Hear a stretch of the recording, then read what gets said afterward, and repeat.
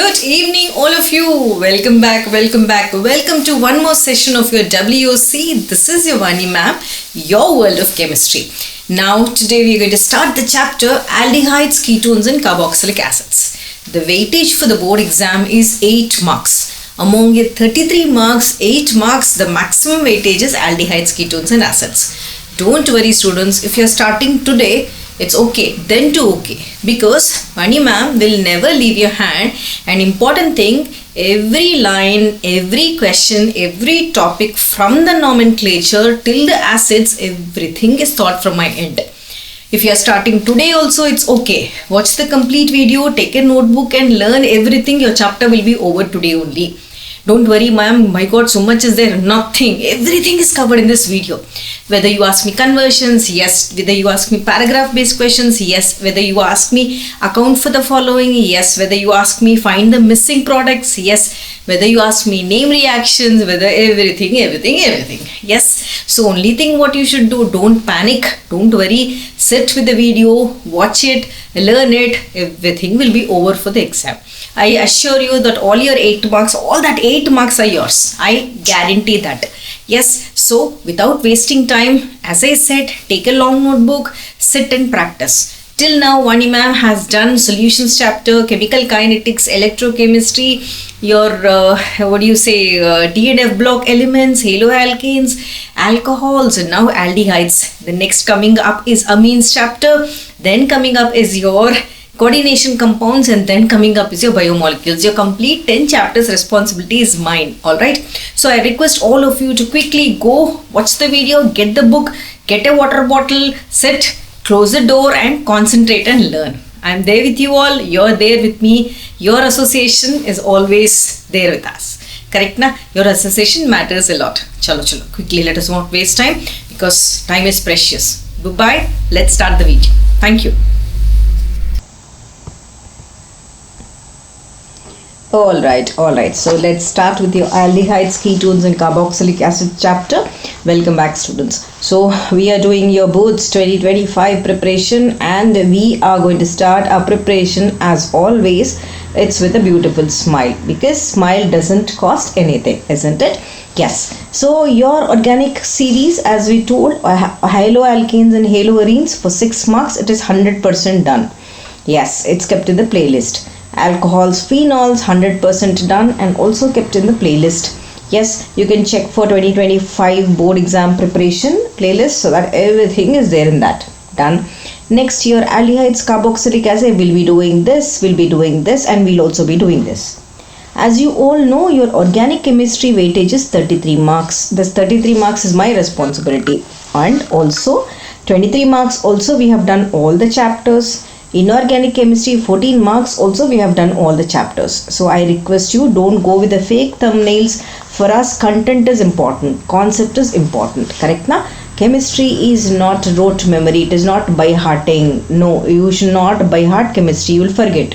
Chemistry is basically concept based learning. You understand the concept, you apply in the question. This is important. This is chemistry. Okay, chalo, let us not waste time.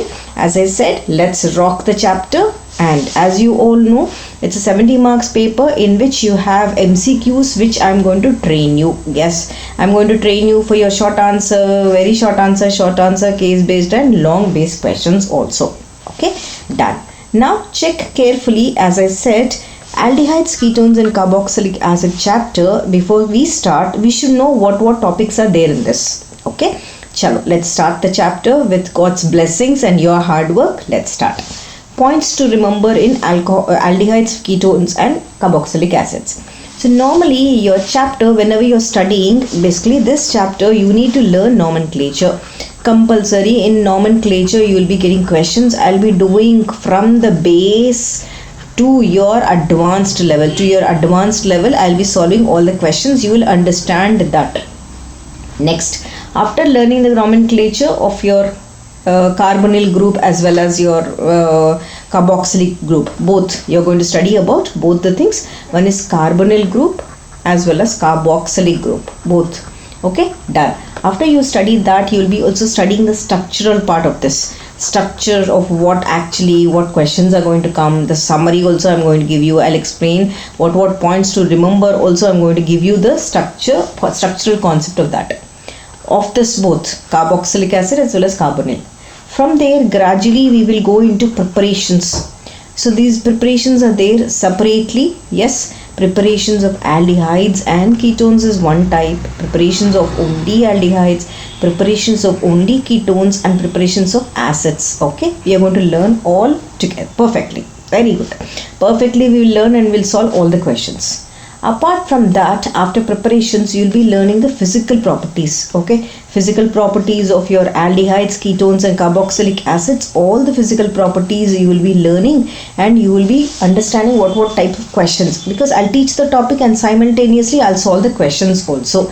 As I said, chemistry is basically concept based. Alright, so after the physical properties, before I go to the nomenclature, anything else is missed? Yes, it is. Lot is there. Most important thing, you have your chemical properties, correct na?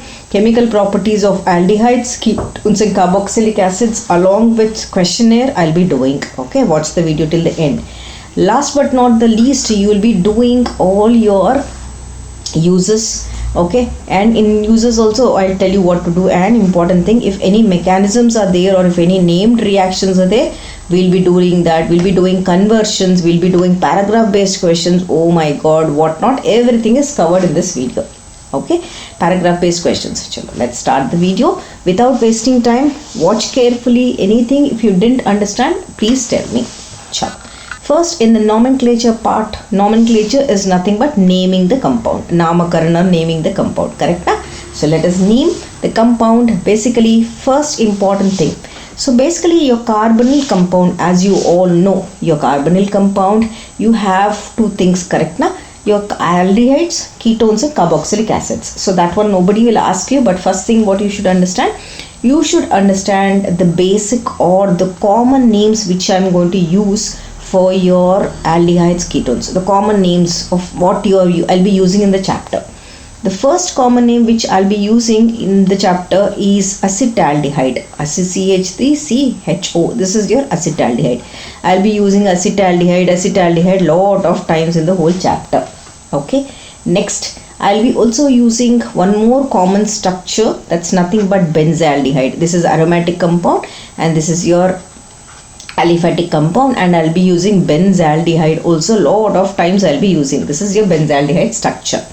Okay, after that, next I'll be using one more structure which is nothing but, careful, a substituent part. If any substituent is there on this, for example, there's a substituent here.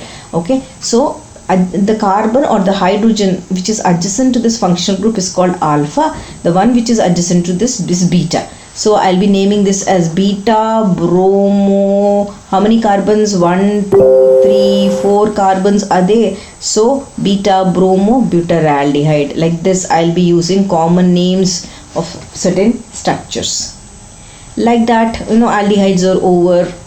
Now then after aldehydes, let me draw one line. I'll be taking you into ketones. So ketones, suppose aromatic also ketone I have, aliphatic also ketone I have. Okay, I'll be using lot. So I'll be telling you what is IUPAC, common names nobody will ask you, but for your information. So to this compound, suppose you have a ketonic group. Ketonic functional group is Cu double bond O, right? So in ketonic functional group, I call this as acetophenone. Acetophenone. Ma'am, what is this to remember? Just to remember the structure. In detail, we are going to do lot now. Lot. Then this one is acetone, right? This is acetone. Common things these are. Okay. Then if you have two rings in this way, and your C double bond O, and you have one more ring. So this is called benzophenone. This is okay. This is over. This is only for your understanding. Okay. Okay. Nothing to remember. But now the actual magic starts. Whenever you are doing your nomenclature, this is only for your information. Let's start. So basically your nomenclature we'll learn from the basic and we will understand both the things. First thing, the basic aldehyde which you have is HCHO. Correct na? First basic. You have two things in this. One is the common name and one is the IUPAC name. Second one is the IUPAC name. Okay, IUPAC name. So let us write. For this first thing, what is this? Sorry. This problem is with the writing pad. Really sorry. First, the common name is formaldehyde. Correct na? Formaldehyde. One carbon atom is formaldehyde. Same thing if you are using how many means basically HCHO is formaldehyde. Formaldehyde. Because there is only one carbon, IUPAC name is methanol. Methanol. So aldehydes are denoted by al. Easy? Very easy. Now next basic thing. Let us go. Now we are going to introduce two carbon atoms to this. Now tell me common name in IUPAC. Common name is acetaldehyde. Okay. Your IUPAC name is now structure. Careful. See, we'll open this structure and see. Your hydrogen is here, hydrogen is here, hydrogen. Now how do you start numbering the compound? You start numbering it from 1 and you just go with your next compound. This is 2. Now check how many, what is the parent atom in this? So basically your parent atom, there are only 2 carbons. Correct? Now there are only 2 carbons. Can I number it like 2 methyl? No. This is basically a structure with 2 carbon atoms. So I'll simply write that as ethanol. Ethanol, that's all. Simple. There is no substituent, nothing. Little bit more, bigger one, I'm going to try taking a molecule in this way. These are all your NCERT examples, which is very important. So that's why I started with this. I'll do further bigger ones now. Where should I start numbering? I have to start numbering from here. 1. Then this is 2. Then you take either this substituent or this. It's okay. 3. Now tell me what is the common name? There is only one H group. So this is called total number are. If I have to take the complete thing, CH2, CH3, I can take as a long chain also to make this. I can take instead of substituent, I can make it as a long chain. In this way also I can do in this way so that I can get a longer chain with that. So what will happen? I'll take out this molecule and now how many carbons are there? 4. Now careful, ma'am, you said you write as a substituent, then it becomes iso. If I write it as like this, it becomes a long chain. Suppose same concept, if I take out here and write it as a substituent, the molecule, what will happen to this? This becomes iso group, na? One hydrogen, iso. So now how am I naming? I am naming it as isobutyraldehyde. Isobutyraldehyde. Butyraldehyde, if you are naming it straight. Now the IUPAC name, careful, the particular methyl group is in second position, 2-methyl. Okay, how many carbons are there? 3 carbons. So prop null, 2-methyl propanol. Is it okay? Substituent as well as main chain. Easy students, very easy. Now we'll go gradually little bit more, a bigger one. Let us do little bit more, a bigger one. Now you have a compound CH3, you have your hydrogen, then to this, careful, you have your molecule which is OCH3, okay, then you have your aldehyde. Ma'am, what is this molecule? How should I number this or how should I name this? Now careful, this is your functional group, correct na? To the functional group there is one group, this is called the methoxy group. With oxygen atom it is called methoxy. So where is the methoxy group attached? It is attached to adjacent carbon, there is nothing but alpha, na? Methoxy, this is the carbon which is adjacent to the functional group is alpha. So it is which compound? It is alpha methoxy. How many carbon atoms are there? Basically this is a substituent, this is a substituent, then alpha, this is your beta. So same thing, if I have to write like this, can I write like this? CH, this is O, CH3, this is CH. Correct na? So this is 1, this is 2, this is 3. Now what is this name of this compound? This is alpha, this is beta. Name this common name, give the common name to this. Common name to this is alpha methoxy. Methoxy. How many carbons? 3. Propanaldehyde. Propanaldehyde. This is your common name. Aldehyde. Now IUPAC name. IUPAC name is something which gives you numbering. Now what is the number? It at second position you have, careful, second, 2-methoxy. Okay, 2-methoxy. 2-methoxy. So capital M, 2-methoxy. Propanol. Propanol. Is it okay? Done? Done. Easy? Very easy. So easy, very easy molecule. Simple. Start numbering from your aldehyde. Start numbering from your carbon atom. Okay. Now, let us do the fifth one. Carefully, gradually we will do. No, we are not in a rush. We have to understand the concept. Now, I have this molecule in this way. CH2, CH2, CHO. This molecule is there. Now, quickly tell me this common name in IUPAC. Basically, common name is valeraldehyde. Okay, valeraldehyde. Common name is valeraldehyde. We don't use much, but IUPAC name, there are no substituents. So, directly I will write it as pentanol. Pentanol. Easy? Very easy. Very easy. Now, gradually we will go to one more molecule with a double bond. Okay, now we added one double bond to this. Now how should I name this? I'll start numbering 1, 2, 3. So tell me the common name. This is called acrolein. Acrolein. And IUPAC name, you have a double bond. So start when there is a double bond in this way. You will first write the parent atom. Prop 2 enol. Okay, prop 2 enol. Is it okay? Is it okay? Easy. Very easy. So whichever it is, first you need to write or number the carbon which is attached to the aldehydic functional group. Is it okay? Next question. Let us take one more. Let us take one more. Now we did with methoxy. We did with your alkenes. Let us do one with your aromatic ring. Now you have your 2 CHO groups are there in this. 2 CHO groups are there. Okay. Now when it is 2 CHO groups, the common name is called thaldehyde. Thaldehyde. Thaldehyde. Now name this IUPAC name. Careful. Now where should I start? I have to start with, when there are 2 substituents, I need to start with this carbon only. This carbon only. This is the first carbon. This is the second carbon, third carbon, fourth carbon, fifth carbon and sixth carbon. So how should you write? What did we do here? We started with the parent chain, prop. Now here what is the parent chain? Parent chain is benzene. Correct? At which position they are? They are at 1, 2. They are dicarbaldehyde. Dicarbaldehyde. Easy? Very easy. Correct? Chalo. 8th. Let us do one more with your aldehydic group with CHO with your Br. Okay. Now here again same story. You are going to name it from the aldehydic group, right? The common name, and then here I write the IUPAC name. Okay.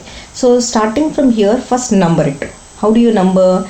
You get 1, 2, 3, 4, 5 and 6. Common name is the position. Basically whether it is ortho, para, meta. This is your meta. Meta-bromo-benzaldehyde. Meta-bromo-benzaldehyde. Okay.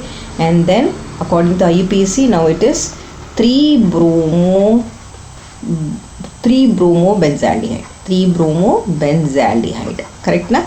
You can also call it as 3-bromo-benzene carbaldehyde. That is also correct. 3-bromo-benzene carbaldehyde or 3-bromo-benzaldehyde is correct. Easy? Very easy. So any doubt till now? We are going to do lot of questions are there. Lot of questions are there. I'll tell you what NCERT page wise we have taken. We'll do it. Chalo. Now next one we will do one ketone. Ketones, if I have to do like acetone we did na, we'll do one more. Once again, this is your acetone molecule with your C double bond O. Correct na? So the same ketone, or if I have to take the ketone and take different substituents for this, how do I do that? Let's take one. This. See, these are all your NCERT example students. So nothing much, there is no fantasy or big thing in this. It is these are all common reactions. Common. So there is your C, then there is an O, then your CH, then your 2 alkyl groups are here. Okay, this is one ketone because there is CO bond. Now I have to write the common name. I have to write the IUPAC name. Careful. First of all, in your common name, what is the parent chain? Parent chain is this. Correct na? Yes, parent chain is your propyl group. Okay, but in the propyl there is a ketone. So what are you writing? You have your, how many methyl groups are there? 2. here also 2, but there is only one hydrogen. So can I call it as di? Two isopropyls are there, no? Because it is CH group. 2 isopropyl ketone. 2 isopropyl ketone. Now in this case, when you take, careful, I have to number it. So start numbering from here 1, and see here, take like this, your longest chain, 1 2 3 4 5. If you take in this way longest chain, these two will become substituents, correct na? So where is the methyl group then? So this is 1, this is 2, this is 3, this is 4, this is 5. Now see here, at the second position and at the fourth position you have methyl groups. So can I write it as 2, 4, between two numbers, comma, then dimethyl pent, 5 carbon atom na, pentan, 3 one, because it is ONE1 with the when it is CO, it is ONE1. Is it okay? Easy. 2 4 dimethyl pentan 3 O. Clear? Very easy, very easy. One more question we will see, a little bit which we'll be using commonly. This is one more question which we use here, this one. Okay, so now this is your methyl group, this is your propyl group. How do I name this? I name it as, but your parent chain, whatever is there, is, careful, parent chain is propyl and your methyl is a substituent. So write down it as methyl propyl ketone. Okay, now this one common name is this, but IUPAC name, how will I? Methyl N-propyl ketone. Okay, IUPAC name, how do you do? 1 2 3 4 5, correct na? 1 2 3 4 5. So it is pentan to one. So in IUPAC you will have the position. IUPAC will have the position of the functional group or whatever substituent. Easy, very easy. Chalo, now let us start. That means I understood I have to start numbering it from CHO group. Now let's start the question. Careful understanding. This is in page number 360 of your NCERT. So IUPAC name of the following will be, okay, they have given this. So what did I say? Always the aldehyde group will get the first number, correct na? This will get the first number. Always this carbon will get the first number, correct? 1. Now next, hydroxyl group, when you are taking, is the next priority. Next priority hydroxyl group will be there. So number it. 1, this is your first carbon, this is your 2, this is 3, this is your 4, this is your 5, this is 6. Okay, numbering is over. Now first one, what will you give priority? First, always aldehyde group will be given priority. Then your OH group will be given priority. Then your alkyl group or your CH3 group will be given priority. This is the order. Okay, so how should you start numbering them? First comes your aldehyde, but careful, your aldehyde is a numbering is given priority, functional group, but their name will come at the last, because that's the functional group present in this. So how should I name this? I'll name it as 4-hydroxy 2-methyl benzaldehyde. C option. 4-hydroxy 2-methyl benzaldehyde.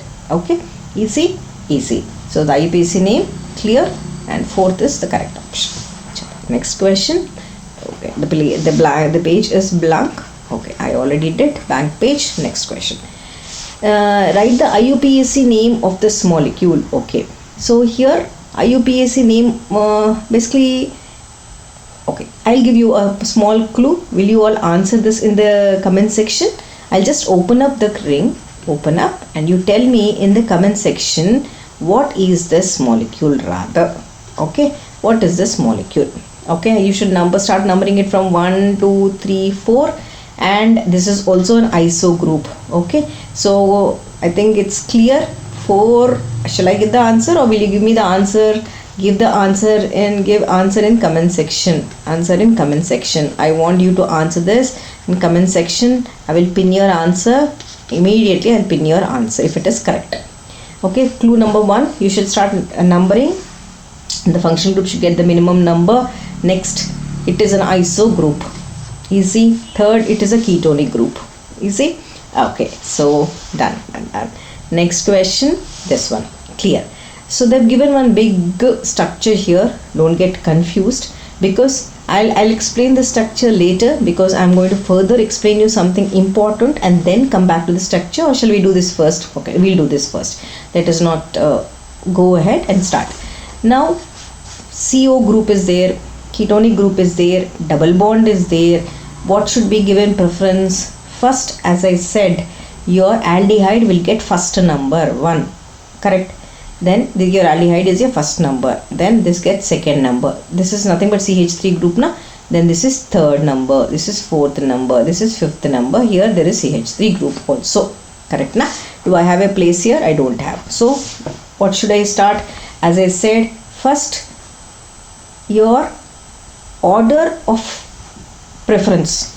When you write the order of preference, as told you, the last one will be your functional group when you name it. So according to this order, numbering it, as I said, it becomes 3 keto, okay, then 2 methyl, okay, then how many carbons? Total 6 carbons. So it is hex 4 enal. En means double bond, al means your aldehyde. So option D is the correct option. Okay, done. Chalo. If anybody has doubt about the order of functional groups, please ask me in the comment section. I'll send you the order of functional groups. Okay, ma'am, we numbered but we wrote in a different way. Ask me in the comment section. I'll send you the complete order. Chalo. Next question, this one. What did they give me? Write the IUPAC name of the following compound. Okay, again I need to start numbering from aldehydes. 1, this is 2, this is 3, this is 4, this is 5, this is 6, and this is 7. And if you take this as substituent, I can make this as 8. Okay, octa. So first thing, as I said, here octa molecule, and you have to number it from aldehyde, numbering part. And important thing is, careful, you should number in such a way that the functional group comes into the last with the parent atom. So start numbering at substituents first. At 3 and 7 you have dimethyl groups, correct na? Then parent atom is octa. Then at second and 6th position you have diene and 1 al, diene and 1 al. 3, 7 dimethyl octa, 2, 6 diene, 1 al. That's all. Easy? Very easy. Chalo. Next question. Write IUPAC names of the following compound. Same story. Your functional group should get the, means the carboxylic or the carbonyl group, which should get the minimum number. Parent atom, you start from here or here. 1, 2, 3, 4. So first of all, the parent atom is but. At the second carbon there is ene. At the second carbon there is double bond. Then at the first and the fourth carbon there is an acid, oic acid. So again, if somebody has doubt in how to do the substituents should come first, functional group, please ask me in the comment section. I'll send it to you. Okay. Next question. Write the IUPAC name of the following molecule. Easy. Here it is O8 group.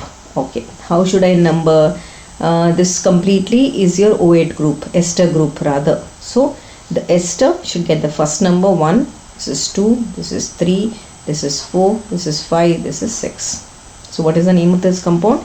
It is 2-methyl methyl benzoate. 2-methyl benzoate. Okay, because second carbon methyl substituents first, then the particular benzoate is methyl benzoate. Done. Next question. Oh, this is a little bit tricky. Draw the structures of the following derivatives. Okay, structures also you need to practice, students. I'll teach you now how to draw. So 2,4-dinitrophenyl hydrazone of C6H5O. Okay, 2,4-dinitrophenyl hydrazone means after you remove the water molecule, then they are asking you the structure. So let us draw. First of all, 2,4-DNP na of C6H5. So C6H5, your carbon, your hydrogen. I have removed the water molecule. Then there is a double bond and N. This is your hydrazine part, and 2,4-dinitro.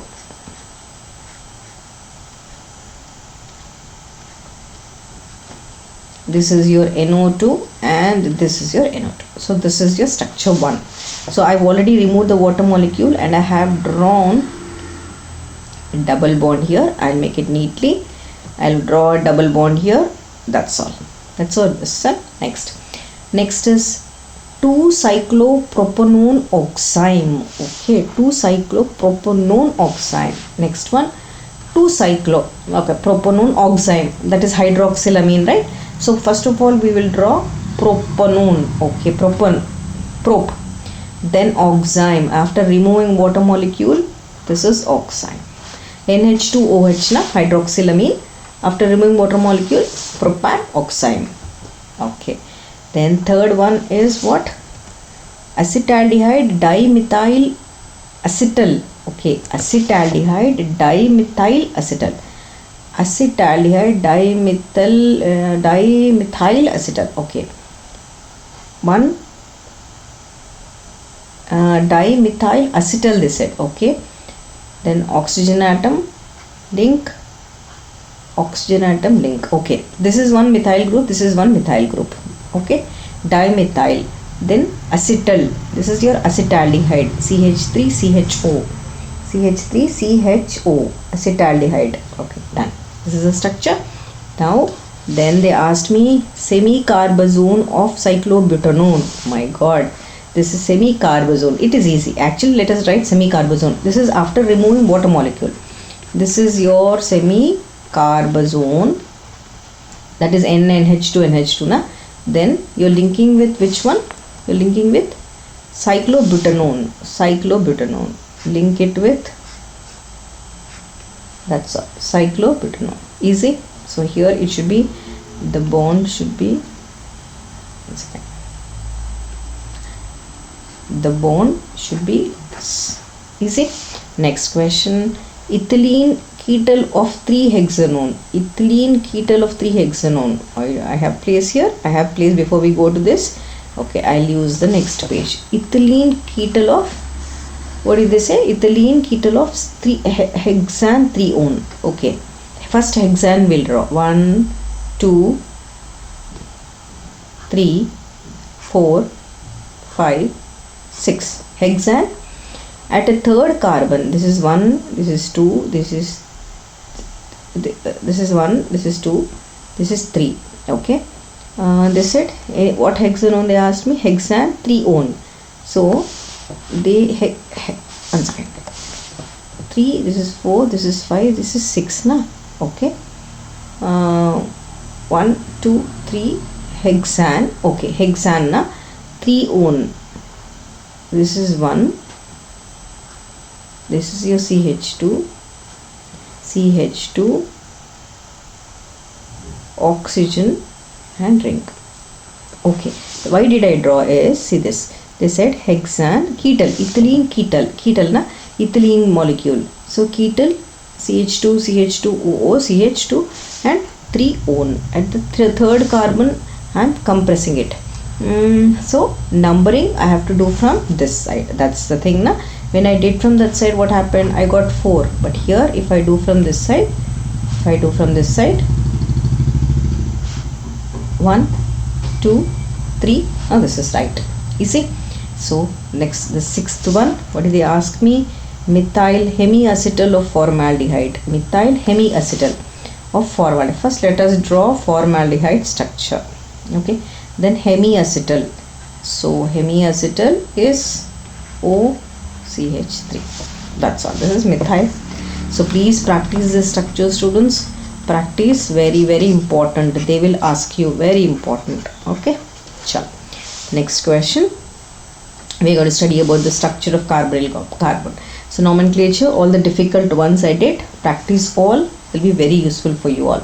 Chalo. Then structure of carbonyl compound. Now basically carbonyl compound, if I have to see the structure, what are the first important parameters I have to remember seeing the structure? What are you observing before we go to the next page? Careful. What is the hybridization you are observing in the carbonyl carbon? Hybridization is sp2 hybridization. How many sigma bonds are there? There are 3 sigma bonds, sigma, sigma, sigma and 2 pi bonds. Correct na? See this, 3 sigma bonds and 2 pi bonds. Okay. Now let us write based on the structure. First, in carbonyl compound, hybridization is sp2 hybridized carbon. Hybridization is observed. Okay. Next, hybridization. Next thing, hybridization. Okay. Next is, how many sigma? Sigma bonds are 3, pi bonds are 1. Correct na? Right? Now, and 3 sigma bonds are bonded to what? 3 sigma bonds are bonded to oxygen atom. Correct na? 3 sigma bonds, one second, 3 sigma bonds and 1 pi bond, they all are bonded to oxygen only. So these are all bonded to oxygen. Okay. Then what is observed? What is a bond angle? Geometry, basically the geometry part. Geometry, when you see this, it is, see this here, you're able to see, it is trigonal in the form of triangle na, trigonal coplanar with 120 degrees bond angle. Geometry is trigonal coplanar.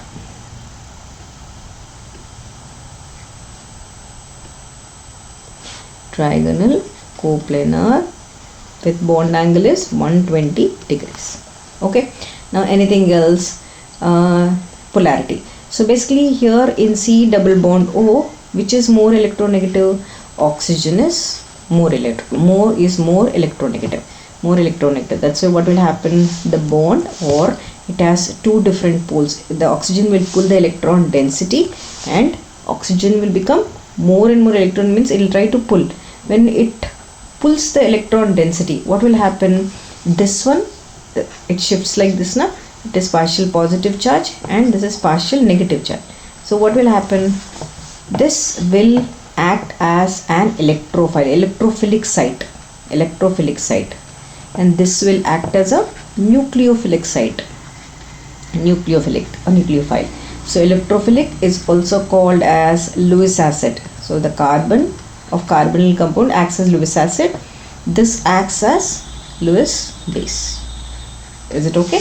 Yes. Now tell me about the dipole moment before we go to the next topic to this question. Tell me about the dipole moment. Yes, 2 poles are there na. So carbonyl carbon is highly polar, more than ethers, due to resonance. If you take in terms of aromatic ring, so the carbonyl carbon, whatever is there, is highly polar. This shifts because there's double bond here, it shifts na. So the dipole moment, I'll write the carbonyl groups are polar or highly polar due to what? More than ethers, rather, due to resonance. Correct na? The pi bond shifts due to resonance, they are polar. So these are the points which you should remember for your structure. So now we will solve one question based on that. Please note it. I'm going to the next question. Which of the following is correct for carbonyl compounds? Which one is correct? Now see this. We said the bond is polar na, correct na? So here positive charge, negative charge. Okay, this is negative charge, this is positive charge. Okay, this is positive, this is negative. Okay, this is positive, this is negative, this is positive, this is negative. So which one is correct in all the cases? Which of the following is correct? Okay, so basically oxygen is getting positive charge, oxygen is getting negative charge. Here oxygen being electronegative, this gets the negative charge. Correct na? Next question. Write the IUPAC names of the following structures. Okay, so how to number it? I have to start or give preference to this molecule, then substituents. Now 1, 2, 3, 4, 5, 6. Same thing here.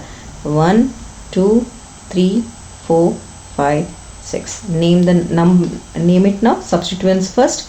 At 3 and 5 you have your methyl groups. Dimethyl. The parent chain is phenyl. This one is an O8 na, 2 carbons, 2 oxygens are there. How many carbons? 2 oxygens. Ethanoate. Over. Next one. Alphabetical order. First comes bromine, 5 bromo. Okay. Then 3 chloro. Okay, done. Then 2 iodo. Alphabetical order I'm naming. Parent atom, benzene. The functional group is acid, benzoic acid. Easy? Very easy. Very easy. Chalo. So nomenclature, you're done. Anything is left? No. So nomenclature we did with all the varieties. You practice this. This is more than enough for your board exam. Chalo. But you know the concept, right? Start numbering it from the functional group. Chalo. Now next comes your preparations. So preparation methods, these are the methods which are common to both aldehydes and ketones. So first we will understand, basically carefully we'll understand one after the other. See, this is a general method. Okay, how many are there? There are three methods. One is controlled oxidation, rather 4 methods. Controlled oxidation, dehydrogenation, hydration and ozonolysis. First one, A part, we saw this in alcohols, phenols and ethers chapter, but then too I will explain here. Okay, then gradually we will go. I'll explain what is tautomerism, what is ozonolysis. I'll give you easy methods for this. Should we start, students? Sure, let's start. First thing, controlled oxidation of alcohols. Careful. So oxidation of alcohols. First of all, for oxidation, what do we require? Can I drink some water? Yes, 1 second please. Let me drink from my bottle. Little water.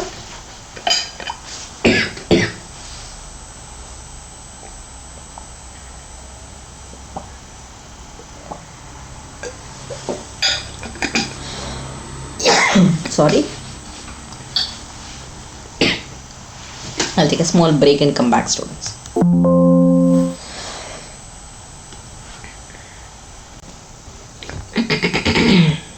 Sure. Let's start the first preparation. Right. So from oxidation of alcohols. So basically oxidation means compulsory you require oxidizing agents. Correct na? So different oxidizing agents I'll be using gradually. Remember that based on the oxidizing agent, your products also will change. Careful, don't get confused. The first oxidizing agent I am going to use is your potassium dichromate, which is acidified, okay, in the presence of an acid. Or I can also use acidified KMnO4. These two are my oxidizing agents. In this, if you see such oxidizing agents in the presence of alcohols, careful, remember primary alcohols do not give carboxylic acids. Okay, here remember primary alcohols do not give carboxylic acids. If you see this, then what, ma'am?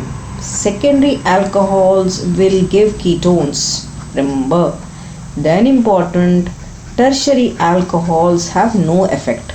So especially when you are seeing such reagents, remember this. Don't foolishly just go and write the product. Let us see the answer. So my concept is I have to do with secondary. Now potassium dichromate acts with your secondary alcohols, I said. What does this do? This does oxidation. Either this or this reagent is there, like H plus by KMnO4 or your H plus by potassium dichromate. Now what does this do? Secondary alcohols convert into ketones. So remove this hydrogen and the bond shifts and you will be getting ketone, that's nothing but acetone, or it is also called as dimethyl ketone. Correct na? Dimethyl ketone. Okay, done. Now one more, suppose if I take one more secondary alcohol, little bit with a chain, longer chain I am taking. You were taking a longer chain. It's okay. Same reagent, what will happen? This hydrogen is removed, this hydrogen is removed, and you will be getting your ketone in a longer way. Ketone in a longer way. What is this? 1, 2, 3, 4, 5. It is pentan 2-one, or it is also called as propyl methyl ketone. Correct na? Propyl methyl ketone. That's all. Easy? Easy. So only secondary alcohols are reacting with your acidified potassium dichromate. Careful. Now, next reagent which I am going to take, same procedure again, oxidation of alcohols. This oxidation of alcohols again, now the different types of reactions or reagents I'll be using are, the first reagent I'll be using PCC. What is PCC? Pyridinium chlorochromate. Next, I'll be using Jones reagent. Jones reagent. What is Jones reagent? It is nothing but, in your NCERT textbook, basically it is CrO3 in the presence of sulfuric acid in solvent, that is aqueous acetone. This is where solvent. One more, like this also is the same thing in aqueous acetone. This is Jones reagent. Third one I'll be using is Collins reagent. Careful, you should remember these. Collins reagent. Collins reagent is nothing but, your okay, this is the formula for your Collins reagent. And N-bromosuccinamide, this is also one reagent. So all these reagents, if they are present, careful, you should be very, very careful with this. That is your 1 degree alcohol, 2 degree alcohol, and 3 degree alcohol. Oxidation, if they are present, your 1 degree alcohol will get converted to aldehyde. 2 degree will get converted to ketone. Your 3 degree doesn't have effect. No effect at all. So any of these reagents, if you watch, please remember these are the products. Shall we do one question? Yes, let's do. Now I'm going to take primary alcohol. Let me take an example of primary alcohol. The basic primary alcohol which has 2 hydrogens.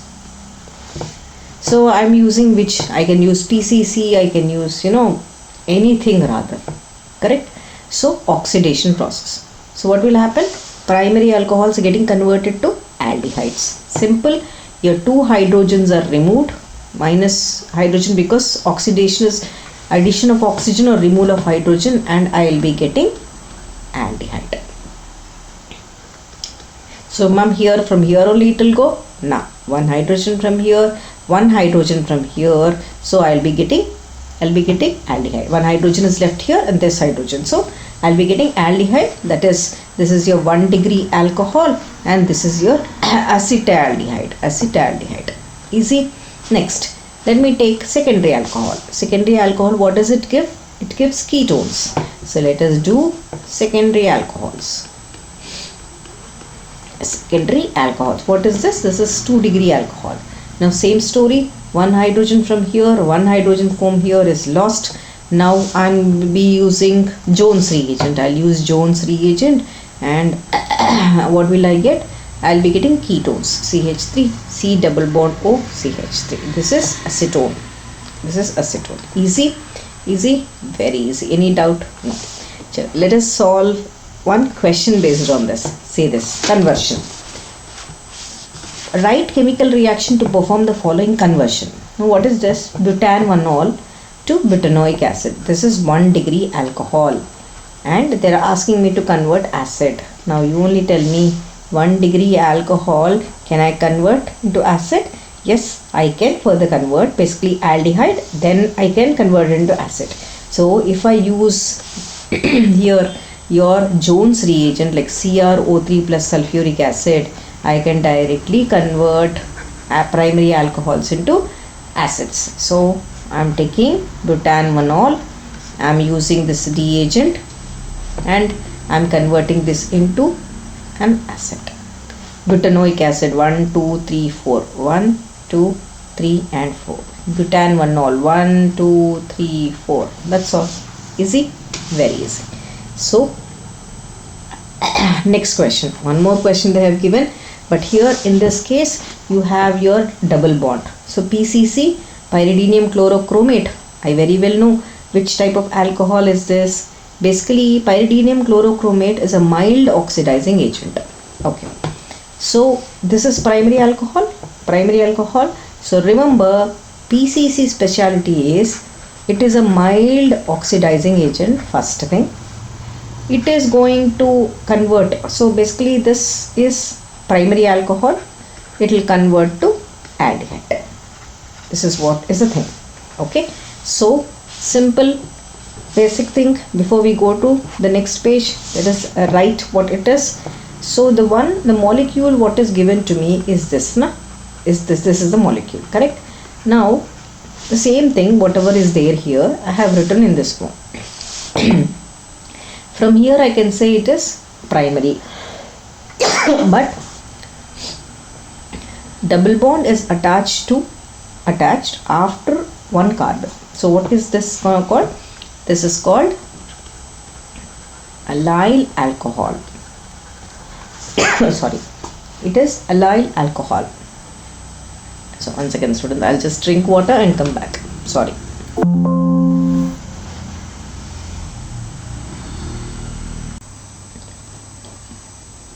Alright, now let's come back and do this question. I just took a short break. So what is this? Okay, mild oxidizing agent, right? So this is called allyl alcohol. So what happens? We said PCC is going to convert the primary alcohol or the allyl alcohol. In presence of PCC, the hydrogen from here and the hydrogen from here is removed because oxidation, and you will be getting an aldehyde.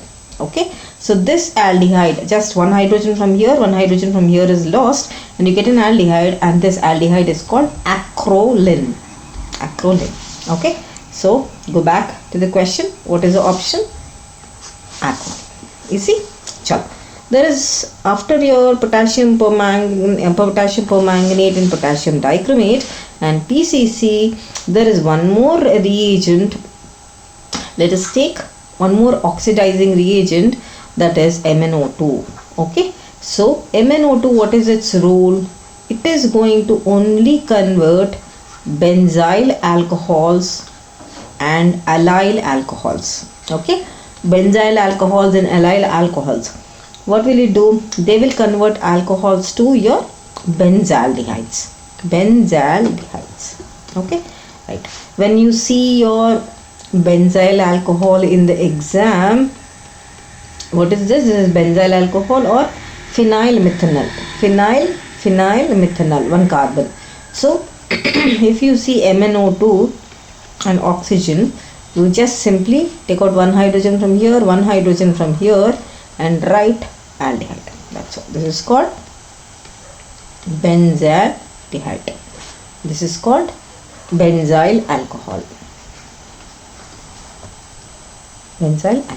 Okay, chalo. One more with MnO2. Same thing. This is with primary. This is 1 degree. Correct. Now same thing if you are doing 2 degree alcohols. 2 degree, that is alcohols. Then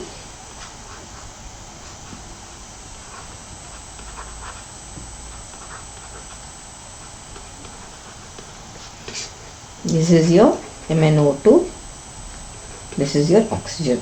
So one hydrogen from here, one hydrogen from here goes, and you will be getting ketones. Correct? That means here 2 degree alcohol is getting converted to your acetophenes, ketones rather. Correct? Acetophenone. That is what we wrote here.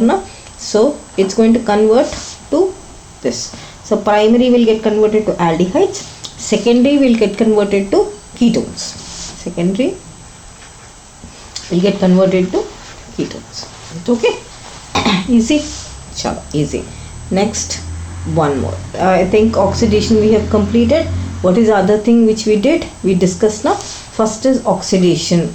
Okay. Then we said next one is dehydrogenation.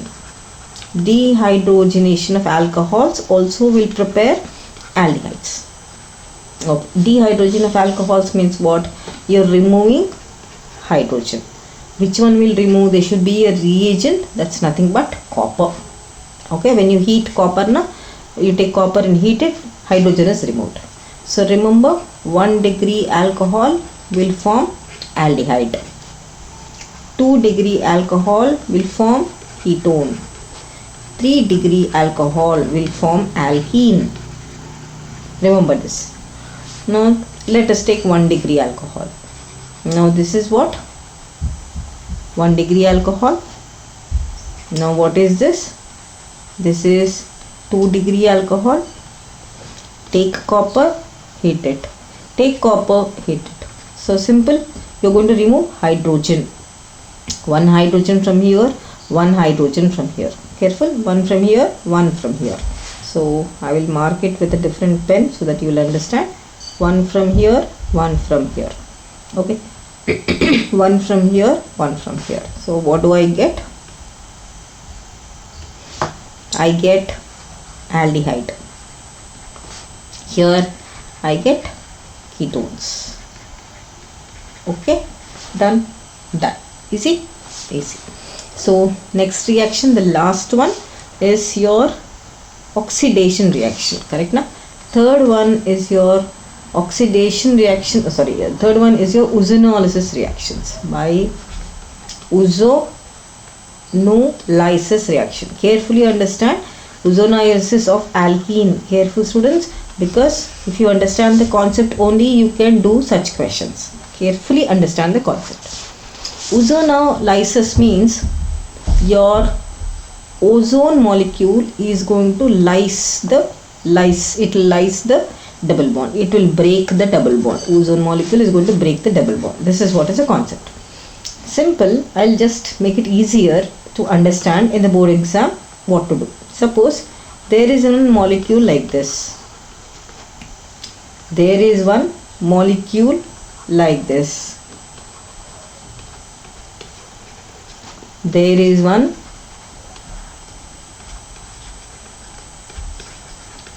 molecule like this. So when somebody is saying that you are adding ozonolysis or you are doing ozonolysis, means in the presence of a solvent, only concept or only trick what you should remember here is you concentrate on the double bond. Okay, you concentrate on the double bond. Where is my double bond? Here. Take this, add one oxygen here. Break this, add one oxygen here. Break this, add one oxygen here. That's all. Simple. Let us understand. Here in this case, HCH all should form aldehydes. So 2 molecules of HCH, 2 molecules of formaldehyde.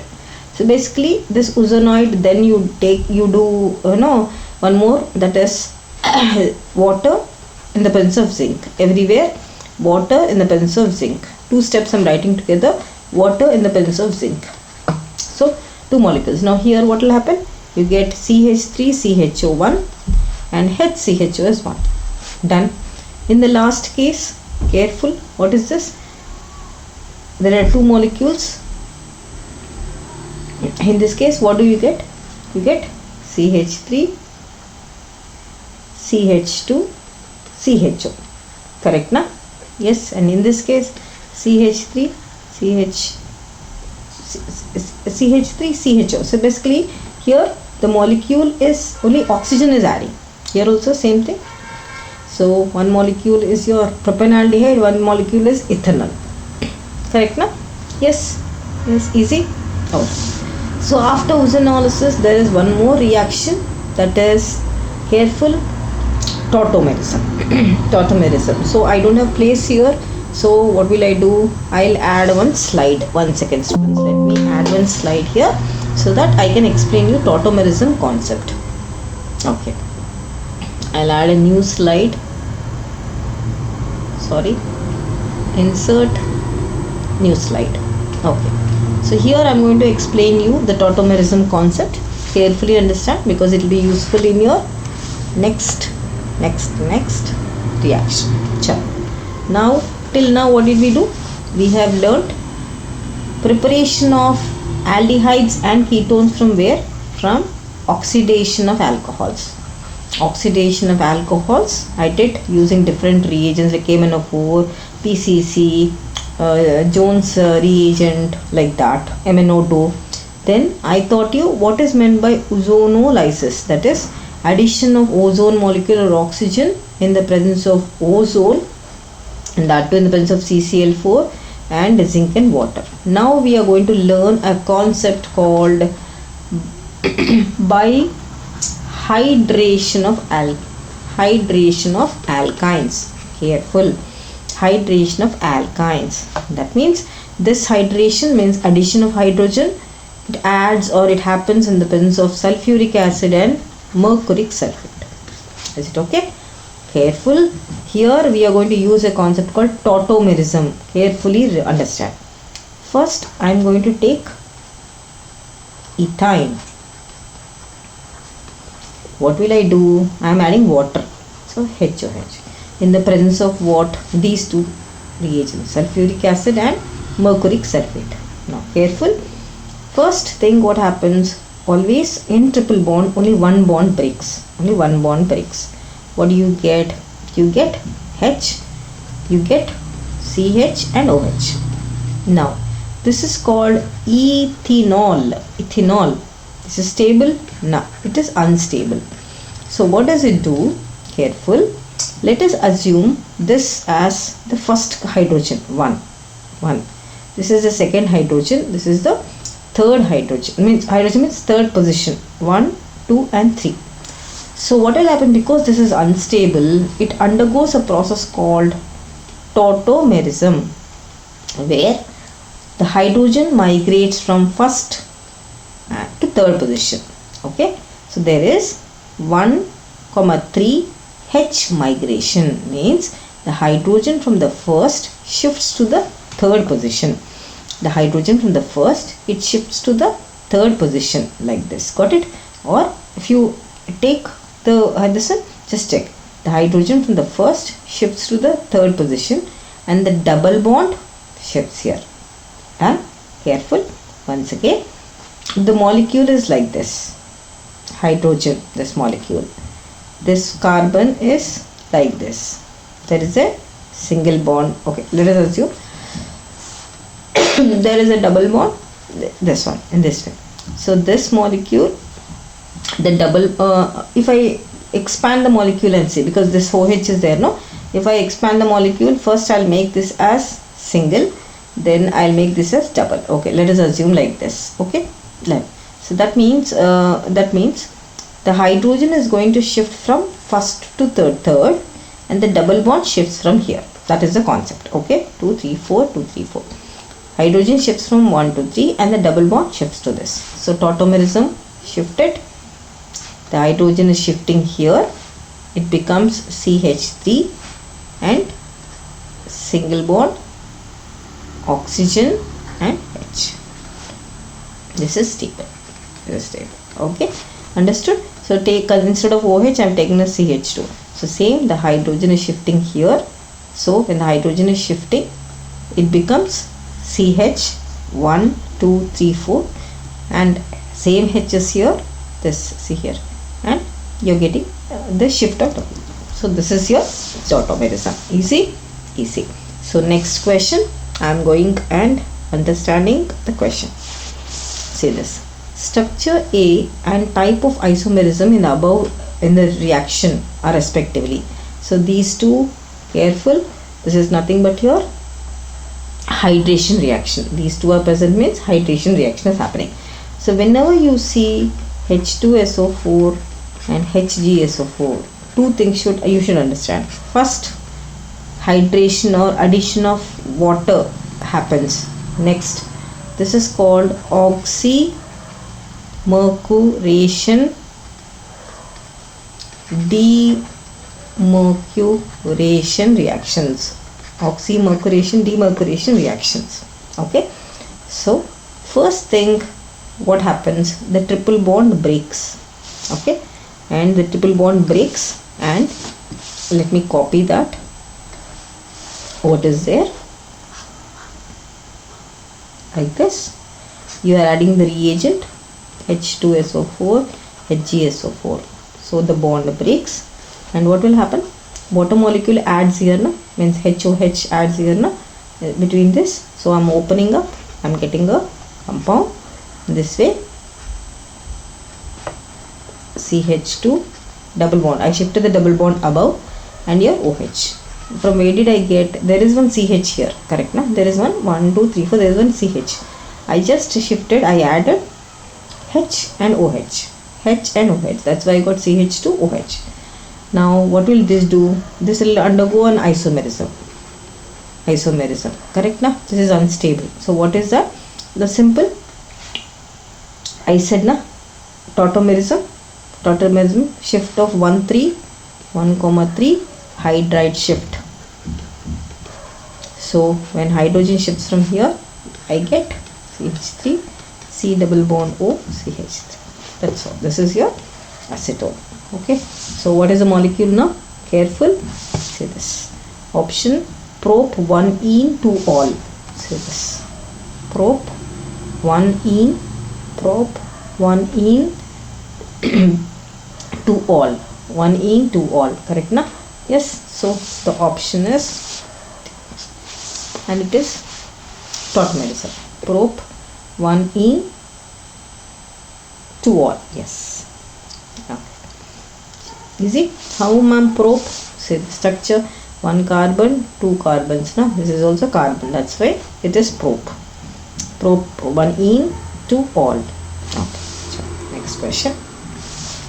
The action of X with the following. Okay, ozone molecule is added. Okay, the action of X with O3 followed by H2O2 and zinc forms propanone and ethanol. They've already given the clue. Which alkene? This X is what they're asking. X is what is they're asking. Okay, chalo. First thing, we'll take one after the other. Okay, how much page we have? We have this page and this page, or one page. Let us take. First example is pent-3-ene. Chalo, let us write pent-3-ene. Do ozonolysis to this.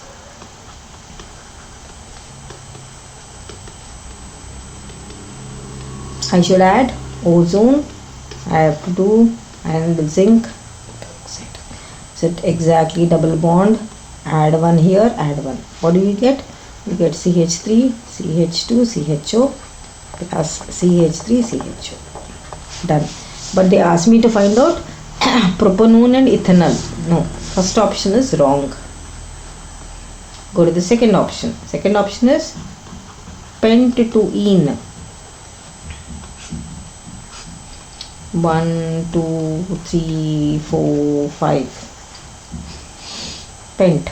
CH3, CH, 3, 4, CH2, CH3. Break. Add one O. Add one. What do you get? Everything is same. CH3, CHO plus CH3, CH2, CHO. So propanone and ethanol they said. Propanone. No, 1 second. Here CH3, CH2, CO. Okay. One molecule. 1, 2, 3. Okay.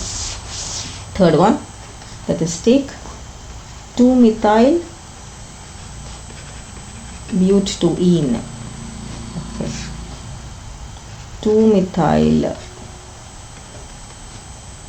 but-2-ene.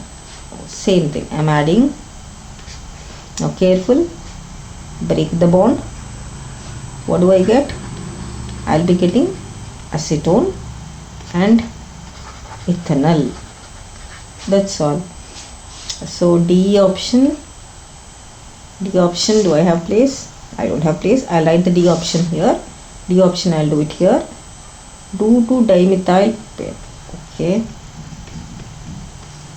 Dimethyl propanene. Break, add oxygen here, what do I get? HCH. That's all. Now what did they ask me? They said propanone and ethanol. No, this option is not correct. First option not correct. Propanone and ethanol. Propanone, this is also wrong. Propanone and ethanol, yes. Option C is correct, na? Option C is correct. Chal, propanone and ethanol. Okay, back. So option C is 2-methyl butadiene. So check carefully. Easy? Easy. Chalo, understand? Next question. Hope you have noted this. Next question. Name alkene which on ozonolysis gives acetone as a product. Okay, they're asking me, there is an alkene. What is alkene? Which has already given acetone.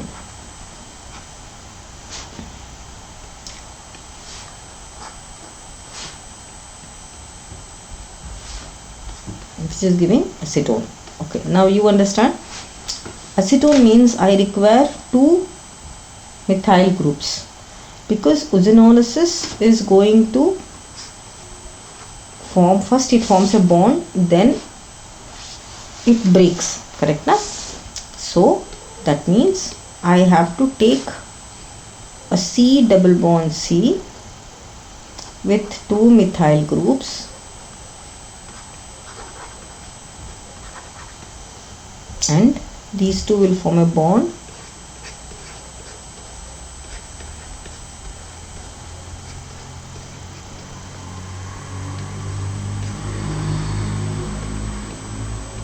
This breaks and around the double bond, one oxygen here, one oxygen here. That's all na. So I get 2. That's all. So name the alkene. What is the alkene? The alkene is 2,3 dimethyl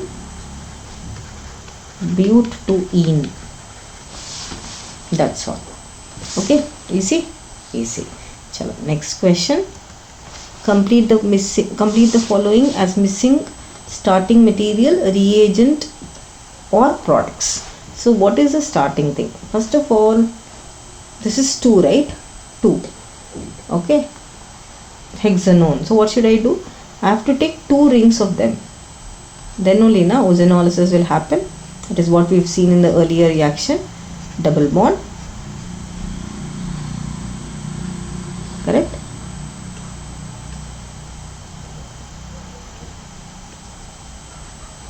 Right? So O3, first one. Second is zinc and water. Break the bond. Oxygen here, oxygen here. So I get 2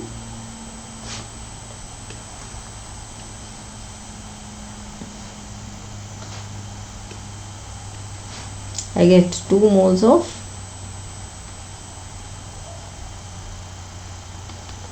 that's all. Now what is the starting material? Name it. 1,2 dicyclohexylethene. Correct na? 1,2 dicyclohexyl. This is ethene na. See this 2 carbons. So ethene. That's it. Easy, easy, very easy. Next question. These 2 are given. What are they? They're asking. What are they? What are they? What are they? What are they?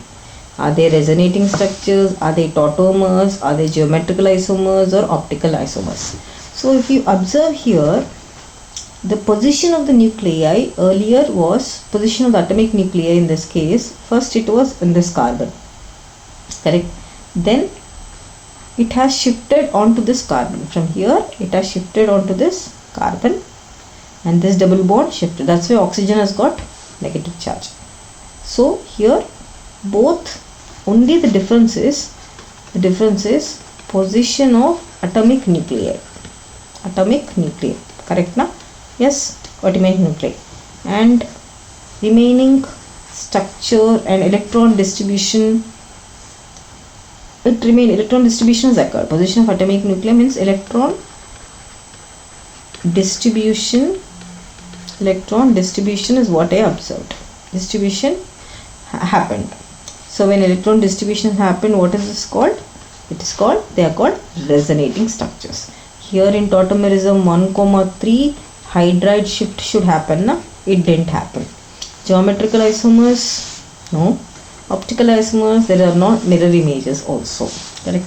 So resonating structure is a concept. Okay, done. Easy. Chalo. Next question. We are doing the preparation of aldehydes. So basically, preparation of aldehydes, we have Rosenman reduction, we have Stephens reduction, we have Itard reaction, we have side chain, and we have Goterman. So what I'm going to do, I'm going to explain in detail each reaction with questionnaire. I'll be explaining, okay, with questionnaire. So let's stay tuned. I'll get back. I will come and again explain it. A small break. Thank you.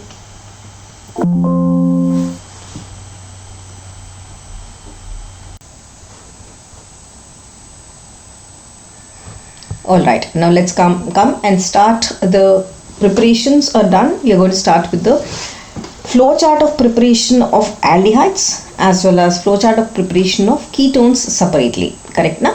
In the earlier video, I did preparations, that is combined preparations of both aldehydes and ketones together. I did the this one as well as related questions. Now we are going to see the flowchart for the preparations of only aldehyde as well as only ketones. Alright. So what did I do? I made a flow chart. That is nothing but your one-page revision. These are all one-page revisions.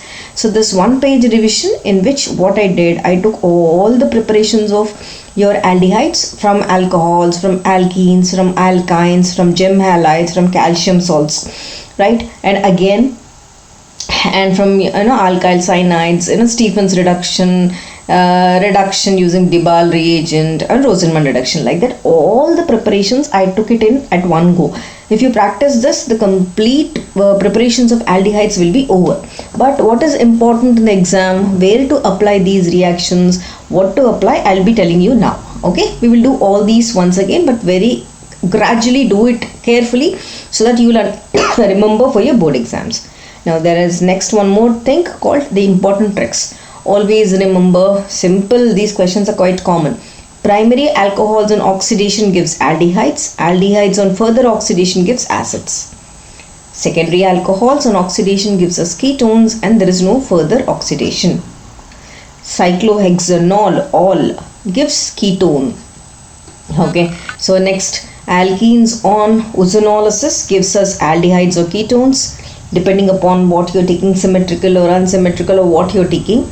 Then alkynes on hydrolysis gives us aldehydes or ketones. Then last is calcium salts or fatty acids. By dry distillation, they're going to give us aldehydes or ketones. So just for your understanding of this, okay, I'll tell you where to use this. Next, this is very important paper, a sheet, remember and note it. Next, alkyl nitriles. Alkyl nitriles, we are going to do reduction process by 3 different reagents. One is SnCl2, one is Debal, and one is RMGX, that is using addition reactions. So in these cases, whenever you are using stannous chloride, you will be getting aldehydes. When you are further using Debal, you will be getting aldehydes, and RMGX, you will be getting ketones. This is one method where you go to remember and do it. I'll be explaining one each, so we'll solve the questions also. Next comes esters. Esters by reduction using Debal reagent as well as RMGX, that is again addition. It will give aldehydes and alcohols, aldehydes and ketones. This is only for your reference before in the exam. If you remember this page, you can solve any question. If they give you R may change, you can answer the question. Correct? Now, let us start with the first one, preparation of aldehydes, that is by Rosenman's reduction. So here in Rosenman's reduction, remember, your most important thing is remembering the reagents, remembering the reactant is important. So Rosenman's reduction is basically done, or it is used to convert acid chlorides. Okay, acid chlorides, we are converting them to your aldehydes. If you are taking aryl here, if you are taking aryl acid chlorides, you will be converting it into benzaldehyde. Correct na? Simple, acid chlorides to benzaldehyde. Now and this is reduction, so I use a reducing agent, that is palladium in the presence of barium sulfate, and that too we are going to just remove oxygen, and rather your means basically reduction means addition of hydrogen or removal of oxygen, correct na? So or removal here in this case you are removing the electronegative atom. Remember, you will remove electronegative atom. Electronegative atom you are going to remove, that's all simple.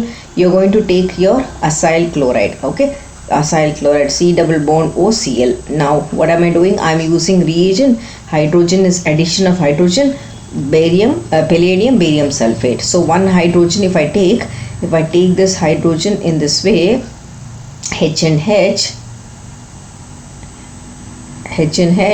this hydrogen and this Cl comes out, and minus HCl, and you will be left out with your benzaldehyde. This is then a COCl, and this hydrogen goes and attacks the carbon atom, and you will be getting C double bond O and H. This is your benzaldehyde, this is your benzoyl chloride. Easy? Yes, easy. This is your Rosenman reduction. Okay, now important thing, after Rosenman reduction, careful, remember the reagent.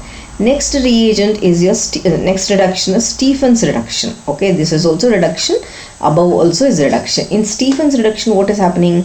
You are going to take RCN, alkyl nitrile. Remember, here we are going to take lead sulfate, lead in the presence of barium sulfate. Here you are going to take alkyl nitrate, and the reagent is SnCl2 and HCl. Okay, right. Now careful, there are different varieties of reagents here, so based on the reagents what products are going to change, we'll see.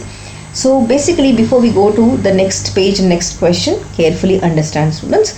Yes, now alkyl nitrile, you have a triple bond, correct? First reduction, you're saying you'll break this bond. Okay, when you break this bond, initially step number 1, you will still have a double bond, and your hydrogen is added in the first step, this hydrogen reduction, right? Further, what do? We are going to do hydrolysis with the hydronium ion. So further, the hydronium ion goes and breaks this bond, and you do the hydrolysis where NH2, rather if I have to tell you NH3, indirectly if I have to say this NH2 bond completely breaks out, hydrogen and oxygen are added here, and the remaining compound comes out as ammonia. So this is your oxygen by adding hydrolysis and this one, and the third hydrogen comes out with your ammonia. So aldehyde. Alkyl nitriles are broken down into, on reduction gives me aldehydes. That is what we did now. See here I wrote alkyl nitrates on reduction with SnCl2 gives me aldehydes. Now we'll do it with Dibal. Careful, now this is also reduction, but now I'm using a reagent Dibal H. What is Dibal H? It is nothing but aluminium hydride, means isobutyl aluminium hydride. Isobutyl aluminium hydride is Dibal. Okay, this is your Dibal molecule, isobutyl aluminium hydride. So what will you do? I'm again going to take alkyl nitrile, RCN. So you are going to first take Dibal or aluminium hydride, whatever, Dibal, I'm writing Dibal here, and you're also doing hydrolysis to this reaction. So what happens, I'm directly writing two things together. So the bond breaks step 1, step 2, directly I'm writing the product, you'll be getting aldehydes. Nitrile, if you have Dibal and water, directly you get aldehydes. Easy. Now the same thing if I'm taking C2H5, C double bond O and O C2H5. Now this is an ester group. Now again I am using Dibal. Now what will happen? So when I am using Dibal and I am trying to add water to this, simple product is the same. The bond breaks and directly I am giving you an aldehyde. That means what is the understanding? The understanding here is, careful, go back to this. If you are using reduction, SnCl to aldehyde. If you are using Dibal, aldehyde. If you are using an ester also here, careful, as I have written here. See here, ester also you will be getting aldehydes and alcohols. Just like your esterification reaction type of thing, C2H5, one is aldehyde, one is alcohol. So wherever you are seeing Dibal, remember, your either the alkyl nitrile or your ester, RCN or RCOOR, both with Dibal, you'll be getting this, you'll be getting aldehyde, this you'll be getting aldehyde plus alcohol. Okay, done. Then next question, let us see this. Complete the following reactions, identify A, B and C. Okay, basically the first reaction, PB in the presence of lead sulfate. What is this reduction? This reduction is nothing but Rosenmund reduction, correct na? We did first Rosenmund reduction. See this, see this first one, PD in the presence of lead sulfate. This also is Rosenmund reduction. So this is Rosenmund reduction. Rosenmund reduction. Yes. So they're asking me to find out this. And second one, this is NaOI. This is nothing but, careful, iodoform reaction na, correct no? This is your iodoform reaction, it's which is going to form iodoform. Now first thing, I need to first understand what is molecule A in this. Now lead sulfate or palladium in lead sulfate, you're adding hydrogen reduction, but we very well know Rosenmund reduction tries to convert aryl, careful, yes, or benzyl, rather benzyl acyl chlorides, correct na? The acyl chlorides, they're going to convert it to aldehyde. So how many molecules are there in this? Here two alkyl groups are there, one CH and one CHO, correct? So go back and add that. What will you have? A will be CH3, already three alkyl groups are there. Take a carbon, CH3, this is there. Okay, then to this carbon you have hydrogen, correct? Instead of aldehyde, you're going to get you're going to take acyl chloride. Now hydrogen you're adding, H and H. This H is, it comes out and your hydrogen goes and attacks this and you get this product. Correct na? Yes. So what is A? A is this molecule. Next, B part. I'm going to do the B part before we go to this question. Carefully understand. I'm going to do the B part. This B part, this is what iodoform reaction. What do we get?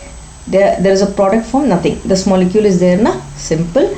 Cleave the bond here, and whatever CH is there, this CH3 CH and this iron comes out as iodoform, and this ONA goes and attacks this carbon. That's all. See this, how am I doing?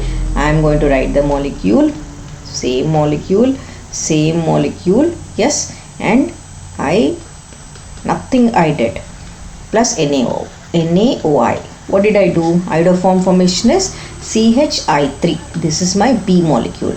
And what is C molecule? I said na, the bond breaks and this whole ONA goes and adds to this molecule. CH3, C, your CH3, your CH3, C double bond O minus Na plus. That's all. So this is your C molecule. Easy. This is B and this is C. Easy question. So careful with the reagents. Next question. Which reagents is or are best for the following conversions? So what is this? Nothing. The same carbon atom is repeated here. There is no change in any bond. Only CN, alkyl nitride, has got converted to aldehyde. So I told you the table. Remember? Yes. Easy. This particular page now is very useful for you all. So alkyl nitrile with Dibal will get converted to aldehyde, correct na? So go back to this. Alkyl nitrile with to Dibal to aldehyde is converted by Dibal. Easy. This one is palladium sulfate. This is Rosenmund reduction, correct na? Okay. Now one more reaction, COCl. Now what is this reduction?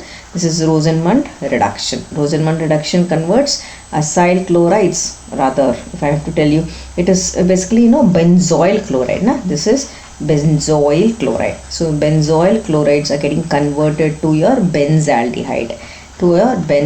Simple reactions. They're going to give you plus HCl. Okay, so C6H5 CHO plus HCl. We did this reaction. Check the earlier page. But here, what is if they ask you one question? Why in the presence of palladium or barium sulfate? Why? Because here palladium or barium sulfate acts as poisoned catalyst. Remember, poison catalyst. Remember. So what will happen is, when you're converting, if you're trying to protect or stop the reaction, so you're going to add the poisoned catalyst, which will adhere to the base, adhere to the particular target molecule, and you get the product. Next question. Dibal is used to reduce, same question in different ways. Dibal is used to reduce nitriles or esters to the corresponding aldehydes. Again, as I said, at one page whatever is there is very important for you, one page. So remember that one page and it's used. Write the catalyst for Rosenbaum reduction. Easy. My benzoyl chloride, same reactions, same questions but asked in a different way.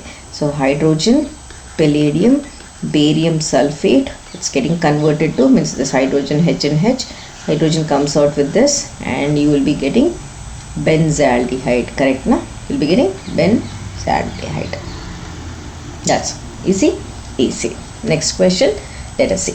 Next, now these are all the questions which are asked on alkyl nitrile, or they're asked on your esters. Now the next type of preparation is, you are going to convert, or after Rosenbaum reduction, after Stefan's reduction, now the next type is, you are preparing aldehydes from hydrocarbons.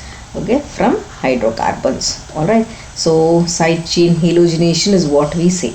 So basically your this particular reaction, converting hydrocarbon from forming aldehyde from hydrocarbon, is called Itard reaction. What is it called? Itard reaction. Itard. Okay, so basically nothing, it's simple actually. Itard reaction, here for Itard reaction you are going to use a reagent, that is chromium trioxide, and you are also going to use acetic anhydride, and you are also going to do hydrolysis, and you will also heat the particular reaction. Now what happens here? Nothing. Whatever you are taking, whatever side chain, whatever alkyl group you are taking, that alkyl group gets converted to your aldehyde group. So the side chain, whatever alkyl group is there, that gets converted to your aldehyde group. You don't have mechanism for this, it's simple. Only thing you should remember is, Itard reaction converts hydrocarbons, this group, into aldehyde group. Now let us take one more. So basically toluene is getting converted to benzaldehyde. Correct na? Yes. Now same toluene, one more thing, if you are not taking acetic anhydride, okay, I'm not taking acetic anhydride, then what happens? Toluene, you are just introducing CrO3 and you are using hydronium ion, then it will get converted to your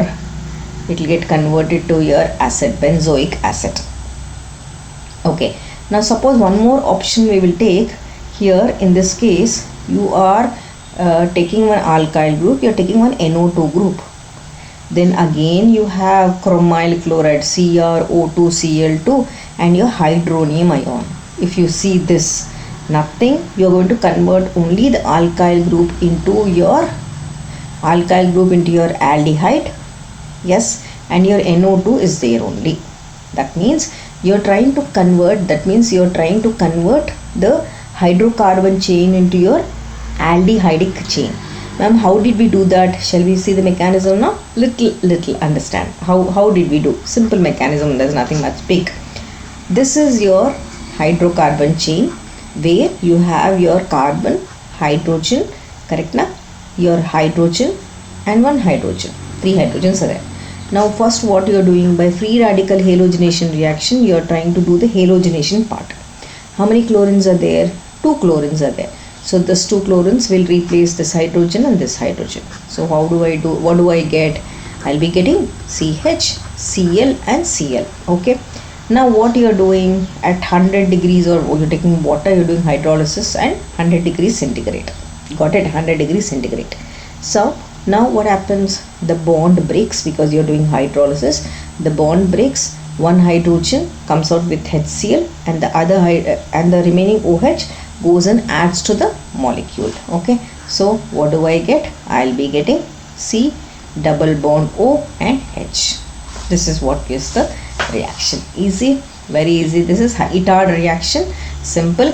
Before we go to this question, careful, understand. There's one more reaction after Itard, that is nothing but Gatterman-Koch synthesis. Gatterman-Koch synthesis. Gatterman-Koch synthesis. So till now what did we learn? We have learned Stephen's reduction, Rosenman reduction, then from esters, from alkyl nitriles, from then Itard reaction, then Gatterman-Koch. Nothing. Gatterman-Koch reaction is going to convert benzene into benzaldehyde. Same thing, benzene into benzaldehyde. The reagent used is COHCl and aluminum chloride and calcium. Okay, done. This is your Gatterman-Koch synthesis. Now shall we see one question? Let us see this question. The same based on Gatterman-Koch synthesis, the question. Name the product formed by the reaction of benzene with CO and HCl in the presence of anhydrous AlCl3. Simple na? This is nothing but Gatterman-Koch reaction. Okay. What is the speciality of this? Here, nothing. I did one small mistake, students. This is not CuCl2, this is Cl. CuCl. Okay, sorry. It is CuCl. Okay. Now, in this particular thing, benzene is going to react with your carbon monoxide and HCl. So, here you are going to take anhydrous AlCl3 and copper chloride, CuCl. So, CuCl is copper 1. The oxidation state is 1 in this case. And this acts as a catalyst. So, this acts as a catalyst. When it acts as a catalyst, you will be getting benzaldehyde. Okay, benzaldehyde. This is your Gatterman reaction. Okay, done. So now whatever we studied till now, this is the summary. We did Rosenman reduction, summary of the preparations, then nitrile Stephen's reaction. Okay, then using Dibal molecule. Then we did this is your CN. Okay. Then your hydrocarbons Itard reaction, which we did. Then after that side chain chlorination reaction also, then Gatterman reaction. This is a summary of all the reactions. So this will be useful for the preparation. Okay. So we are done with your preparations of your aldehydes. So total number are A, B, C, D, E. Sure. Next we will be studying with the preparations of ketones. Okay. So as you did same, Rosenman reduction, where you took benzoyl chloride. Now we are preparing ketones, same first one from acyl chlorides. Same thing. There you did benzoyl chloride. Now I am taking acyl chlorides. Okay. Now understand carefully. So I am first going to take acyl chloride. Now this we are using alkyl group. There we did aryl group in Rosenman. Now I am going to use cadmium chloride. Careful, R2CD, cadmium. Okay, no, basically cadmium chloride. I'll show you what it is. Now this one, first this is electronegative atom. It will try to drag the electron density and it will pull. What will happen then? This will get negative charge and this will become positive charge. Correct? Na? This will become positive, this will become negative. Then from this R group, which is electron donating, goes and attacks this carbon. It attacks this carbon atom. Then what do I get? R, C, double bond O and R. Correct na? Yes, you are going to get a ketone. Acyl chlorides, you are going to get a ketone. Simple reaction, simple. Now, how do we do this procedure? First of all, understand how are we preparing this R2C? Let us see. First, you are going to take Grignard's reagent, RMgBr. Then you are adding cadmium chloride to this. When you add, what happens? Here you are taking 2 moles of Grignard's reagent. Then here the bond breaks, and you will be getting R2CD. Then what is left out? 2Mg, you have your bromine, you have your chlorine. 2 bromines and 2 chlorines. Done? Correct? Okay. Now I am going to take the same thing. See this reaction. CH3MgBr 2. I am adding cadmium chloride to this. Break it. The bond breaks. This also bond breaks. So I am going to get 2 moles of alkyl group with cadmium. Further, I am going to add one acyl chloride, CH3COCl. then what happens? The acyl, the particular molecule 3 alkyl group, cadmium chloride, comes out, and you will be getting your ketone. See this, ketone. So this is the reaction. Okay, note it. Easy. Acyl chloride reaction is easy. Now let us solve a question based on this concept. So write reaction between acetyl chloride and dimethyl cadmium. Simple. Acetyl chloride and dimethyl cadmium. So acetyl chloride. Okay, nothing. Write directly. Dimethyl cadmium. They have given this dimethyl cadmium. Okay. Now I am using dry ether for this. Now what will happen? Cadmium comes out with your chlorine as cadmium chloride, and the left out molecule is your ketone. Correct na? Yes, this is the preparation. So this is your acetyl chloride, and this is your acetone molecule. Done. Easy. So this is the first preparation of your ketones. There we did Rosenman reduction. Here we are using acetyl chloride. There Rosenman reduction, benzoyl chloride. Here we are using acetyl chloride. Okay. Now next one. The next preparation which I am going to do or get your ketone is from nitrile group. Okay, from nitriles. Basically only two we have. The first one is from you have your first from acetyl chloride. Okay, ketones you can obtain from acetyl chloride. Then the second one you will be doing it from nitriles. The third one you will be doing it from, so second one is from nitriles. The third one you will be doing it from your benzene. Okay, that's all. Simple. Three things are there. Easy. We will understand. So from nitriles. So basically, carefully understand this reaction. You have your one nitrile. Okay, you ethyl nitrile. Okay, right. Now basically what will happen? Propyl or ethyl? Tell me in the comment section. Okay, tell me in the comment section, students. Let me see whether you know this. So MgBr. So you are adding ether to this. Let me erase this so that I have place. I want place here. Okay. Right, CHBr. Now what happens? Grignard's reagent, it breaks up into two ions. One is C6H5 minus and one is MgBr plus. Correct na? Yes.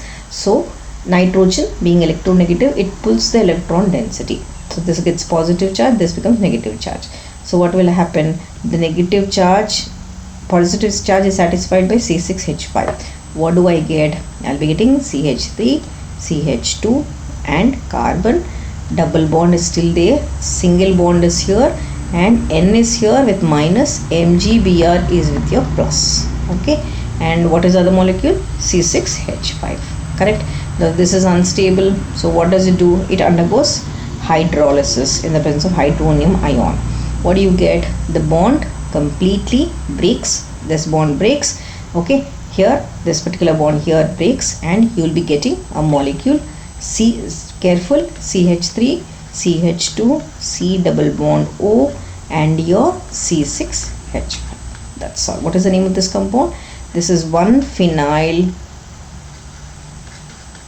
propanone. 1-phenyl propanone. Easy? Easy. Very easy. Easy, students.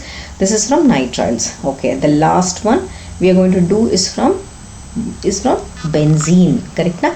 Before we go to the summary, so I am going to do with benzene. Third one is from benzene.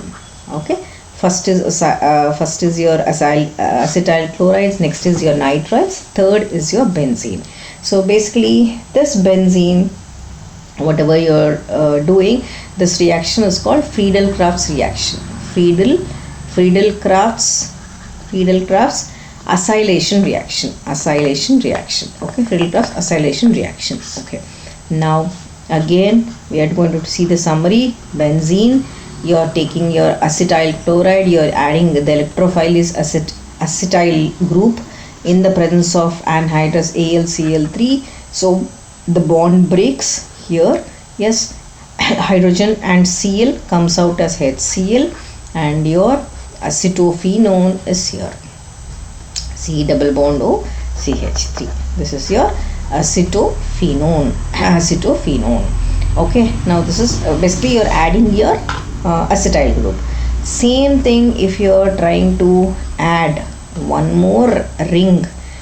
Okay, one more ring in this way, C double bond OCl. So again AlCl3. So what will happen? Yes, this is again HCl comes out, and your two rings will combine. Two rings will combine, and this is called your benzophenone. This is called your benzophenone. Clear? Benzophenone. So simple. This is the conversion of benzene to benzophenone. Easy, students? Very easy. Now careful. And now I've given the summary of preparation as I did for aldehydes. Now this is a summary for your ketone preparation. So this is from your cadmium chloride, this is from your acyl chloride, this is from your nitriles, this is from benzene. All the three I have given. And this is called Friedel-Crafts acylation reaction. Easy? See. Now preparations are over. Careful. I did preparations of aldehydes and ketones and related questions, whatever are there, all questions completed. Then we did preparations of aldehydes, preparations of ketones separately, and we did certain questions, and more questions are coming up. Watch the complete video. Okay. Now we are going to do the physical properties. Basically physical properties, we are going to talk in terms of two physical properties. One is boiling point and one is solubility. Okay. Solubility, nothing, students. Remember, basically your physical property things, hydrogen bonding, that words only will be using. Dipole interactions, that is what we are going to just talk about. Careful. First of all, boiling points of your aldehydes and your ketones are greater than hydrocarbons. What is the reason? Of comparable masses, of same masses, they're higher. What is the reason in this case? Because aldehyde and ketones, they have dipole interactions. First reason, the boiling point of aldehydes and ketones and hydrocarbons, because they have, it is higher because of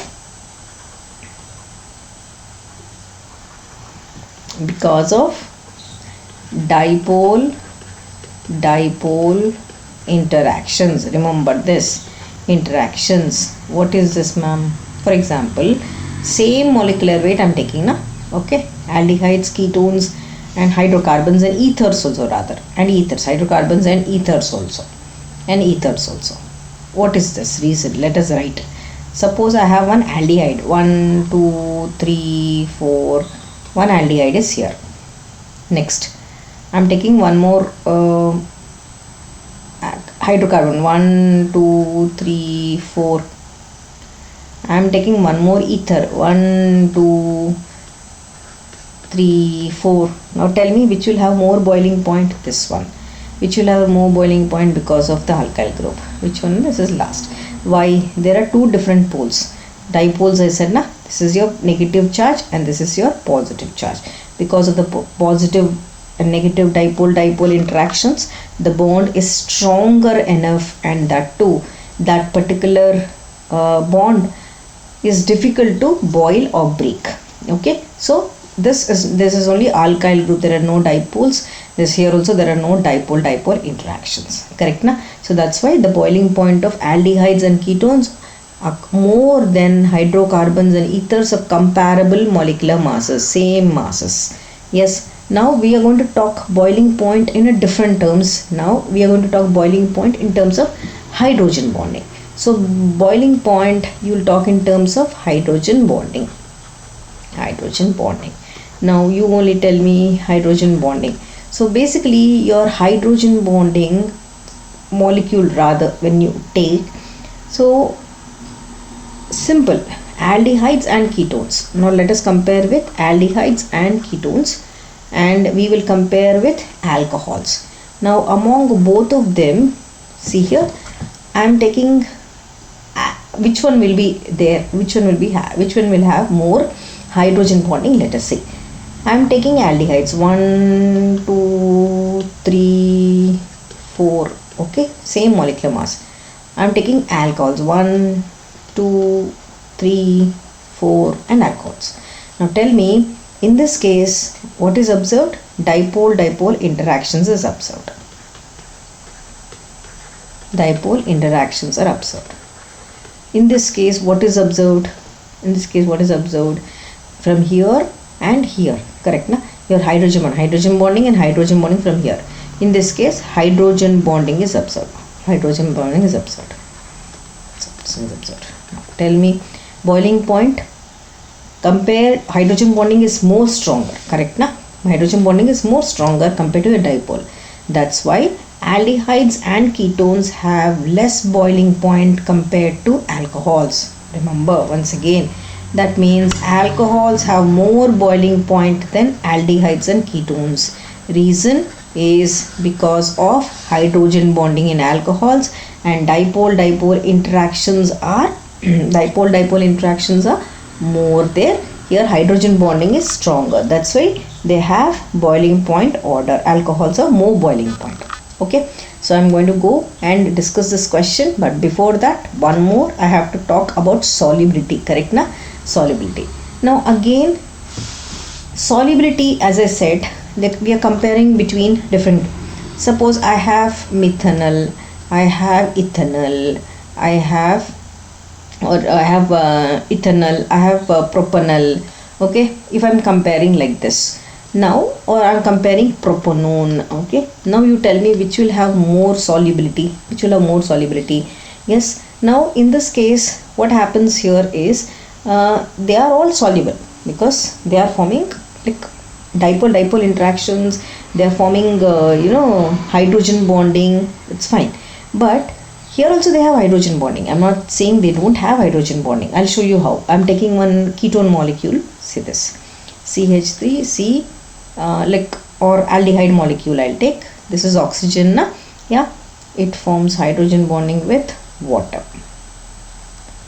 Hydrogen. Then again, see this. This is the hydrogen bonding with. In aldehyde. Correct? Yes. Now question is, as the size of the alkyl group is increasing, what will happen to the solubility? It decreases. The concept here is, as R group size, alkyl group size increases, solubility decreases. That's all we said. So among all these, which will have more? See this, ketone has less solubility because it is a bigger molecule. It's difficult to break. Among this is smaller, so this will have more solubility. Easy. Next question. Let us understand this question now. Careful. See this question. Arrange the following in the increasing order of their boiling point. Careful. Okay. Boiling point, you can talk in terms of dipole-dipole interactions. You can also talk in terms of hydrogen bonding. Correct? Na? H bonding also you can talk. Correct? Now let's see. Now they said which one is having higher, सबसे ज़्यादा higher boiling point. Now among all these, careful.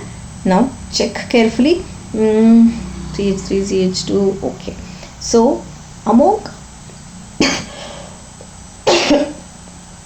sorry students, I'll just drink little water and come back. 1 second please. Sorry. Sorry.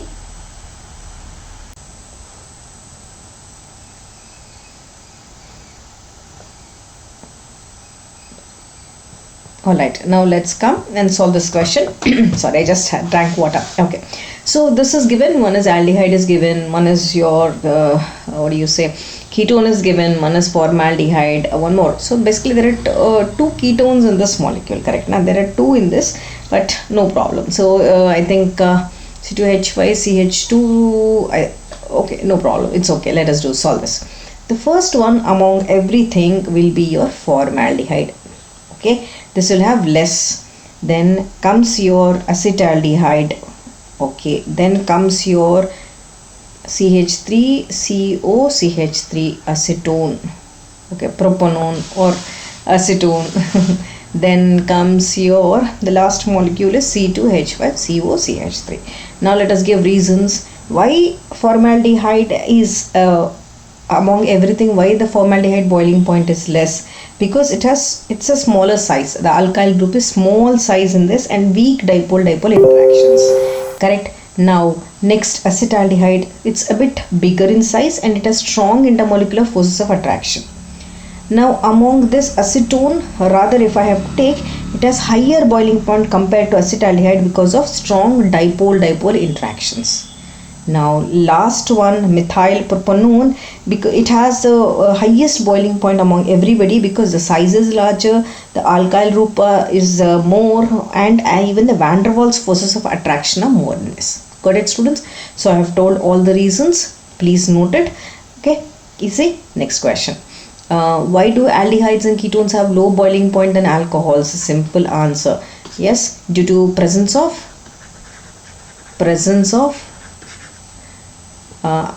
hydrogen bonding in alcohols. Correct na? Presence of hydrogen bonding in alcohols. Easy? Easy. Next question. Let us see this question. Propanol. Okay. Propanol and propanone both have same molecular formula C3H6O.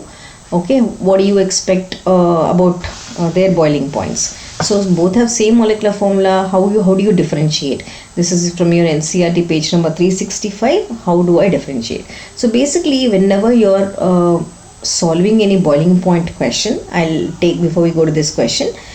Same question. Okay, sorry, same question, students. The boiling point of aldehydes is not different question, but page number is same. So whenever you're solving such questions, boiling point concept means you are going to talk in terms of two things. What? One is intermolecular forces of attraction. Intermolecular forces of attraction is one concept, that is nothing but dipole-dipole interactions, forces of forces. Next, you will be comparing with your polarity. Okay, polarity, dipole-dipole or moderate, how they are polar, how they are forming bonds. Okay, and if you know the boiling point, then it's easy. If you don't know, no problem. Compare. Now, first one is propanol. Formula is same. Propanol, correct na? CH3, CH2, CHO. Okay, this is aldehyde. Then propanone, CH3, C double bond O, CH3. Formula is same, that is C3H6O. Now tell me, compared to both of them, here which one has strong, here there are alkyl groups, then you have your dipole-dipole interaction. But here between two alkyl groups there is dipole-dipole interaction strong. Here they have dipole-dipole, they have weak dipole-dipole interactions compared to ketones. Okay, here in this case they are strong dipole-dipole interactions, DP-DP interactions. Okay, right. Next, polarity. Because of this alkyl group present in aldehyde, they are moderately polar. Now in this case they are more polar because it is held between two alkyl group, more polar than aldehydes. Now here the boiling point I remember, that is approximately 49 degrees centigrade. This is approximately, and acetone approximately is 56 degrees centigrade. Now you tell me, how do you name this? What do you expect their boiling point means? See here, boiling point of propanol is both have same. This is wrong. Boiling point of propanol is higher than, this is also wrong. Boiling point of propanol is lower than boiling point of propanone. Because of what reasons? These reasons. Okay, the last one is wrong. Clear? Next question, one more question we have. This is from again same page. Now let's read. The boiling point of aldehydes and ketones lie between alkanes and alcohols of comparable molecular masses because, what are they? First, what is this? Alkanes are polar. Okay, aldehydes and ketones are non-polar. Okay, wrong. Alkanes are polar and aldehydes contain polar carbonyl group and lower alcohols of hydrogen bonding. Okay, last reason, alkanes are held together by weak van der Waals forces being non-polar. Okay, aldehydes and ketones contain polar carbonyl group and held by strong dipole-dipole interactions. and lower alcohols have hydrogen bonding which is stronger than dipole-dipole interactions. Perfect. All the reasons, whatever is there, it's correct. It's perfectly correct. So all these together form your boiling point concept. Okay. So here the option D is correct. Correct na? Yes. Now we okay. All right. So now we have come to the we have concluded with which topic, students? There is a pop-up window, it's bothering me. We have concluded till now. We are going to come to the most important topic now. Next. So till now what did we complete? We have completed conclusion. We have completed nomenclature. Okay, done. We have completed structure. Done. We have completed preparations of aldehydes and ketones. We have completed preparations of aldehydes. We have completed preparations of ketones and related questions. Fourth, we have completed physical properties. Now we are going to do the chemical properties. Very big topic it is. Let's rock. Till now, all the questions, whatever are there, please practice all the questions. Okay, watch the complete video. Yes, right, practice all the questions. All right, right. So I'll come back again with your chemical properties. Thank you.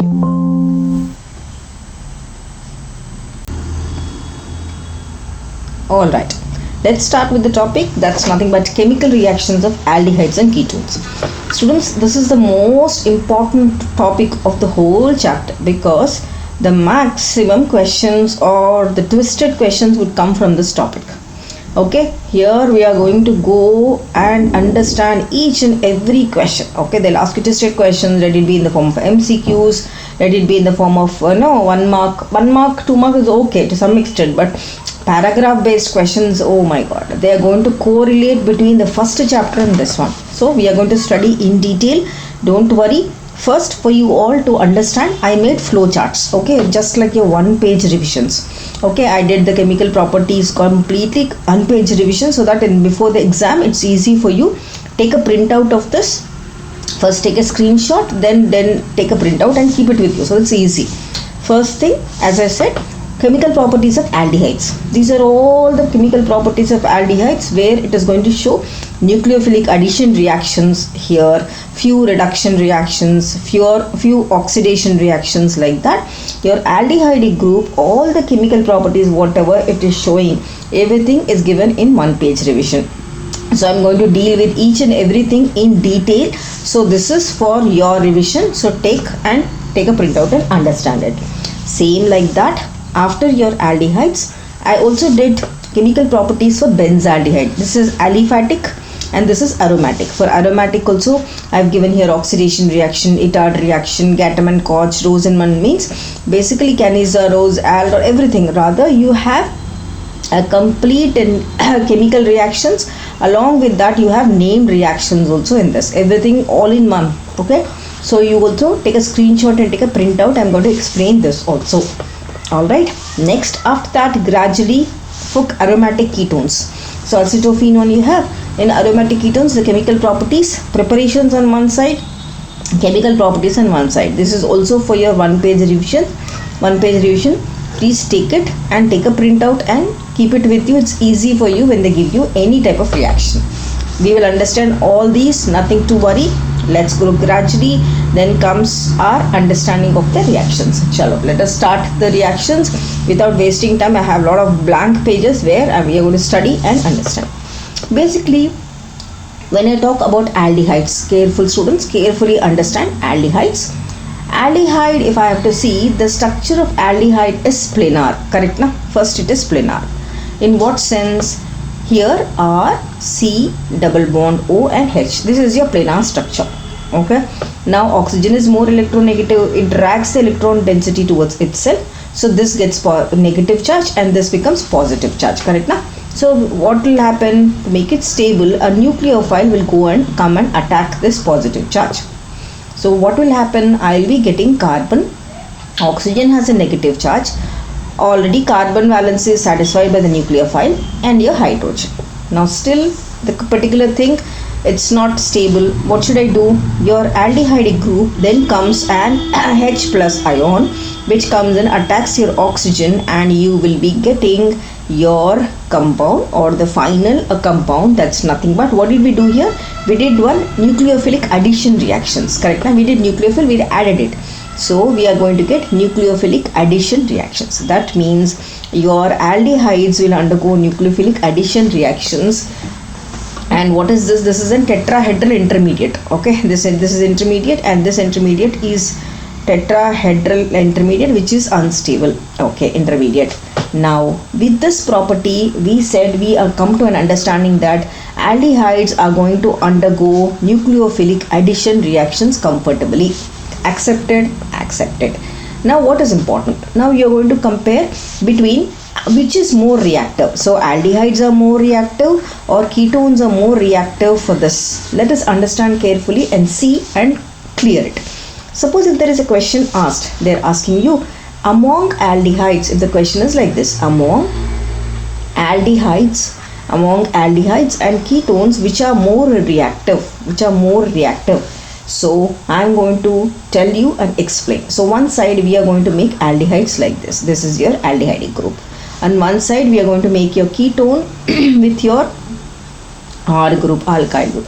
So now what happens in this case, here there is one alkyl group which is electron donating. In this case what happened? There are two alkyl groups. This is donating, this is also donating. On both the sides electrons are donating. So when electrons are donating, now tell me here only one alkyl group which is donating. Because of this, what will happen to with your aldehyde? Careful, here in this case the electrophilicity decreases. That means both are donating, means the requirement of electron is going less, na? So electrophilicity means the requirement of electron. So electrophilicity property is decreasing because both are R groups, correct? Then what happens? Partial positive charge decreases, correct? When partial positive charge decreases, tell me nucleophile requirement or attack of nucleophile, is it required? Much required? Nah. Yes. So what happens? Nucleophilic attack, as we have seen, attack decreases because already lot of electrons are there. R is donating, this is donating, so lot of electrons, nucleophilic attack. And next important thing, number of alkyl groups, R groups or alkyl groups are also increasing, correct? Na? So because of this reason, your aldehydes are more reactive than ketones. Careful, aldehydes are more reactive towards nucleophilic addition reactions, ketone, because this is the other way. Here only one alkyl group, partial positive charge is there, nucleophile will attack, so it will show more nucleophilic addition reactions are more in this case, are more in this case. Okay, right, as R groups are less, correct na? Easy. Now if somebody is asking you to find the reactivity order, they are asking you to find or do the reactivity order. So you have different compounds with you, just understand. Now among aldehydes only we'll compare. What is the first basic aldehyde? HCHO. Okay, then what is the next aldehyde? Acetaldehyde. What is the next aldehyde? Then you have your next aldehyde, correct na? Next CHO, like that. Now among all this, which will have more reactivity? First, because less R groups na, easily it forms the positive charge in the carbon atom, nucleophile will come and attack.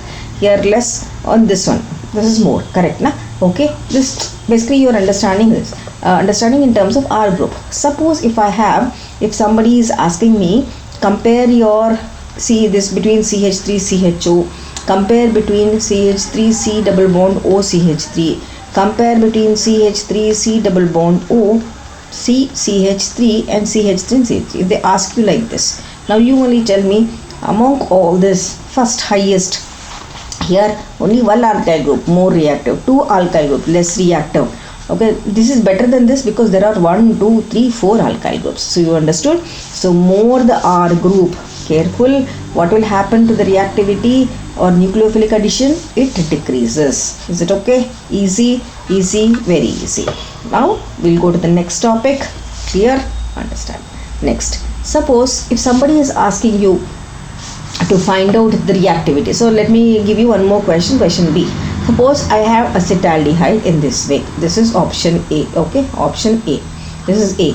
Then I have your acetone. This is option B.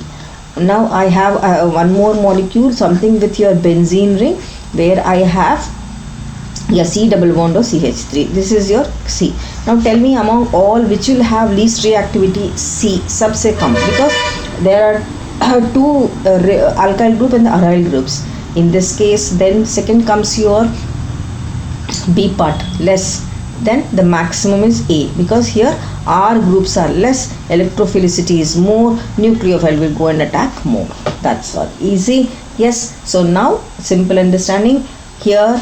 Why it is less? Because what happens is the polarity of carbonyl carbon in this case is reduced in benzaldehyde because of resonance. Resonance concept is working here na? Because of the resonance, the electrons whatever are there, that thing keeps moving, shifting, because if carbon gets the electrophilicity partial positive charge, so from here it's like this. Your carbon atom, your electrophile, the particular thing pulls the electrons, this positive charge is formed, this is negative charge, then this is shifted. That's why the concept of electrophilicity is less in this case. Clear, students? Easy? Easy. So what is understanding? Aldehydes will undergo nucleophilic addition reactions faster than ketones. Okay, done. Chalo. Now let us understand carefully one after the other. First thing, as I said, we are going to learn the reactions of aldehydes and ketones towards your means both showing towards towards the nucleophile. So we are going to learn nucleophilic addition reactions compulsory. What are there? As I showed you, na, these reactions. See this one, all this till here. Everything we are going to study in these terms. How should I understand? First of all, nucleophilic addition reactions, whether it is your your ketone, or whether it is your aldehyde, both rather they show but less. So I'm taking a ketone nucleophile. What happens here? The oxygen atom, whatever is there here, this carbon is there na, this drags the electron density, nucleophile will come and attack this. So what will happen? R, C, your oxygen atom is minus, then your R and your nucleophile. Now still your oxygen is unstable, so I'm going to add water molecule, H plus and OH minus. This comes and attacks, and I'll be getting OH and nucleophile. So that means the nucleophile has come and attacked here. So we have different nucleophiles in this case, different nucleophiles. Suppose I'm going to take your HCN in this case. Okay, so simply directly we'll write the product. Now what is the this one? Electrophile is H and nucleophile is Cn minus. So electrophile goes and attacks this, nucleophile goes and attacks this. Correct na? So what do I get? I get a compound OH and Cn. What is this molecule called? This is called cyanohydrin. Okay, cyanohydrin. Okay. Now second case. Suppose I am going to take carbon double bond plus NaHSO3. Now ma'am, NaHSO3, how do I know? How will I break it? Now see this. NaHSO3 basically is Na plus ion. Okay. Oxygen atom is minus. This one SO double bond O 2 and OH. Okay. This one. Now what happens? Basically this is positive charge, which goes where it goes. SO3H is 1 and this Na plus is 1. So Na, how does it react? See, basically this is the compound, the molecule is like this. R, when it is reacting with this, R, your means the C group. Let me take this. Sorry students, where am I? Okay, I need to take my eraser.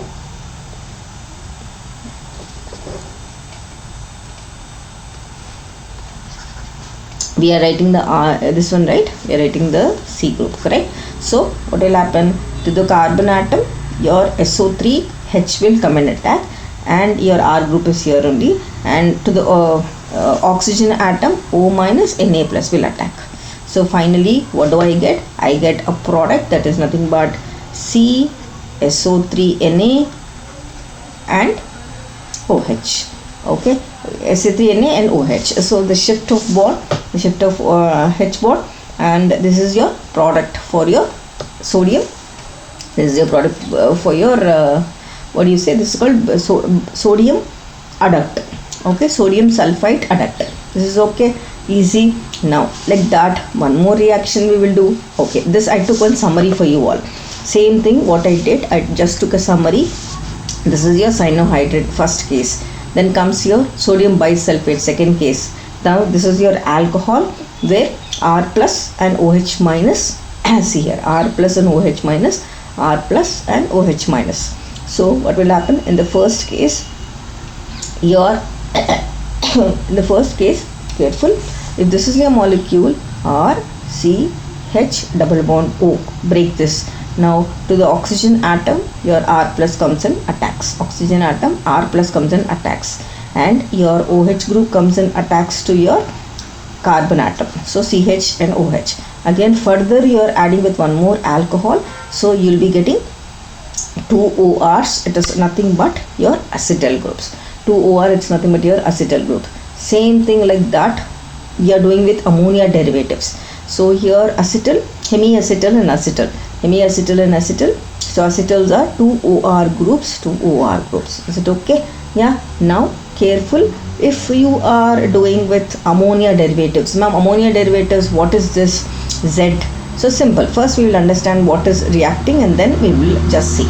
So here in this case, NH2Z, as you are observing, careful, here the Z molecule varies, different Z molecules are going to vary. So we are going to see in detail what it is. Chalo, let us discuss this D part. Careful, this is very important. Hope you are clear with these three. Now chalo, let's start with ammonia derivatives. Now you have your C double bond O. Okay, now ammonia derivatives, instead of this Z, the first thing which I am going to take, careful, NH and H. This is ammonia, right? So what product do I get? I get my double bond H. Correct now? Reason, your hydrogen, this hydrogen and this oxygen comes out as water molecule. Okay, so what is this compound? This is called imine.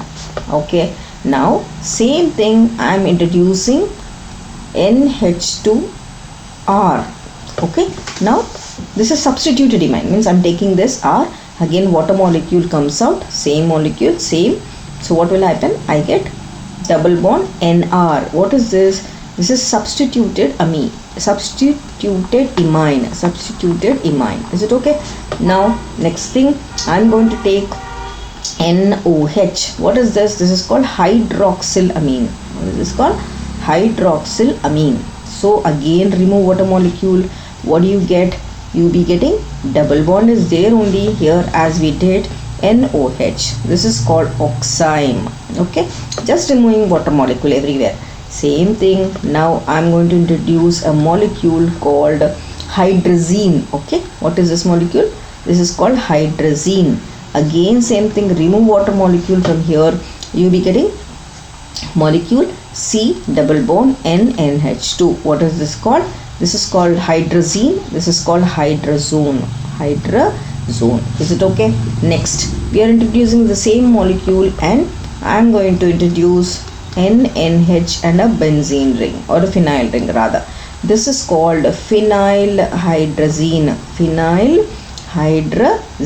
Remove water molecule from here. Same, you will be getting same compound, but remember the double bond, everywhere double bond is there. NH and your ring. Okay, so this is called phenylhydrazone. What is this called? Phenylhydrazone. This is zine and that is zone. Clear students? Clear? That means your nucleophilic addition reactions, this is 1, this is 2, this is 3, this is 4. All the 4 we have studied. Clear now? So careful, don't get confused. You have imine, substituted imine, oxime, hydrazone, your phenylhydrazone. Okay, alright, done. Now careful. Other than that, what do we have in this particular table? We have your table. Careful, we did HCN, this is over, this is over, this is over. Now we are going to do the reduction reactions. Careful, reduction of alcohols. This reaction is your reduction. Then we will go to your oxidation. Okay, all these are over. Now let's start the reduction. Basically your reduction reactions after nucleophilic addition reactions. What are they? The next one is reduction. So basically reduction reactions, careful. Reduction of aldehydes or ketones, careful, both. We are going to use different reducing agents here. Okay, now I am going to use sodium borohydride. This is one reducing agent. I'll be using zinc amalgam HCl. This is one more reducing agent. I'll be using hydrazine. This is one more reagent. Okay, now but only thing is the name reaction will change. Simple, name reaction will change. First thing, if you are using sodium borohydride and this one, we call this reaction as reduction. If I am using zinc amalgam HCl, I call this as Clemenson's reduction. Clemenson. If I am using NH2NH2 hydrazine, I call it as Wolff-Kishner reaction. Wolff-Kishner reduction. Is it okay? Reduction, Clemenson reduction, Wolff-Kishner reduction. Done. Now first one, reduction. I am going to take an alcohol, planar structure. I am using sodium borohydride and I am using water. What will happen? Your oxygen is removed and your hydrogen is added. Let me check, students, whether it is getting recorded or not. 1 second please. Yeah, because sometimes if it doesn't get recorded, it's waste, right? Sorry for the inconvenience. Okay, sodium borohydride is a reducing agent. Careful, you're simply removing oxygen and adding hydrogen. But careful, ma'am, removing oxygen means how will I get alcohol? This is a mistake, maximum students. As I only told immediately, that's wrong. Here, careful, one hydrogen adds here, one hydrogen adds here. Careful, one hydrogen, see here, R, this oxygen is there now, your O and H. That means aldehydes on reduction gives me primary alcohols, correct na? Yes. Now second one, RCOR, this is a ketone. Again I am using the same reducing agent, or you can also use lithium aluminum hydride also, no problem. Lithium aluminum hydride also works here. Again same story, you are adding one hydrogen here, one hydrogen here, and you get CHOHR. What are you getting? You're getting secondary alcohols, correct na? So primary alcohols, aldehydes are getting converted to primary alcohols, ketones are getting converted to secondary alcohols. This is okay. Now third one is your Clemenson reduction. Clemenson reduction, basically you are taking an you are converting zinc amalgam HCl, you are just converting your ketones into your alkyl halides. So what are you going to do? Remove this oxygen and add hydrogen, R C H2R. So carbonyl carbon getting converted into your alkenes. Same thing. This is Clemenson's reduction, correct na? Clemenson's reduction. Okay, next let us go to Wolff-Kishner. Same, you are going to take the carbonyl carbon, you are introducing now, the reagent is different, hydrazine. Same, water molecule is removed and you are going to get, let us take two different alkyl groups, double bond NH2. But still this is not stable. Then you are going to use potassium hydroxide. Then what happens further? The nitrogen gas whatever is there comes out, and left out is your hydrocarbon. So in Clemenson reduction and your Wolff-Kishner reduction, we are preparing hydrocarbons, alkanes. Careful, only the reagent is different. Easy? Yes. So nucleophilic addition is completed, reduction is completed. Now carefully understand, students, because the whole MCQs or the 1 mark questions are very, very difficult. I'll make it easy, but understand the concept. Okay, so reduction is over. Now we are going to learn the concept of oxidation. Oh, careful. As we did for reduction reducing agents, like that for oxidation you are going to use different oxidizing agents like HNO3. I can use this. Second, I can use potassium dichromate. Third, I can use KMnO4. Fourth, I can use Tollens reagent, ammonical silver solution. Fifth, I can use Felling's solution. Okay, Felling's solution or Felling's reagent rather. Okay, careful. Now important thing is your aldehydes, whatever are there. Okay, careful. Your aldehydes will react with tolerance reagent and Felling's, but careful with ketones. What will happen when they are reacting? What products, what difference we get? We are going to see all this. Okay, chalo. First, what actually is tolerance test or tolerance reagent? Tolerance test or tolerance reagent rather. First we'll write the reagent. Tolerance. Concentrate carefully, students, because it will be a problem again for us. This is a combination of ammonium hydroxide plus silver nitrate. So what product I get? I get ammonical silver solution, ammonical silver nitrate solution. Now what happens here when I take my aldehyde? Observe carefully. Yes, your tolerance reagent acts. Then what happens?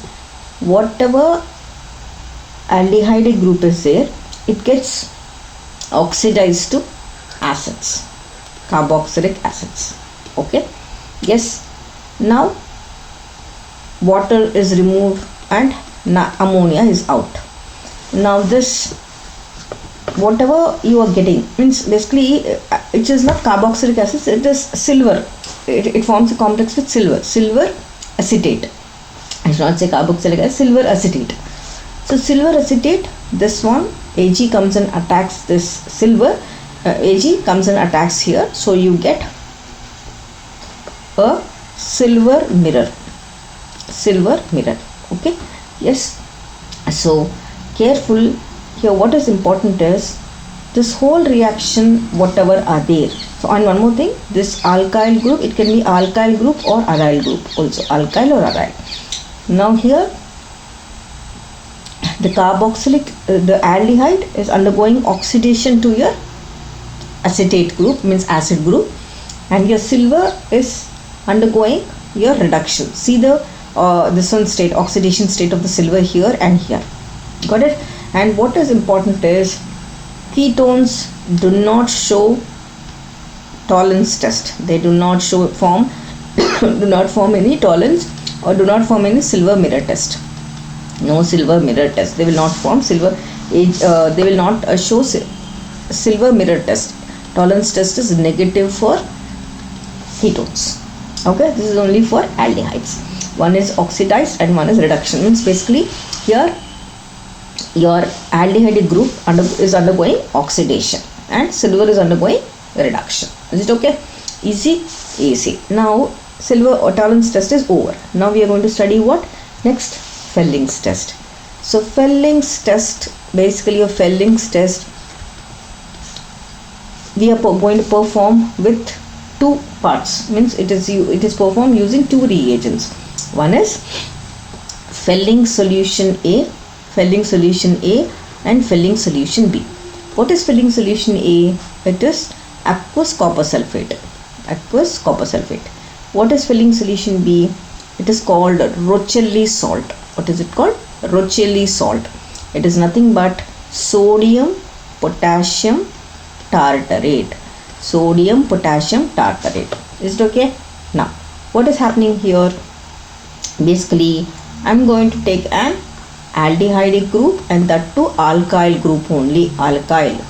Okay, now I am adding Felling's solution A and Felling's solution B to the test tube.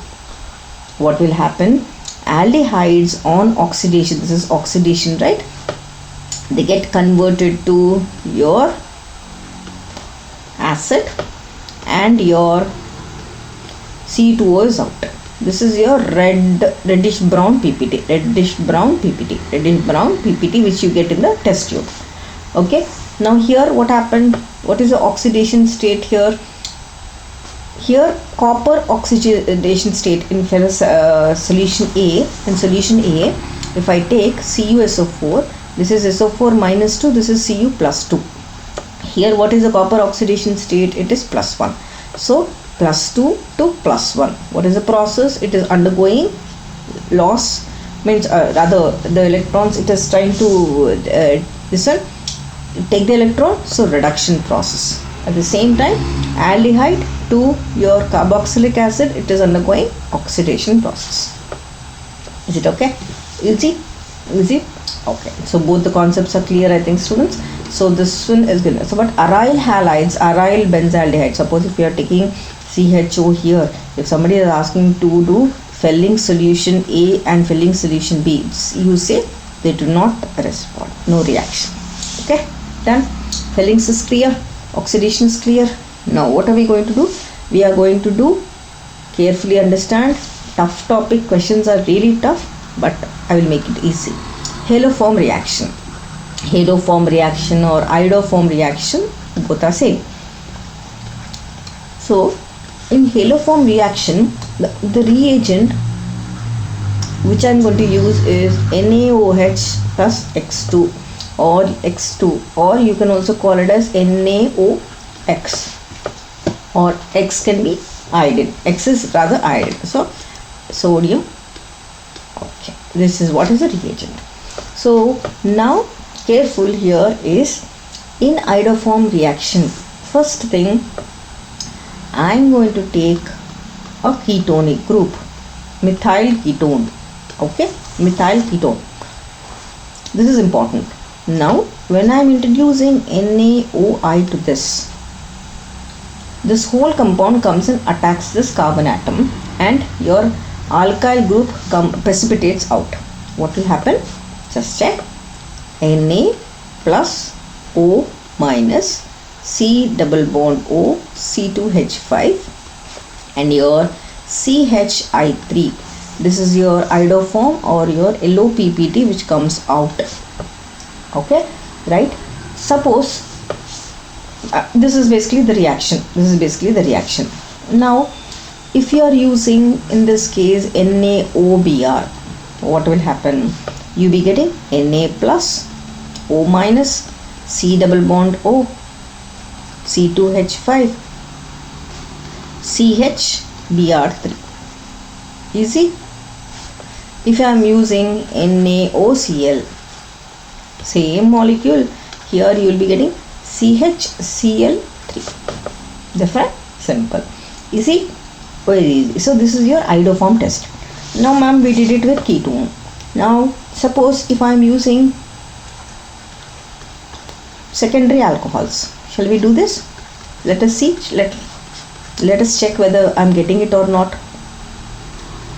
Here in this case you have your CH3CO group here, CH3CO group, correct na? So what will happen? Observe carefully. When you use, first this gets converted to group, further your NaOX comes and attacks, and I am going to get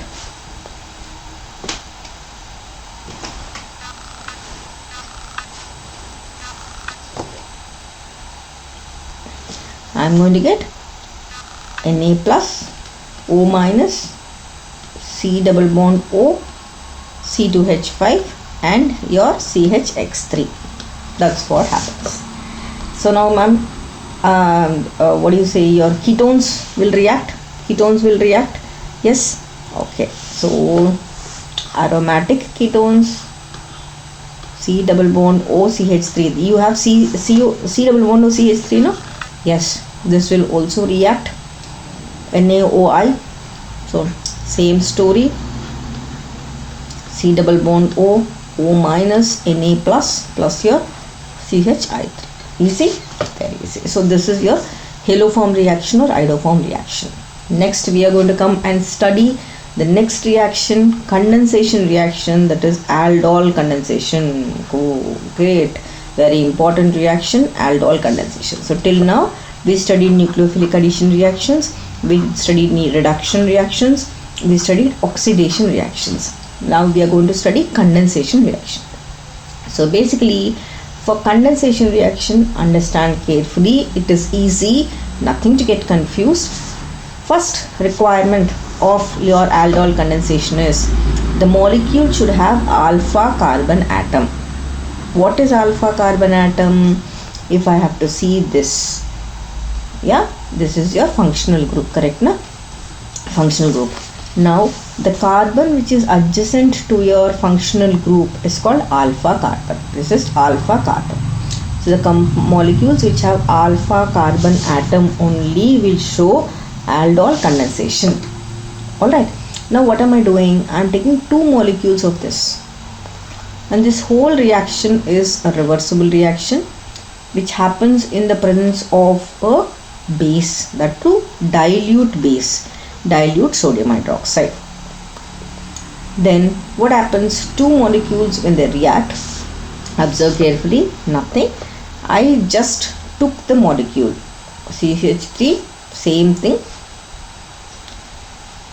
CH, CH2, C double bond OH. Ma'am, how did you get this? And here OH. How did I get this molecule? So basically, if I have to understand the complete reaction, careful, I'll explain its mechanism, then you will understand how we did this. First, your C double bond is there, na? And this is one substituent here, okay? Your H is here, na? This is your aldehyde. Now your dilute base is acting. First thing, oxygen pulls the electron density. Then your oxygen, okay, and what happens? Your carbon, there are two carbon atoms, na? There are two carbon atoms because here CH, two molecules I took, right? So the second carbon atom, whatever is there, when this pulls, this becomes minus, and the minus charge comes and attacks this carbon. So now what will happen? You will be getting C double bond C oxygen atom and the groups. Understood, students? Yes, the same thing here. What did we understand? Same. I am taking again one more reaction with the mechanism, and we'll come to this product. This is still incomplete. Let us go to the next one. CH3 CHO. Okay, let me take this.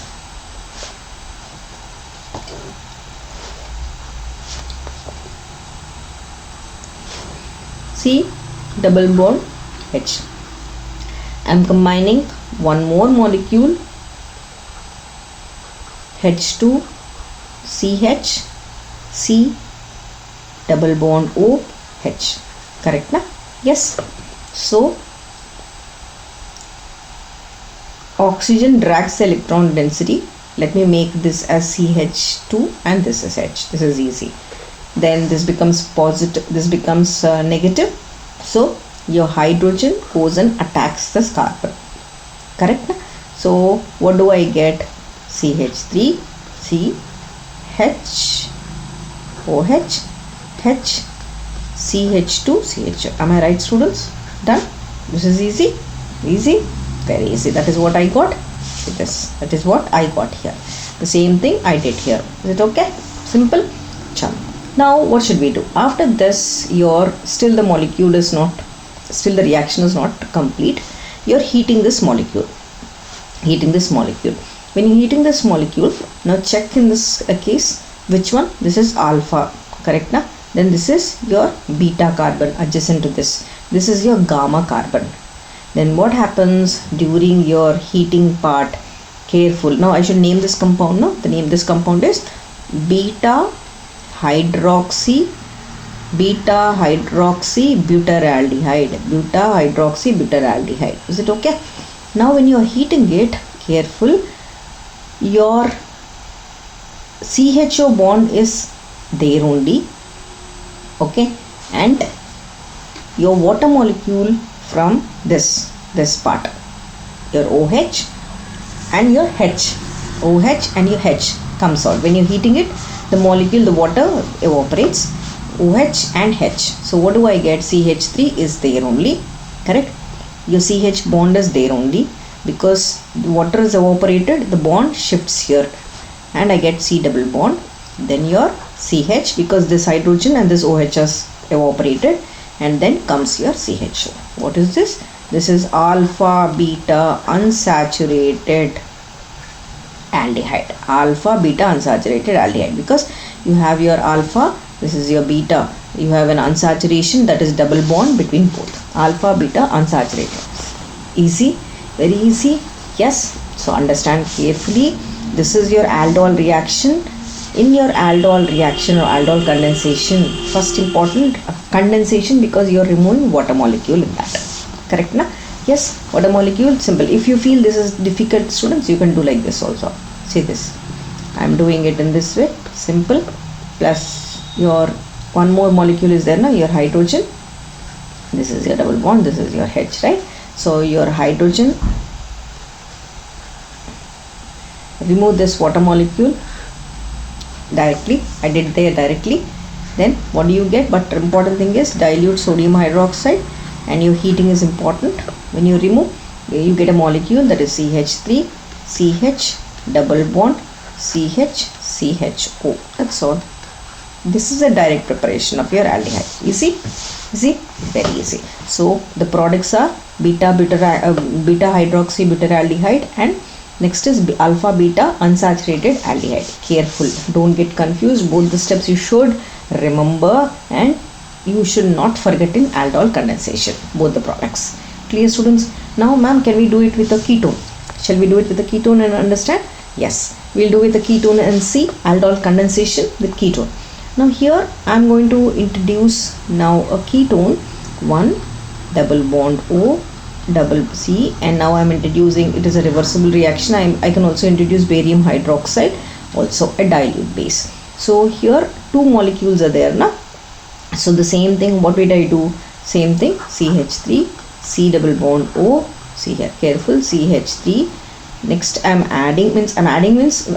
just showing it, H, CH2, that is like that only, na? C double bond O, CH3. So this bond is shifting, this is pulling, the oxygen bond is pulling, hydrogen goes and attacks. I am going to get CH3, C, OH, okay, yeah, then your CH3 is here, then your CH2, then C double bond O and CH3. Is it okay?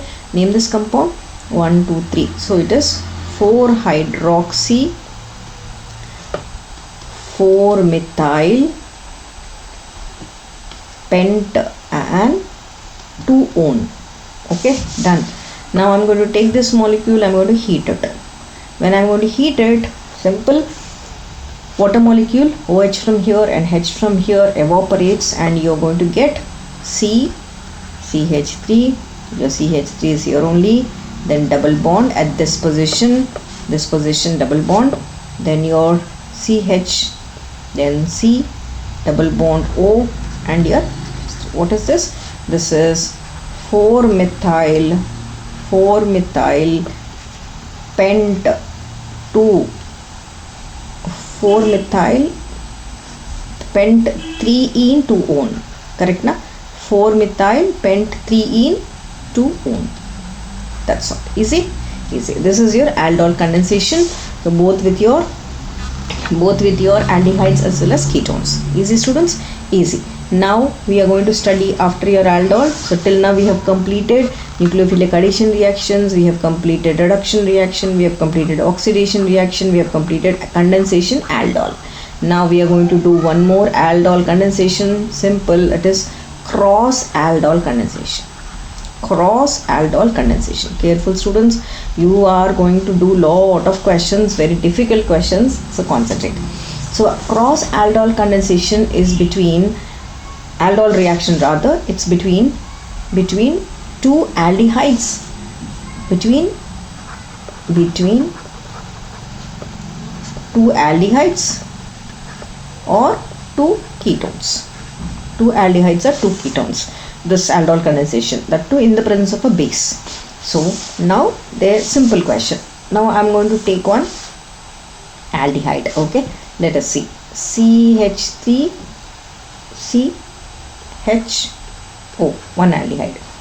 One more, a larger aldehyde I am going to take. Okay, a larger aldehyde compared to this one more alkyl group, and I'm taking. So sodium hydroxide and heat, dilute sodium hydroxide heat, this is what is important. So case 1, understand carefully. First I'm going to take the first molecule. How am I doing? Observe carefully. So directly I'm removing water molecule, just check. So here this is adding hydrogen, this last carbon is there now, one hydrogen, one hydrogen, one hydrogen, and your CH2. okay, first thing, between two aldehydes so what do? In the case 1, first you mix the first aldehyde and the second aldehyde, means same aldehydes you're going to mix, same thing, means I'm not taking the extra aldehyde, then we will do the self aldol condensation. So in the case 1, I'm taking 2 aldehydes, so remove. What do we get? CH3, CH, double bond, CH, your CHO. This is over first one. Now do it between the second aldehyde. Do it between the second aldehyde. Again same, hydrogen, hydrogen, CH3, C double bond. Remove water molecule from both of them. You will be getting CH3, CH2, CH, double bond, CH, CH3 and your CH. Correct now? Yes, I just removed water molecule. 1, 2, 3, 1, 2, 3, 4, 5, 6. 4, 5, 6. That's all. So these two are between two aldehydes and two aldehydes. And further, these are called self-aldol condensation products. These are called self-aldol condensation products. Self-aldol condensation products. Is it okay? Yes. Now I should do cross-aldol. So let us start doing cross-aldol. Careful, this is clear. Now let us do cross-aldol. I am going to take same CH3, CH, double bond O. Then I am combining with one more carbon atom, one more which has two alkyl groups, means CH2. No, this one is CH3 now.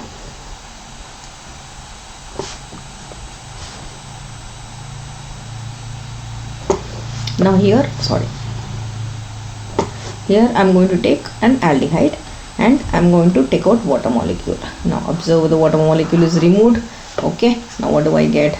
I get double bond C, single bond CH3 and your CH. That's all. Correct now? Cross-aldol, this is between one aldehyde, this is between a different aldehyde. Correct? Same thing like that, you can do it with anything. Now shall we do with a larger, or I think this is clear, I believe. Just write both of them and remove the water molecule from that. Easy? Very easy. Suppose if they are asking you in this way, okay, do aldol condensation with this CHO and do aldol condensation or cross aldol condensation between the same molecule, but little bit you are adding. Again the same ring, okay, then you are making it with ketone 1 C, H and H. See this. So how you do? What do? You are going to remove your basic hydrogen with the ring. Here you are going to remove 3 hydrogens and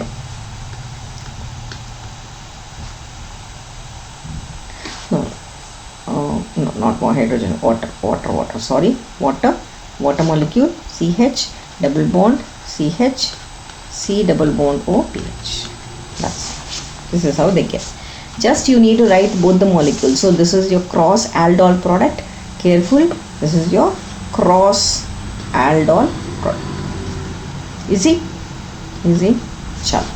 Now next thing, after your cross aldol and cross aldol are over, aldol and cross aldol are over. Easy. Now we are going to do almost last one, coming closer, Cannizaro's reaction. Okay, Cannizzaro reaction. Now what is Cannizzaro reaction? Understand, aldol over, cross aldol over. Basically Cannizaro's reaction, the other name is also called as disproportionation reaction. Why it is called that? Because this Cannizzaro reaction is shown by carbon which doesn't have no alpha hydrogen. There should not be any alpha hydrogen, only those will show. For example, see this. Does this have alpha hydrogen? What is alpha hydrogen? Means you should have a carbon atom attached to the CHO. Now there is no carbon atom, alpha hydrogen, this shows. Correct. There is also one more molecule, benzaldehyde. Observe carefully. Does this have alpha hydrogen? No. It doesn't have alpha hydrogen because there is no carbon atom attached. It is the ring which is attached. So this also shows your Cannizzaro. And the reagent which we are going to use here is concentrated sodium hydroxide, or you are going to use potassium hydroxide. Earlier we used dilute sodium hydroxide or barium hydroxide. Now concentrated is what you are going to use. So in Cannizzaro reaction, what is important is, careful, whatever aldehyde you are taking, aldehyde will undergo both oxidation. One of the part will undergo oxidation and one of the part will undergo reduction. If it is undergoing oxidation, it will form carboxylic acid. If it is undergoing the reduction, it will form alcohol. Okay, right? Reduction alcohol, oxidation carboxylic acid. Now observe carefully. C double bond O. H, both the groups I am taking. Now what happens when you are introducing your cell? I said concentrated KOH you are going to use.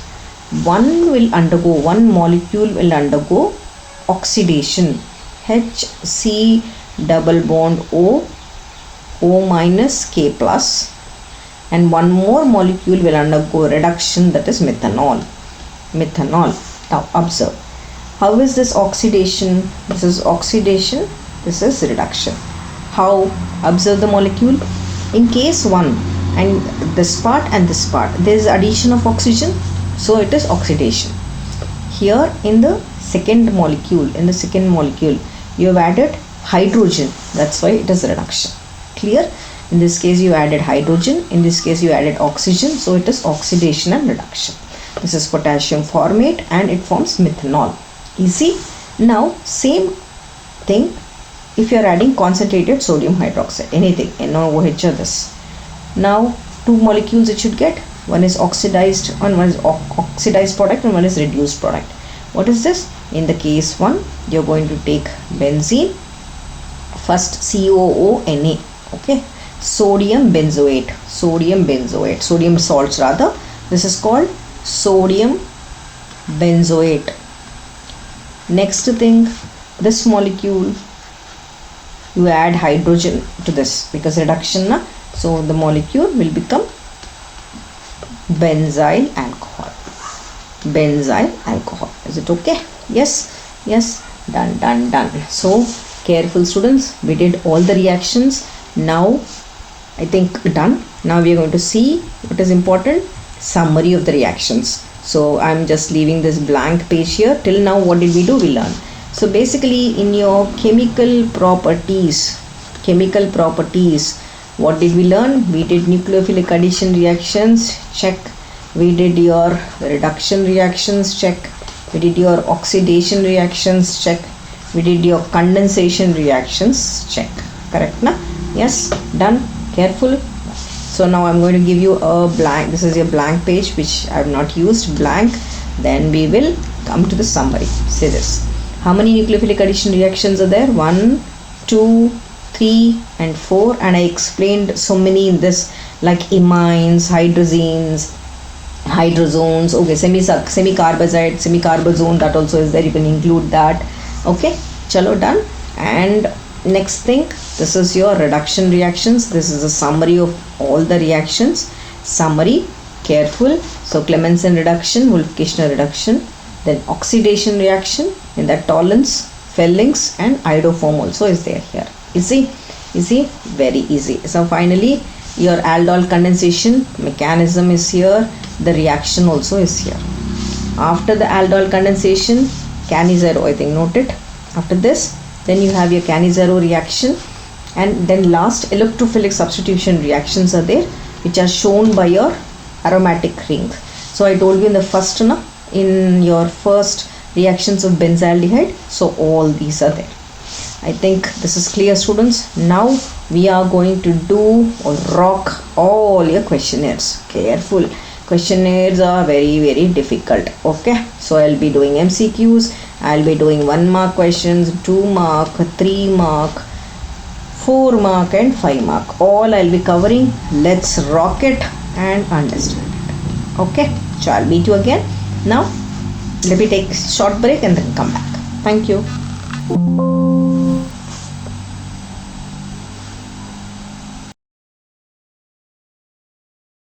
Alright, now let's start your MCQs on your chemical reactions. Oh, very important topic, students. So I want all of you to concentrate and understand each and every question. Okay, every question is cherry picked. Cherry picked means most important thing. Carefully you have to understand the concepts. Let us start without wasting time. Let's see the first question, and I hope you're watching the complete video, because if you watch it in between you will not understand the concepts. Okay, so let us read the question. Which product is formed when benzaldehyde is treated with concentrated KOH solution? Okay, when somebody says it is concentrated, means first thing you have to understand, careful. First thing which has to come to your mind is they are talking about Cannizaro's reaction. Which one is reacting? Benzaldehyde, C6H5CHO. So they're talking it's reacting with concentrated. Yes. So Cannizaro's reaction. Okay.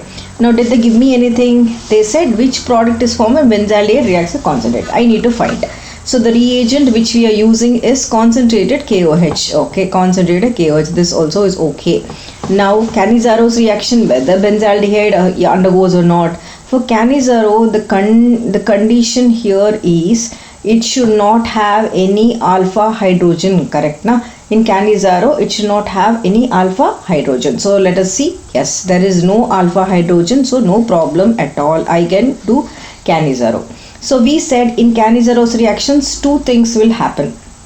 Correct? One molecule will get oxidized and other molecule will get reduced. This is what we said. Correct? Na? So one on oxidation, it's going to form the the carboxylate ion, and the carboxylate ion with potassium, that is potassium carboxylate means it forms CO minus compound, and other one should be oxidized form, that is the carboxylate, and the reduced one will be alcohol. Correct? Na? Yes, so one will be your O minus and one will be your alcohol. So that is clear, easy? Yes, this is the concept. Now they said among all this, which one it's going to form? What are the options? A, B, C, D options are given to us. So first of all, when I take the first reaction, I'm going to take the molecule. Let us understand. First, your step number 1, your benzaldehyde is going to react. Understand carefully. It's going to react with your base OH minus, and it's going to form your C6H5COO minus. Correct? Na? COO minus, the first thing, and means basically your oxygen atom and your CO minus and your hydrogen atom. Correct? Na? So ma'am, I'm forgetting all this, I can't do all this. So simple. I'll tell you in a simple example also before we go to the next question. This question, such questions when they're given, don't try to solve the whole new question. So one thing remember, I know I should get one carboxylate group, I need to get one alcohol. Same benzaldehyde, you are going to take simple, you are going to add potassium hydroxide. Okay, concentrated potassium hydroxide. Try to make one molecule as C6H5COO minus K plus, and one more compound, try to make it as C6H5CH2OH. Over. That's all. One is the molecule which I got it from your oxidation process, one molecule which I got it from your reduction process. One is oxidation, this is your disproportionation reaction. Na? Correct? Cannizaro's reaction always is nothing but your disproportionation reaction. So simple, one is oxidized, same molecule is oxidized and same molecule is reduced. So what are the two things now? Go back, match the options. So one option, both I should get. So go back and now check. So in this option, first one, to get potassium. This is wrong. Second one, potassium benzoate. This is which product, students? This is nothing but oxidized product. And second one, primary alcohol. This is your reduced product. So this option is correct. In next one they have given, this is wrong. Third one they have given, this is wrong. So the correct option is both your products are potassium benzoate and your benzyl alcohol. So products, careful. So when benzaldehyde is undergoing Cannizzaro, or when you see benzaldehyde with any concentrated base, if you take KOH or NaOH, remember one will be whichever base you are taking, one will be potassium benzoate, and the other will be your benzyl alcohol. Is it okay?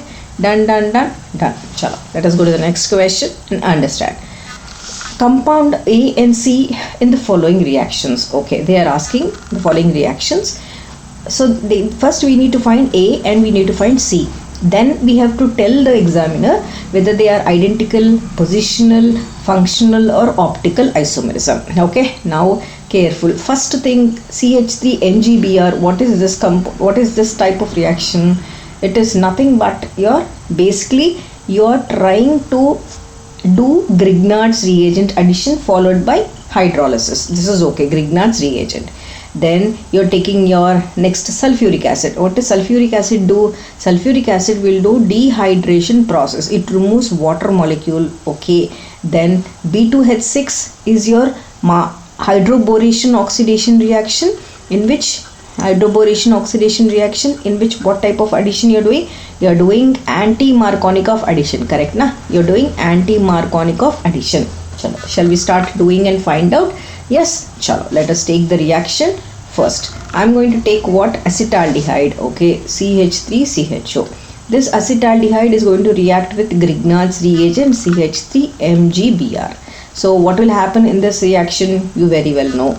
The whole thing adds to the molecule CH3CHOMgBr and CH3, correct na? Then shall we leave this here? We will not leave here. We are going to do hydrolysis to this product, because hydrolysis, then you get the stable compound. So this whole MgBr breaks and you will be getting your CH3, your CHOH comes and adds here in your CH3, and your MgOHBr, correct na? Yes, this is a molecule. Now what is the name of this molecule? This is propan-2-ol, correct na? Prop molecule, 3 carbon atoms, and second position is this. So this is compound A. Propan-2-ol is compound A. So go back to the reaction and write here it is propan-2-ol. Okay, now I'm going to take that propan-2-ol. Now which type of reaction I have to do? I have to do dehydration. So step B.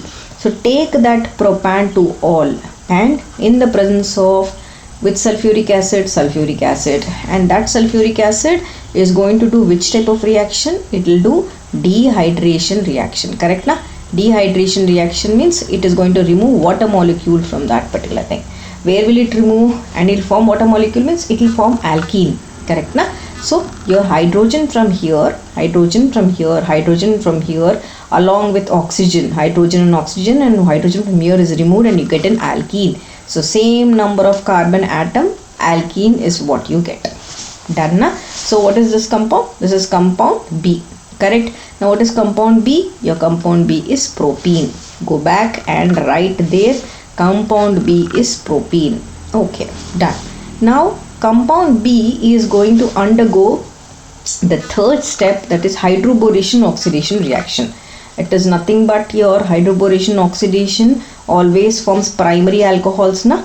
Yes, so B2H6, yeah, then presence of hydrogen peroxide, then OH minus. So what do I get? The bond breaks here and you're going to get add hydrogen here, OH here, and I'll be getting primary alcohols. This is your primary alcohol, correct na? So it is your propanol. This is over this one. So compound C, this is propanol. Now go back and check right here. Compound C is your propanol. What did they ask me? compound A and C in the following reactions are what? Compound A is this, compound C is this. What are they? They're asking. Let us go back and write to the next page. Before we go to this, compound A was my propan to all.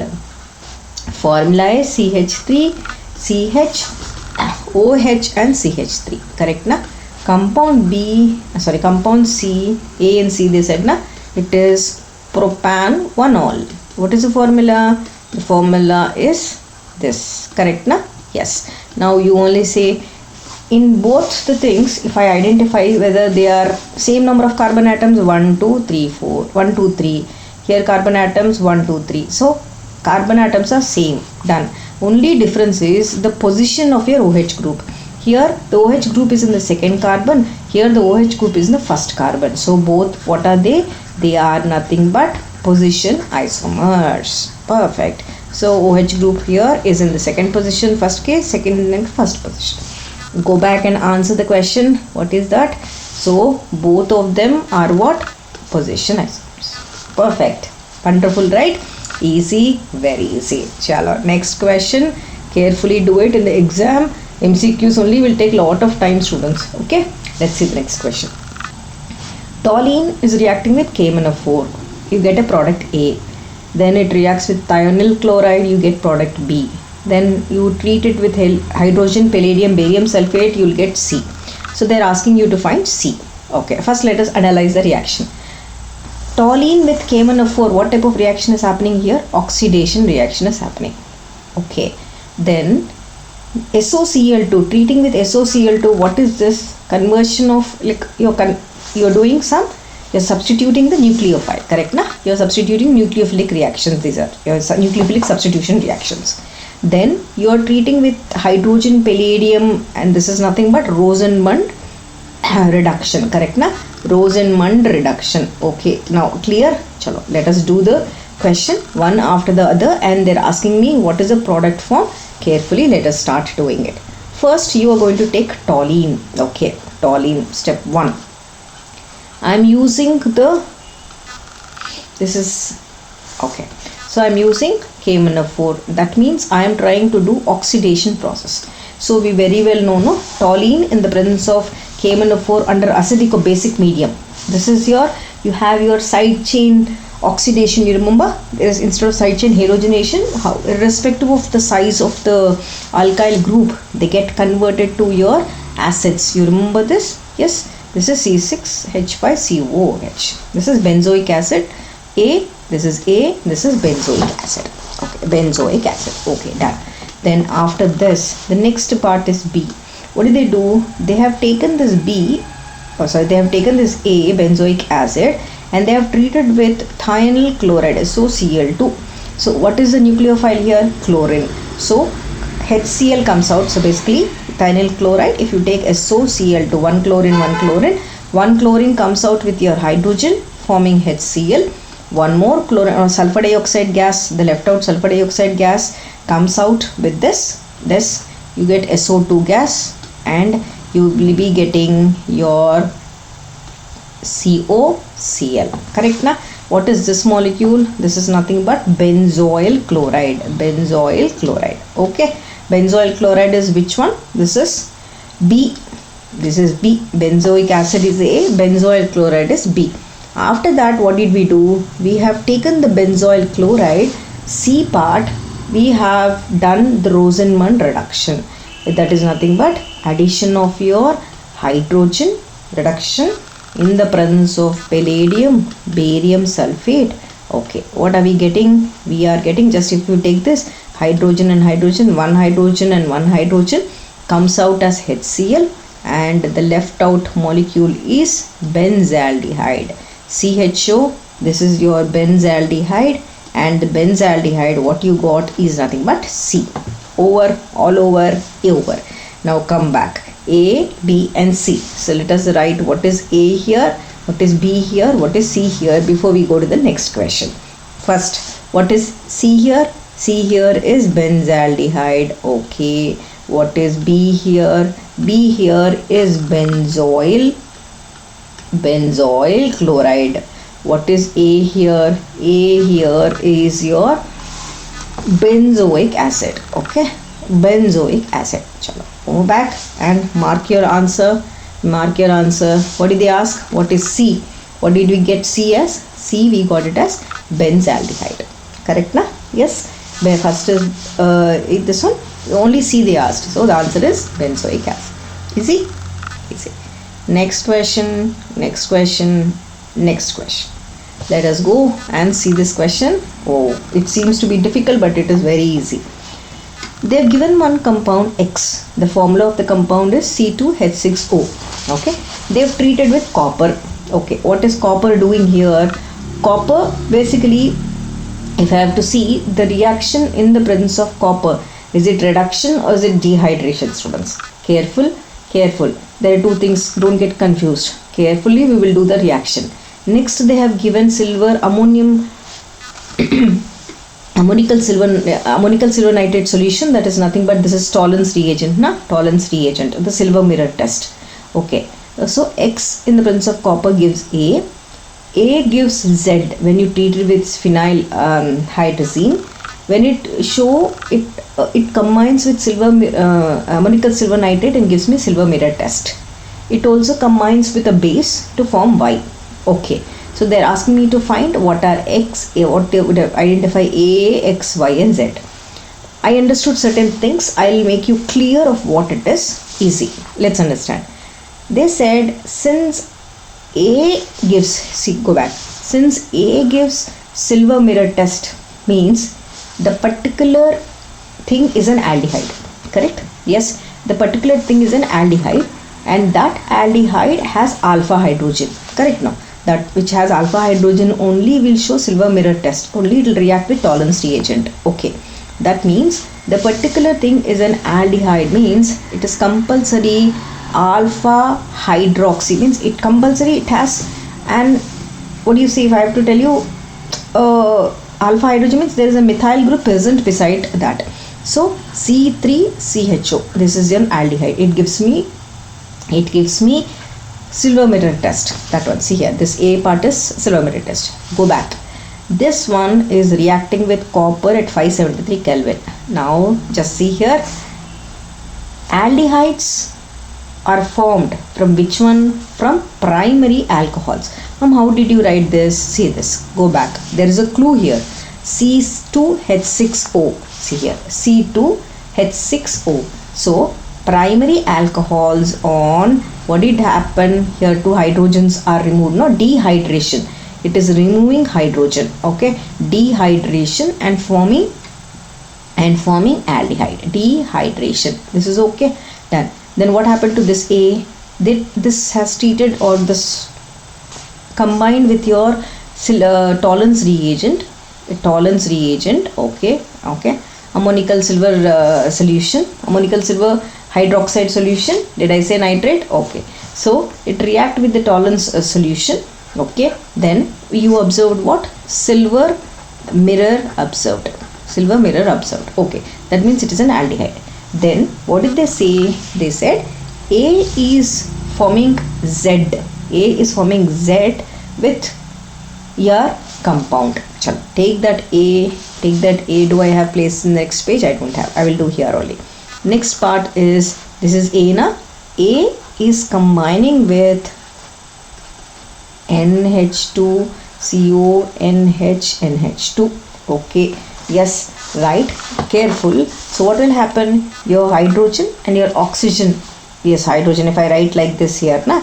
Okay. This hydrogen, if I write here, the water molecule comes out and you get CH3, CH, double bond NH, CONH2. This is okay. Over.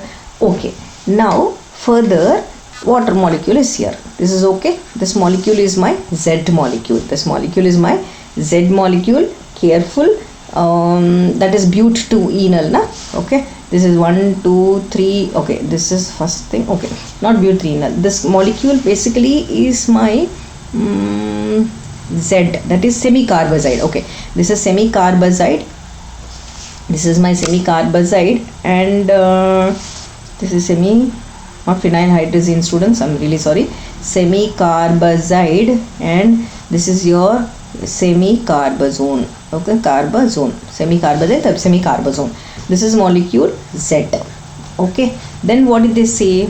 They said your A will react with OH. Okay, see here, A will react with the base and forms Y.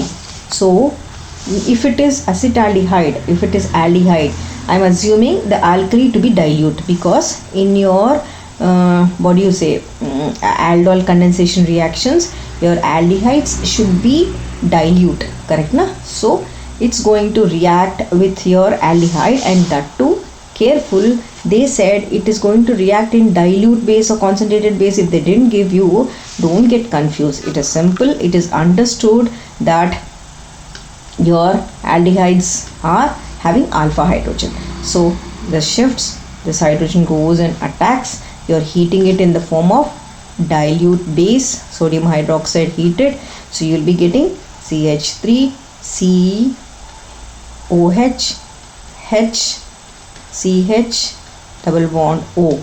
Further, this one on heating, what happens? Here I have written heating, I have written again separately, you will be getting butanol, no? Hydrogen from here and hydrogen from here comes out, and you will be getting CH3, CHO. Okay, so what is this? This is butanol. Got it, students? Okay, so this butanol is Y molecule. Okay, got it? So this is my X molecule, this is my Y molecule, semicarbazone, then this is my Y molecule, and semicarbazide is my Z molecule, rather. Semicarbazide is my Z molecule, sorry, semicarbazide is Z and Y is this. So go back once again, I am writing the compounds, careful. So what was X for me? X here was ethanol. Okay, what is A for me? A for me was my ethanol. What was this one for me? Y for me, Y. So Y was butanol. Then what was Z for me? Z for me was semicarbazone, not phenylhydrazine, which I said, the semicarbazone, correct na? So which option is here, students? Ethanol. Where is ethanol? Ethanol, careful. Ethanol, yeah, ethanol. A part na? Okay, A is ethanol, okay, X is ethanol, Y is butanol. So option B is correct na? Option B. Alright, now let us see the next question. Right, which of the following reactions will not result in the formation of carbon-carbon bond? Will not result, they said. Okay, so careful, they have given 4 named reactions, nothing. We will analyze one after the other. One is Cannizzaro, one is Wurtz, one is Friedel-Crafts reaction, one is Riemann-Timan reaction. Chalo. First thing, Cannizzaro's reaction. In Cannizzaro's reaction, what will happen? They said there should not be any bond, carbon-carbon bond, new carbon-carbon bond should not form, they said.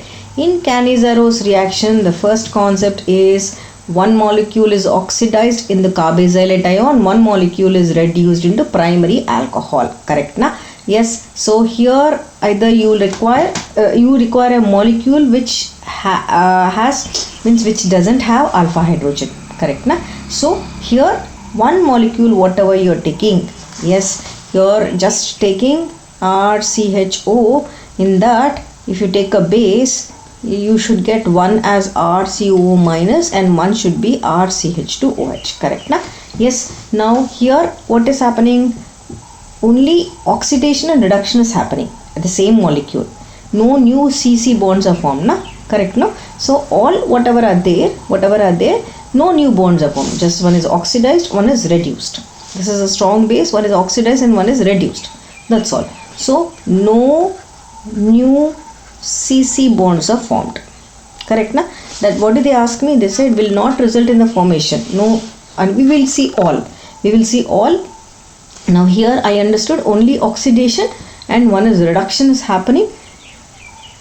That's all. Nothing is happening. So this is oxidized product.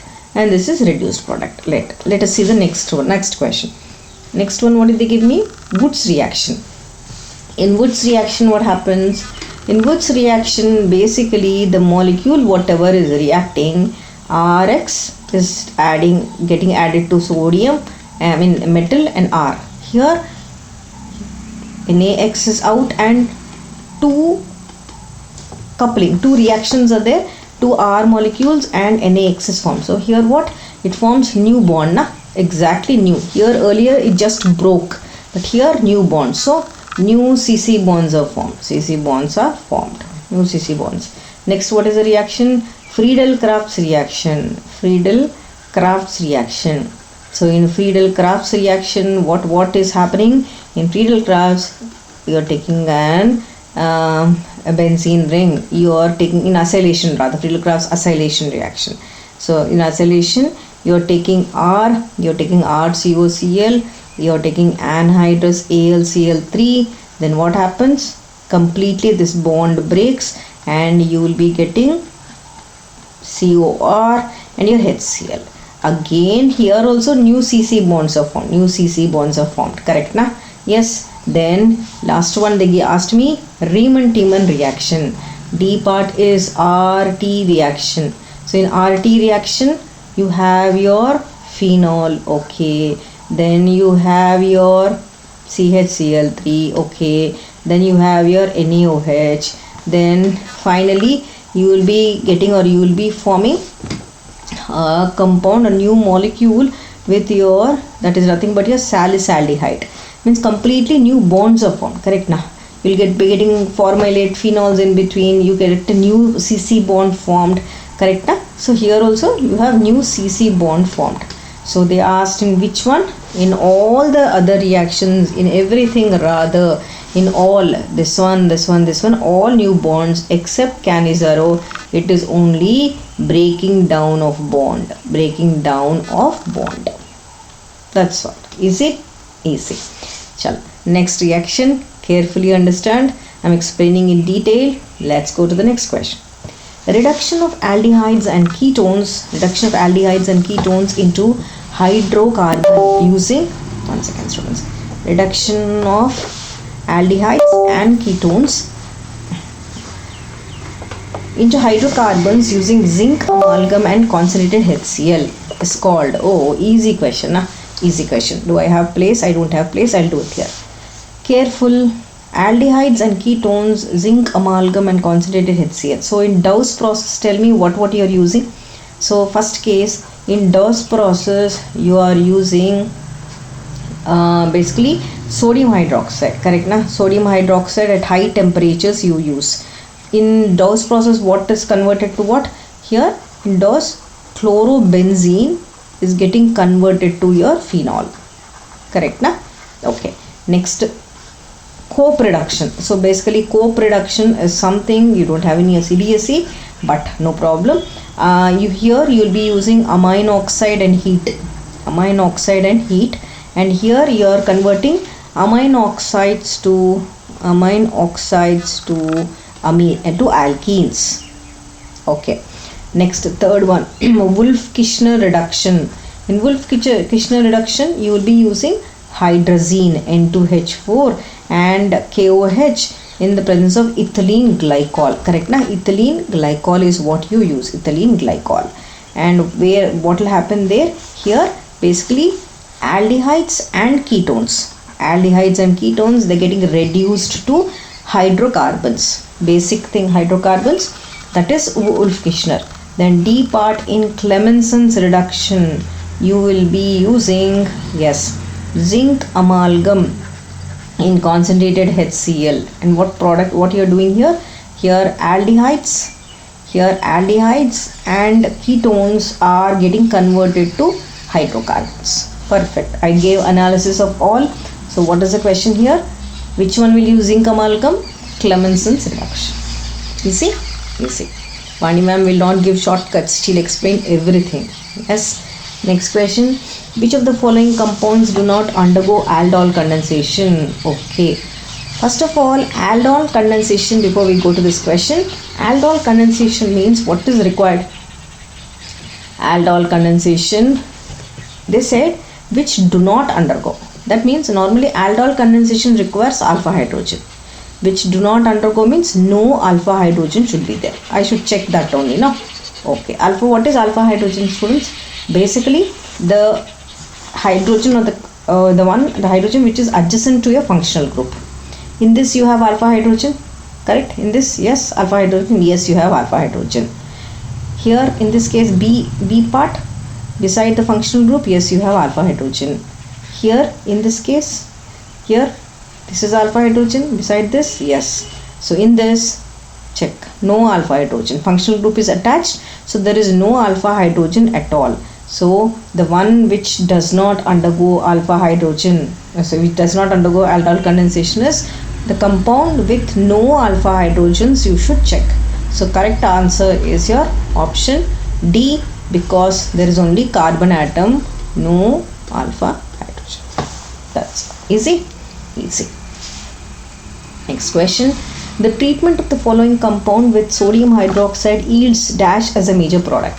Okay, what did they give me? They said the treatment of the following compound with sodium hydroxide yields dash as a major product. What did they give me? Do I have place? I don't have. So they have given me phenyl benzoate here. Okay, so what should I do? I have to react with sodium hydroxide, correct now? Okay, let me take phenyl benzoate first.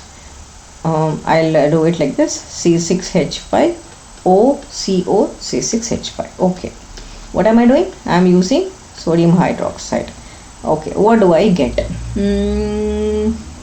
What options did they give me? Phenols as sodium phenoxide, sodium benzoate. Okay, first of all, what is this reaction, students? This reaction is base catalyzed hydrolysis reaction. Base catalyzed hydrolysis reaction. Okay, that means you are going to just add or do the hydrolysis reaction and you will be getting phenol and remaining C6H5 COONA. That's all. Okay, sodium benzoate and phenol. This is phenol and this is sodium benzoate. Easy.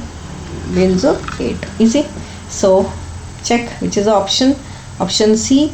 One is phenol is correct. One is sodium benzoate. So 1 and 3 options. Where are they?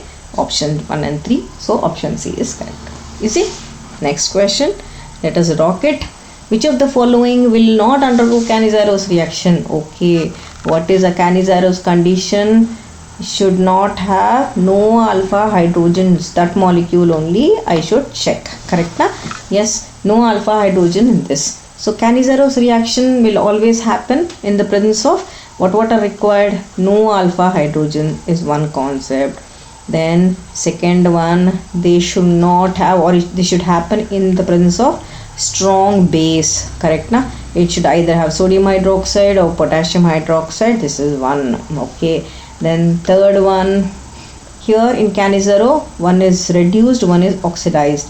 So reduced to alcohol, oxidized to carboxylate, carboxylic acid. Okay, salt of carboxylate. Correct na? So let us see the question. 1 acetophenone they gave na. Okay, I say all options we will write.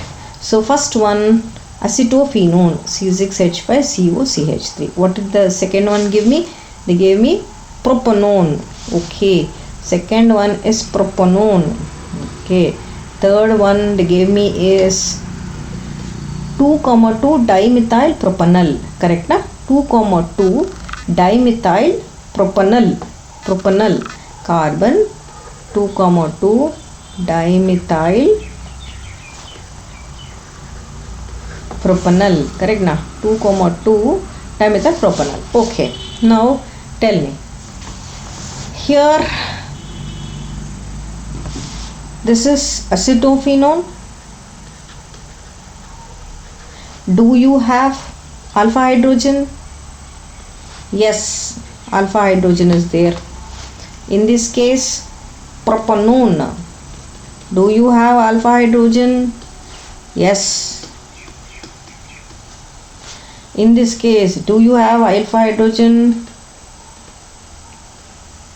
No, no methyl propanone, no alpha hydrogen. See this. To attached to this. Correct na? It is an aldehyde. No alpha hydrogen. So basically no alpha hydrogen. Now you go back. The one which doesn't have alpha hydrogen.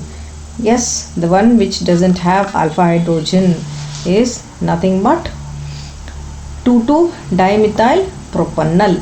Correct na? 2,2-dimethyl propanol. Easy. Now ma'am, here you have written brute na? Correct no? CCH3. Should I make 2,2-dimethyl? Is it correct?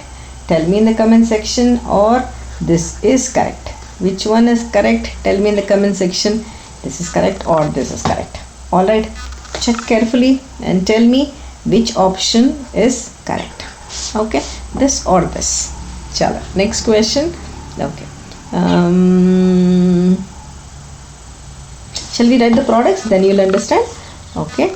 So CH3 taken thrice, CHO plus sodium hydroxide I get.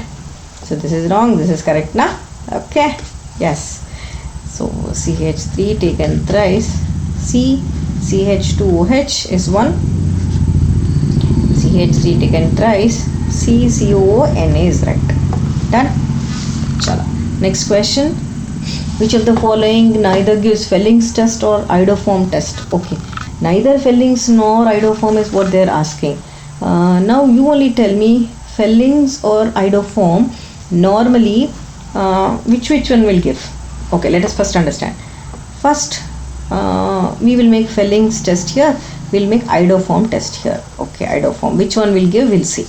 So Felling's test normally is used to detect aldehydes, reducing aldehydes. Correct na? Aldehydes. So aromatic aldehydes like benzaldehyde, will it give Felling's test? This will give. So benzaldehyde, does benzaldehyde give Felling's test? No, it does not undergo Felling's conditions. Aliphatic aldehydes like ethanol, ketones, let us take ketones like propanone, acetophenone, do they give? Yes. No na, because they don't have free aldehydes. So that means ethanol, propanone, acetophenone, phenone, they will not give aldol condensation because they don't have alpha hydrogen. Now for iodoform test, which will we detect? RCOCH3 methyl ketones or CH3CHOHR, like that, such molecules will give iodoform test. Go back and observe. In benzaldehyde, let us draw or write the structures. So benzaldehyde, first ethanol, we'll write ethanol. Okay, benzaldehyde, first one C6H5CHO. Does this have, it doesn't, does it have this one, what do you say, benzaldehyde, does it have CH3 group, CH3CO group? It doesn't have. So iodoform test, iodoform cancel, it will not give. Correct na? Yes. And no, for iodoform also and Felling's, I very well said benzaldehyde does not give. Just now I said na, benzaldehyde doesn't have. So your first test, what is there? Felling's test also cancel over. Then next one, next comes your ethanol. Let us take ethanol, CH3CHO. Does it show your Felling's test? Go back and see ethanol. Ma'am, ethanol, so normally ethanol has, will it give this group? Ethanol has which group? CH3 C double bond O. So go back and see ethanol C double bond O. Okay, so ethanol group gives iodoform test. Iodoform, yes, it can give iodoform test. Correct na? Yes, but in this case ethanol, Felling's test, can it give? Felling's test, it cannot give. It has alpha hydrogen, so we should not write here na. Here ethanol gives iodoform test. Okay, but ethanol, does it give Felling's test? Let me check. So normally what happens is, yeah, if the temperature conditions, aliphatic aldehydes with ethanol and means unless until, see what happens is there are certain temperature conditions which will force the molecule to go. Then I can. So that's why specifically if I say iodoform test, yes, this Fleming's test, yes, this can also go, but with conditions. Conditions are because this has alpha hydrogen, so if the conditions are favorable enough, it gives. Next, Fleming's test, it gives. Then your propanone, okay, propanone, Fleming's test, it will not give. Iodoform test, it gives. Then acetophenone, acetophenone C6H5 COCH3, Fleming's test, it will not give. Iodoform test, it gives. Correct na? So now what did they ask me? They asked me which molecule neither gives Fleming's test nor iodoform test. Go back and see. The answer is option, that is it does not give both benzaldehyde. Clear? Chalo. Next question. Correct. Yes. This is blank page, students. Blank. Next question. Which reagent is best for the following conversions? Okay. So which reagent? What is converted to what? CN is converted to CHO. Okay. So there are different reagents given to us. So observe carefully and understand. Do I have place? I'll just make it in the next page. Okay. H2, palladium, barium sulfate and everything. So basically this hydrogen, palladium, barium sulfate is which catalyst? Lindlar's catalyst, correct na? Lindlar's catalyst. Then hydrogen and nickel, this is nickel catalyst. Okay, nickel catalyst. Then dibal is diisobutyl aluminium hydride na? Diisobutyl aluminium hydride. Okay, sodium borohydride is basically also, this is used for reduction. This is also reduction, this is also reduction. Everything is reduction. But I should know what is what. Okay, let us understand carefully. Remember, whenever you have hydrogen in the presence of palladium, barium sulfate, careful students, this role is to convert Cn to CH2 NH2. Okay. Yes, it will it will hydrogenate triple bond, double bond. Okay, remember it hydrogenates triple bond and double bond, but it does not stop at the aldehyde group. Okay, it goes on and goes on and goes on. Okay, so because it doesn't stop, they said I can't. It's best, they said. So I should know what is the thing which will stop at aldehyde. Okay, this doesn't stop. Next thing, dibal. If I take dibal, what happens? This also converts CN to CHO, but this dibal is selective. Okay, this is for selective reduction. If I want this to happen, then only I will use. Then third one, hydrogen and nickel catalyst. Hydrogen and nickel catalyst, what does it do? This also converts CN to CH2 NH2. So it will lead to amine, not aldehyde. Okay, so next fourth one is sodium borohydride. Sodium borohydride, what does it do? It reduces only aldehydes. Aldehyde and ketone reduction only I can use sodium borohydride. Okay, it is not effective for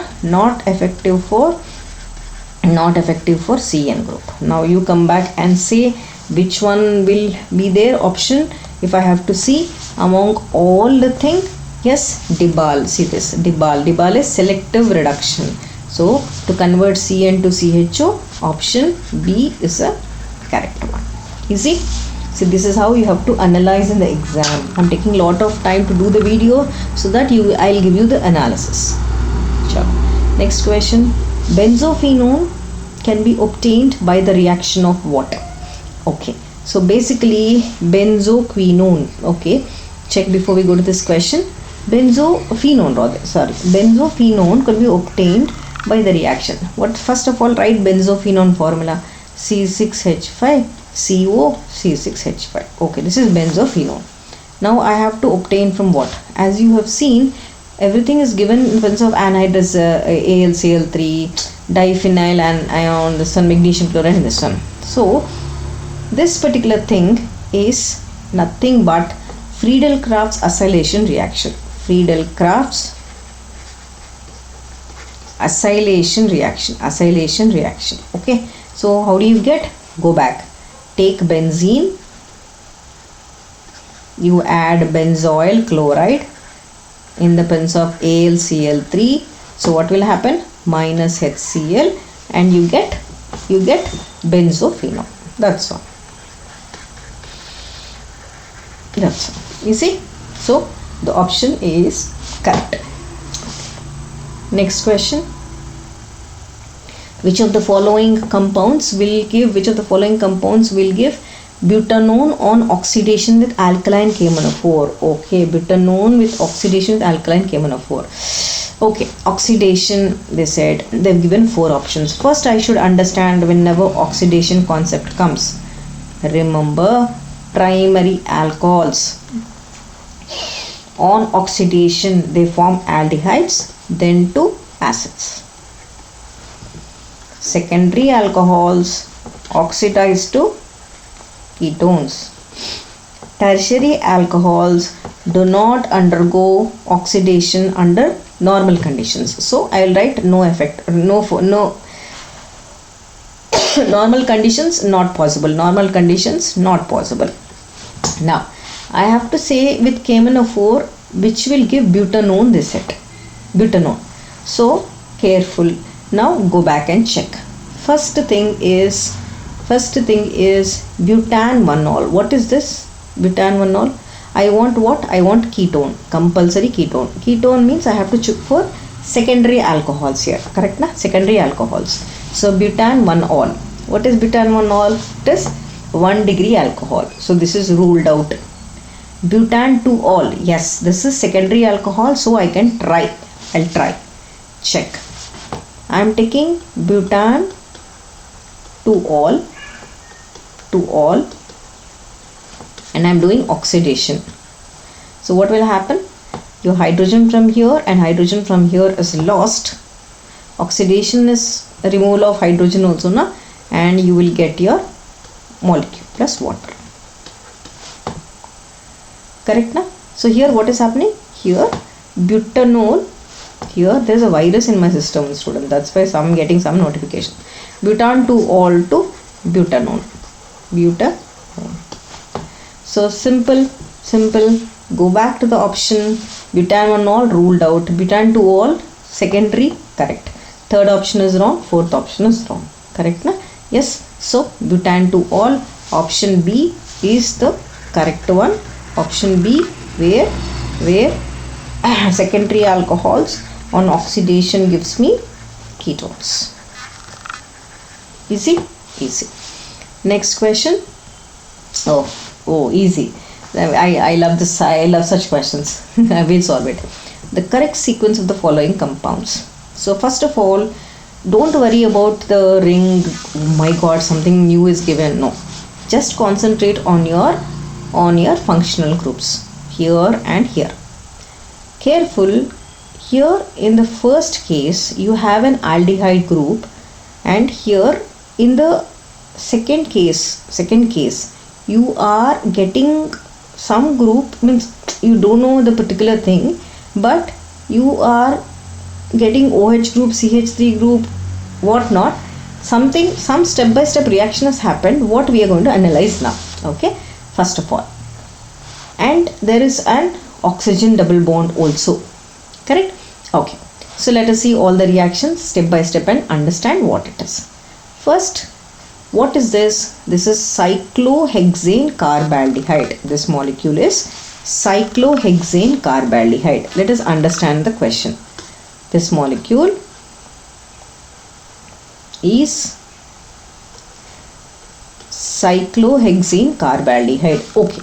Now, and it has got converted to, first of all, whatever you are taking, aldehyde or the molecule, in everything they have given ammonical silver. That means compulsory we are using tolerance reagent. Correct na? So what I'll do, instead of using the whole molecule, I'll just mention it as RCHO for you. So first I will take Tollens reagent. Tollens reagent, aldehydes are getting converted to acids. Correct na? You assume this R is this group. Okay. Then this acid, whatever is there, then we are converting or using methanol. I am converting into, in the presence of acid medium, I'll convert into ester. Correct na? Plus water. Correct no? Yes. This ester plus water, this ester, do I have place? Yes. This ester plus water, whatever I got, I am going to then use Grignard's reagent and form RCOH. See, again this message is coming. Okay, RCHOH and and you have your CH3 and you have CH3. Got it? What did I do? I just took the molecule. I just took the molecule and tried the sequence so that I get this molecule. Correct na? Now come back and see what did we get. Instead of R, think it is a ring, and the remaining molecule we will check. Go back. There is one OH, there are two CH3 groups. Check. There is one OH, there are two CH3 groups. Correct na? Yes. So this one concentrate. Forget about the remaining thing. That's the easiest way. Now you check. First thing, what did I do? I took Tollens reagent. Then I did esterification. Correct na? This is esterification. Then after esterification, I added Grignard's reagent. Correct? Then after that, I got the product. Correct? And that is already there. MgOHBr, that is already there. That's not a problem. Okay. Now, careful. Did we miss out anything? RCO. Okay. Here, ma'am, this group is there. Na? RCH3 MgBr. MgOHBr is out. Okay. Did we count the molecule? 1. This is 2. This is 3. This is correct only. Okay. Go back. Now, what order did I follow? First I did with Grignard's reagent. Then I did esterification. First I did with oxidation, Tollens reagent.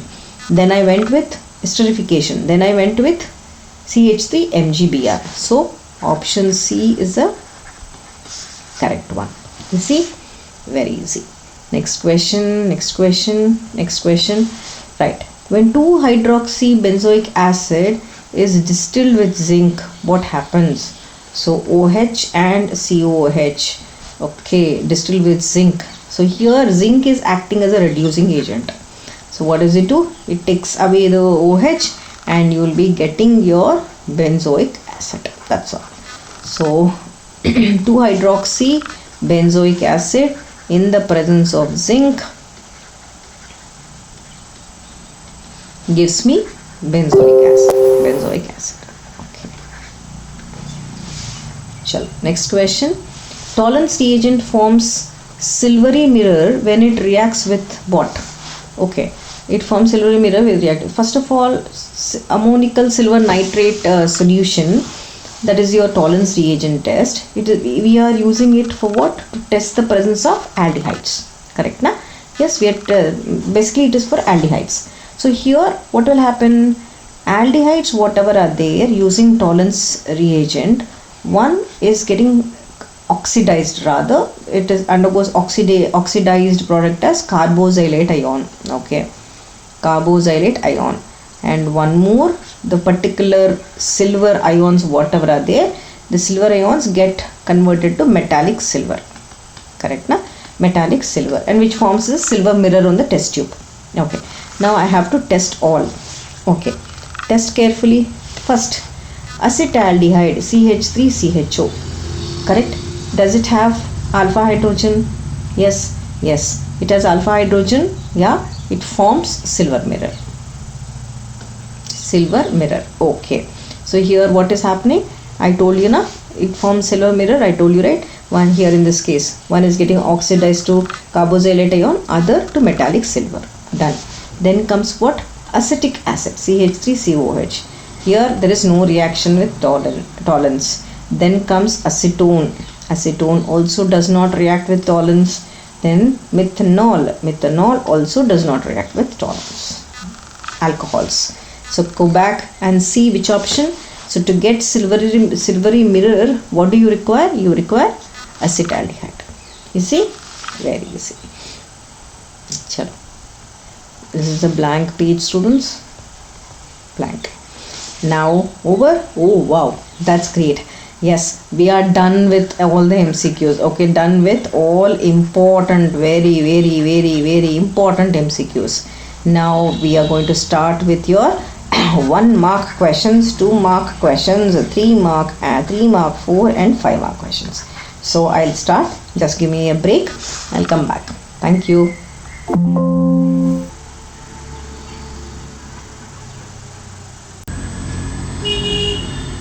Alright, now let's come and start with your chemical reactions questionnaire. Yes, students, careful. We are going to solve all 1 mark, 2 mark, 3 mark and 5 mark questions. So 4 also I'll try to solve. Careful, watch the complete video. An important thing, this is very the questions here are the difficulty level. I'll be solving from easy, I'll make it little bit mediocre, and also I'll be also solving the difficult questions. Everything I'll solve one after the other. Please watch completely. Chalo, gradually we'll go. Let us go to the first question. This is your 1 mark question. What is asked? How is acetone obtained from ethanol? That is what they asked me. Acetone from ethanol. Easy. Basically, they're asking us to prepare, convert from alcohol to ketone. Correct? Na? Ethanol I wrote. Okay. Then your acetone I need to find out. This is what is my work. This is my task. Correct? Na? So, now what is the difference? First of all, when you see both this molecule and this molecule, rather the number of carbon atoms are the same, correct? But problem here is, careful, problem here is this is CH2 group, this is CH3 group. That means I need to add something. So which will add Grignard's reagent will help me in addition of that, correct? So first task is always remember, try to convert this functional group. Then we will elongate the chain. First thing, when I am using copper at 573 Kelvin, what happens? Careful, your molecule, whatever hydrogen is there, copper, dehydration, means dehydrogenation reaction. It's going to dehydrogenation. It's going to remove hydrogen from here. So what do I get? I'll be getting an aldehyde. Okay, alcohol to aldehyde. Over. Now what will you do? You will do one Grignard's reagent. How many ever carbons you want? You're going to add that with your Grignard's reagent followed by hydrolysis. Then what happens? The molecule goes and adds, CH3 comes and adds here. Your MgBr goes out, no hydrolysis. We are not bothered about the side product. So take it easy, simple. The bond breaks. We already have studied that. So basically your carbon, whatever is there, the CH3 comes and adds here and your OH is done. So we are going to get this secondary alcohol. Okay, now we have already added this alkyl group. Now what can we do? Already 2 CH3s are ready. Only thing, hydrogen is extra. So what is the thing? Hydrogenation, that is copper at 573 Kelvin. If you add again, it will remove hydrogen and you will get your acetone. Simple. So acetone from ethanol. Easy? Very easy. Chalo, next question. Why do aldehydes and ketones have lower boiling point than alcohols? So whenever somebody is asking you boiling point concept, only one thing, only one word you're going to use. Sorry, you'll use only one word. One word, you will write only one word. Simple. Due to presence of associated molecules. So molecules, boiling point is high means molecules are together, na? Associated molecules. Now which one is holding with hydrogen bonding? Where is it? See, in alcohols. They said na alcohols is more than aldehydes. That's all. You finish off your answer saying that there is hydrogen bonding alcohols. That's all. Easy question. Very easy. So all the concepts put together. Now write reaction between acetyl chloride and dimethyl cadmium. Okay, acetyl chloride. Let us take acetyl chloride. This is acetyl chloride. Then they said dimethyl cadmium. Dimethyl. Okay. Cadmium. Okay. So this reaction basically is performed in the presence of dry ether. Okay, done. Now what will happen? Simple. Cadmium. Okay, this is popping up. First thing, take out the cadmium chloride. Okay, whatever cadmium is here, take out that cadmium chloride. CdCl2. Okay, what is left? This is one alkyl group, this is one alkyl group. How many alkyl groups are there? 2 are here and one CO. That's all. Add it. CH3, C double bond O, CH3. That's all. Over. Simple. This is acetyl chloride to your acetone.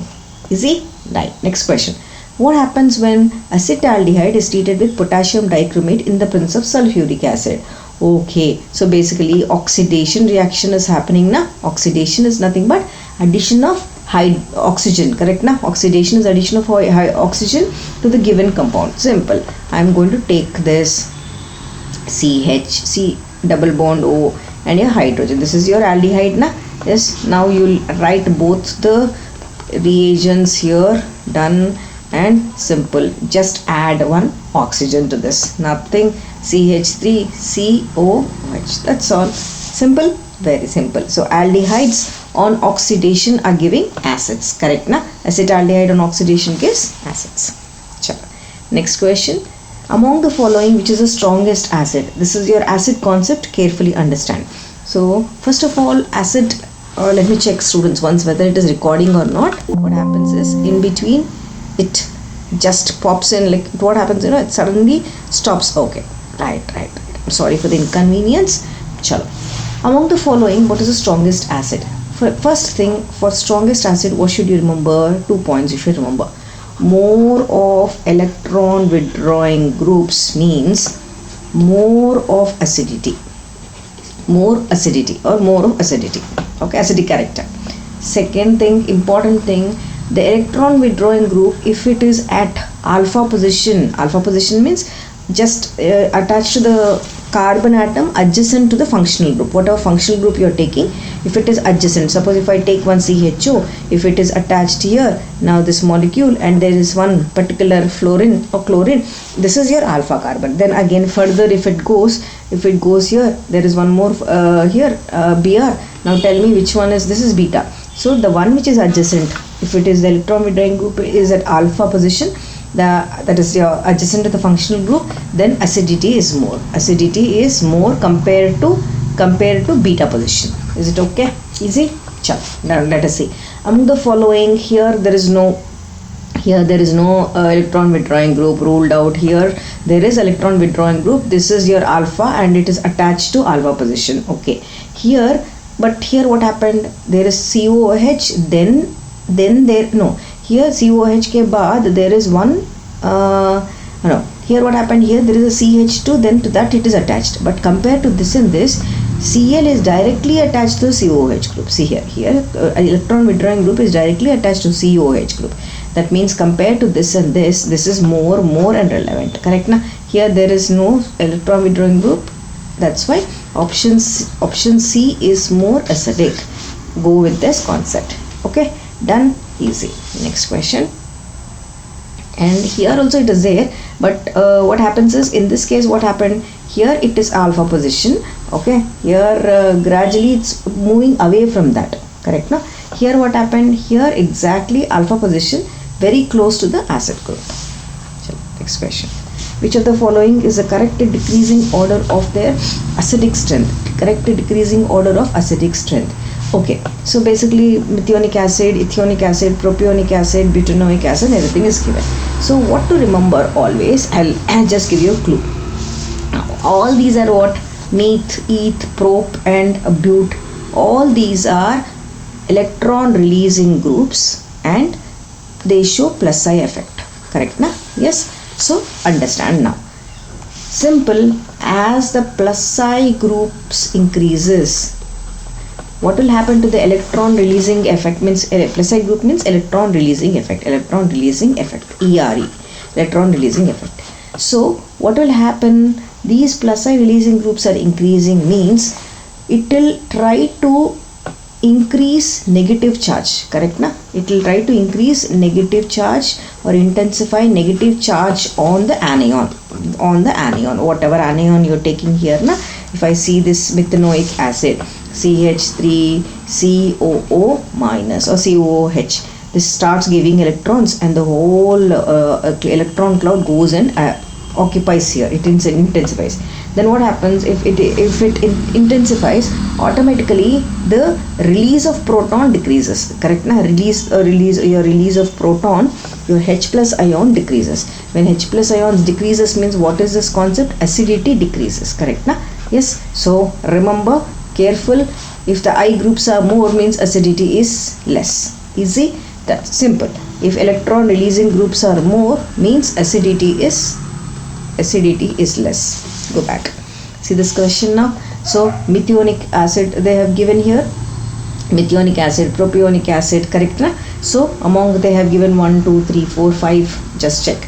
Now careful. The option, if I have to say, first option we will see. Here NEET is greater, they said. Okay, yes, 1 carbon atom better. Okay, this is 2 carbon atoms. Okay, this is 3 carbon atoms.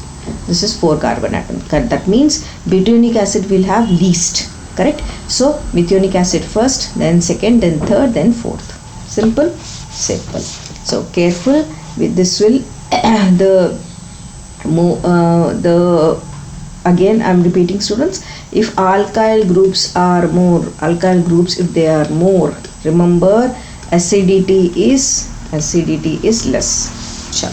Next question, let's understand. Yeah, nice question. This is quite common question everywhere. Just see which of the following represents the order of acidity in the given compound. Once again, what are you observing in all the cases? You are observing a halogen. Once again, halogens are electron withdrawing group. If halogens are increasing, acidity or electron withdrawing groups are increasing, acidity increases. Correct na? Yes. Now what are electron withdrawing groups in this case? Halogen X is electron withdrawing, NO2 is electron withdrawing, C6H5 is electron withdrawing. Correct na? These are all electron withdrawing groups. So careful when you see these, and important. And order of halogens, here all are halogens. What is the order of halogens? Fluorine is more than chlorine is more than bromine. Now you only tell me among first one सबसे ज़्यादा fluorine. Correct ना? Fluorine, then chlorine, then bromine, then acetic acid. So option C is the correct one. Easy. So what should I write and remember in the exam? The clue is careful, as minus I effect. That is plus I effect for electron releasing. Minus I effect, correct na? Yes. So minus I effect increases, means ability to pull the electrons. Then what will happen? The acidity increases. Correct na? That means fluorine is more compared to your chlorine, is then compared to your bromine, then compared to your acetic acid. Is it okay? Acetic acid. Is this clear? This concept is clear? Yes? Chalo. Okay. So electron releasing groups and electron withdrawing groups, careful. Okay. So next question. Consider the following compounds. These are the compounds. So what should I do? The correct order of decreasing of the reactivity towards hydrolysis. Okay. So basically, whenever hydrolysis concept is given to you, what should you remember? Here I told you about electron releasing and electron withdrawing. Now let us see hydrolysis concept. So hydrolysis concept, whenever somebody is giving you the trick or the clue is the degree of hydrolysis increases. Degree of hydrolysis, it increases when the magnitude or the measure of positive charge increases. When magnitude or measure magnitude of positive charge increase. This is okay. Done. Now this is first point which you should remember. Next important thing, if electron withdrawing groups are increasing, as I said, what will happen? This electron withdrawing group will increase the positive charge. If electron groups are more, positive charge also increases. Correct? No, because it starts dragging and the particular site will get the positive charge. So when electron withdrawing groups are more, positive charge increases. Correct? Now this is clear. Any doubt? No doubt, right? So again, the electron withdrawing group means indirectly I am talking about minus I effect. Correct? So now in these examples, what are given? here they have given me NO. One NO is 1. Okay, NO is, yeah, NO2 is there. Okay, they have given me NO, right? Then CHO is there. Okay, then what are these? These are electron withdrawing groups. Okay, then what did they give me? Then they have given me NO, CHO. Then there they have given me CH3 is given here. Then C6H5 is given. Correct, na? CH3 at the last. CH3 here, what is it? This is electron releasing group. Electron releasing group. Correct, na? NO2 rather, NO2, CHO, and what else is given? C6H5. Okay, C6H5. C6H5 also is basically the basic ring which we have. Correct, no? COCl, C6H5. Now if I understand, simple concept, electron withdrawing groups are increasing means acidity increases. Same concept I am using here. Electron releasing groups increases means acidity decreases. Correct, na? So go back and arrange all. So सबसे ज़्यादा among acidity or rather hydrolysis also. Indirectly I am saying it is easy for me to see. I'm pulling something. The particular site is having positive charge, then OH minus comes and adds to that. That is nothing but your hydrolysis, na? Correct? So the correct first thing what we get is sabse zyada this rank. Second one will be more because NO2 will pull more. Then after that your aldehyde will pull more. Correct, na? Then after that your benzoyl chloride, because of the benzene ring, this will pull more. Then comes your CH3 group. This is electron releasing group. So 3. So what is the option, students? The option is C option. Okay. Chalo. Next. Analysis is clear. Alright. Let's go to the next question. Acidity or rather the pull. Okay. Arrange the following compounds in increasing order of their boiling point. Okay. So boiling point basically it depends upon what concept? H bonding. Correct, na? Yes, H bonding. And important thing is it also depends upon a concept called alkyl groups. If alkyl groups are more, nothing but your hydrophobic ends are more, means careful, your boiling point will become very higher. Low. Tell me, if your lot of alkyl groups are there, I need to boil all the alkyl groups, then what will happen? Let us think seeing this order. Yes, chalo. Now arrange the following increasing. If whichever is hydrogen bonding is more, that will have boiling point more. So now among all this which is having hydrogen bonding, yes, this will have hydrogen bonding more. This is the highest. Then after that compare both of them. Then here also hydrogen bonding is there. This one. Okay, this is done. And compare this and this. This also has to a certain extent hydrogen bonding. Then सबसे कम CH3, CH2. Okay, done, easy. So that means that the alkyl groups are increasing and hydrophobic ends, but there is no hydrogen bonding here. I can easily boil that. Easy. Yes. So alkane, no hydrogen bonding. That's why easily I can boil. Here there is hydrogen bonding. That's why it is difficult for me to boil it. Chalo. Next question. Name alkene which on ozonolysis gives acetone as a product. Okay. So name an alkene which on ozonolysis gives acetone. I want acetone. Okay. I want acetone. This is the product which I want. Okay, done. So alkene. So what should I do? Normally ozonolysis is done. When you're taking ozonolysis, we take 2 molecules. Because ozonide has to form, this should be an ozonoid which should form, correct? Alright, that means this acetone molecule, I am going to take an alkene which 2 alkyl groups in this way, and now join the ozonoid comes and forms the molecule, it forms an ozonoid. This is your CH3, this is your CH3, this is O, and further in the presence of zinc and water, you will break the bond in this direction and you will be getting 2 molecules of your acetone. Correct? So what is this molecule? Basically 2-methyl 2-methyl, 2,3-dimethyl, but2ene. Is it okay? Chalo. Next question. Give reason. During esterification reaction between acid and alcohol, water or the ester should be removed as soon as possible. Why? Simple, nothing. Whenever you are adding esterification reaction is between acid plus alcohol, correct na? So it's going to give me, which is an reversible reaction, it gives me ester plus water.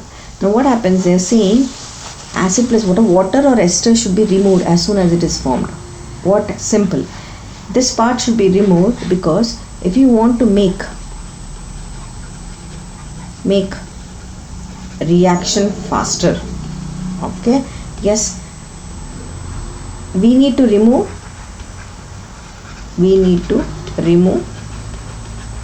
products. Now which principle is this?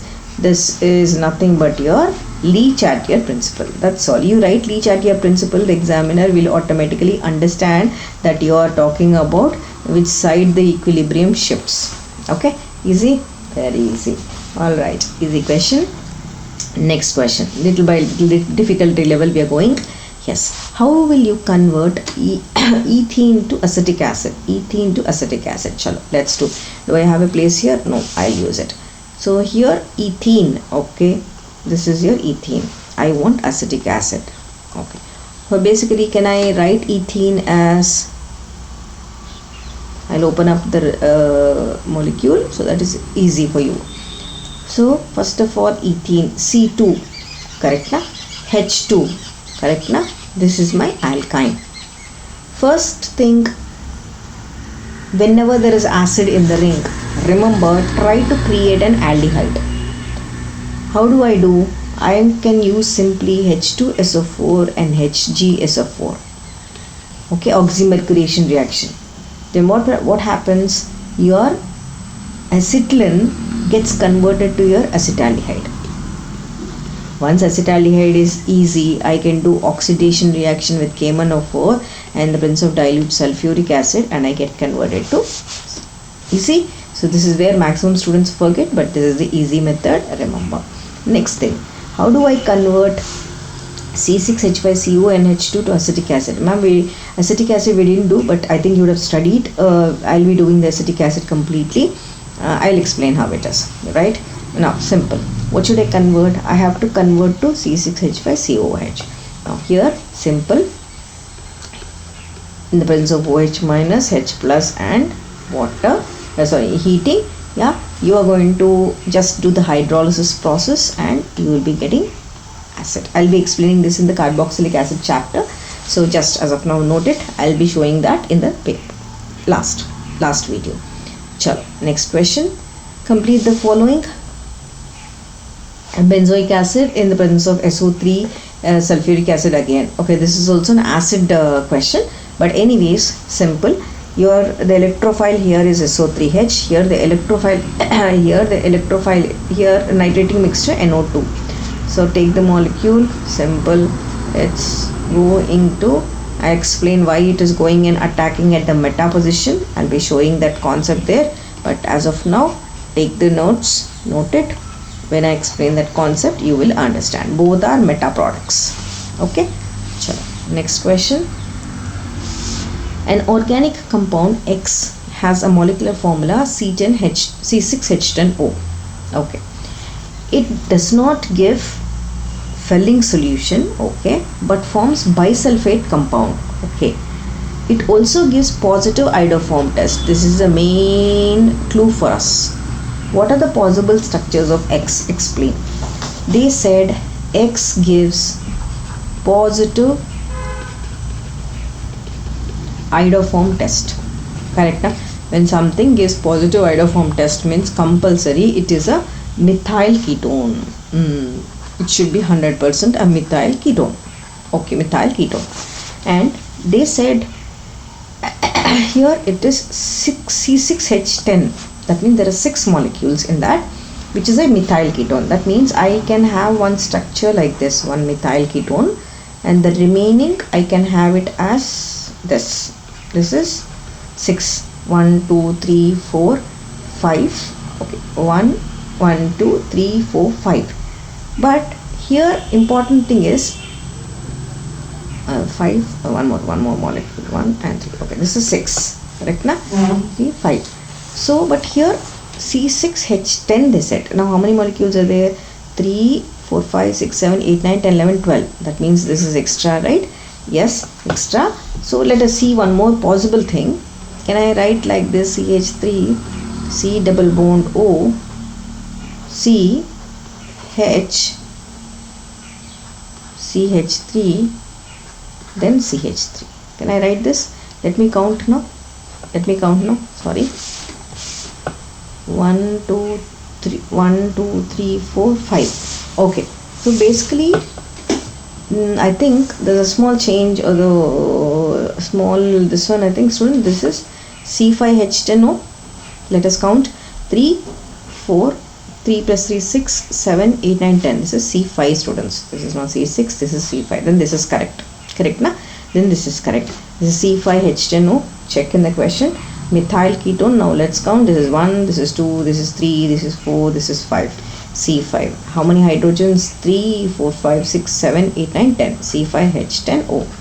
Okay, here 3 6 7 8 9 10. C5H3 6 7 8 9 10. H10O. So this is C5H10O. Okay, so let us erase this.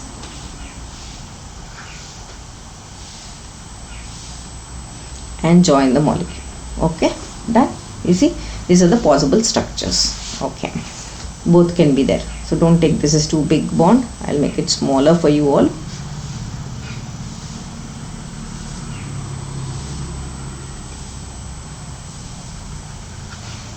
Chalo. Next question. Give the chemical test to distinguish between acetaldehyde and acetone. Okay, acetaldehyde and benzaldehyde. Okay, simple. So basically, before we go to this question, I think I'll use it here only. Acetaldehyde and benzaldehyde, acetaldehyde and acetone, the best test to distinguish is silver mirror test with tolerance reagent. Silver mirror test, that is nothing but tolerance reagent test. Tolerance reagent test. You write this first. Then acetaldehyde and benzaldehyde. Okay, this doesn't have your alpha hydrogen, correct? So this can best test to give is Felling's test. Felling's test, where you get the red PPT, brick red PPT. Sure. So simple. Show the reactions. First one, acetaldehyde shows positive. It shows positive tolerance test or silver mirror test, tolerance reagent test. And you show the reactions. What is the reaction? Acetaldehyde, first it reacts with silver nitrate and ammonium hydroxide. That's nothing but your ammonical silver nitrate solution, where this one gets oxidized and one gets reduced, correct na? One gets oxidized, one gets reduced. This is your ammonium nitrate and water. So I didn't balance the reaction. Let me balance. This is 2, this is 4, this is 2, this is 2. Okay, right. Alright. Okay, now in the exam, if you don't remember the reaction, you just draw this, right? Tolerance reagent, one is getting oxidized and one is getting reduced to 1 to carboxylic acid and 1 to silver, you can write.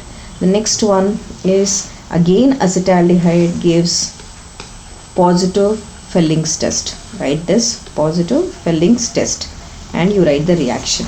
That is your acetaldehyde with your copper sulfate. One is one more tartarate, and you'll be getting same acid in this case also. You'll be getting copper oxide, which is brick red PPT. Along with this, you have sodium sulfate and your water molecule. Correct na? Now let us balance this. Copper. This is 2. This is 4. That's 2. This is 2 water molecules. Okay, right? So show this, this and this. Both I have written. You see, actually reactions are important. You need to write reactions in the exam. Next question is benzaldehyde. I think you've noted, students. Yes. Okay. Is benzaldehyde more reactive or less reactive towards nucleophilic addition reactions than propanol? Explain your answer. So benzaldehyde is more or less reactive nucleophilic addition reactions than propanol. So basically, let us write. First of all, nucleophilic addition reactions means I should understand the structure. Okay. Now this is my benzaldehyde structure. Carbon, oxygen. Actually, there's some virus in my system. I think that's why that window is popping up. This one. All right. Now first what happens, oxygen is more electronegative, it will drag the electron density. So what will happen, because it drags, your positive charge shifts here, correct na? Then this bond shifts here. So what do I get? I get a set of resonating structures where this carbon gets a double bond, then oxygen gets a minus charge, then hydrogen, okay, then this and there's a positive charge. Okay, now understand. Here in the carbon of a carbonyl carbon, the carbon in benzaldehyde rather is more reactive than propanol. Why? Because here the polarity is less due to resonance. See this. Here the polarity between your carbon and oxygen bond is less compared to your propanol. In this case, in propanol, what happens? CH3, CHO. There is no resonance here, na? In propanol, there is no resonance. But here, what is going to happen? The carbonyl carbon, whatever is there, this becomes less polar due to resonance. That's why. Careful. It is more reactive or less reactive towards this one. If it is less polar, I'm explaining the examiner. I'll write here. I will write carbon atom in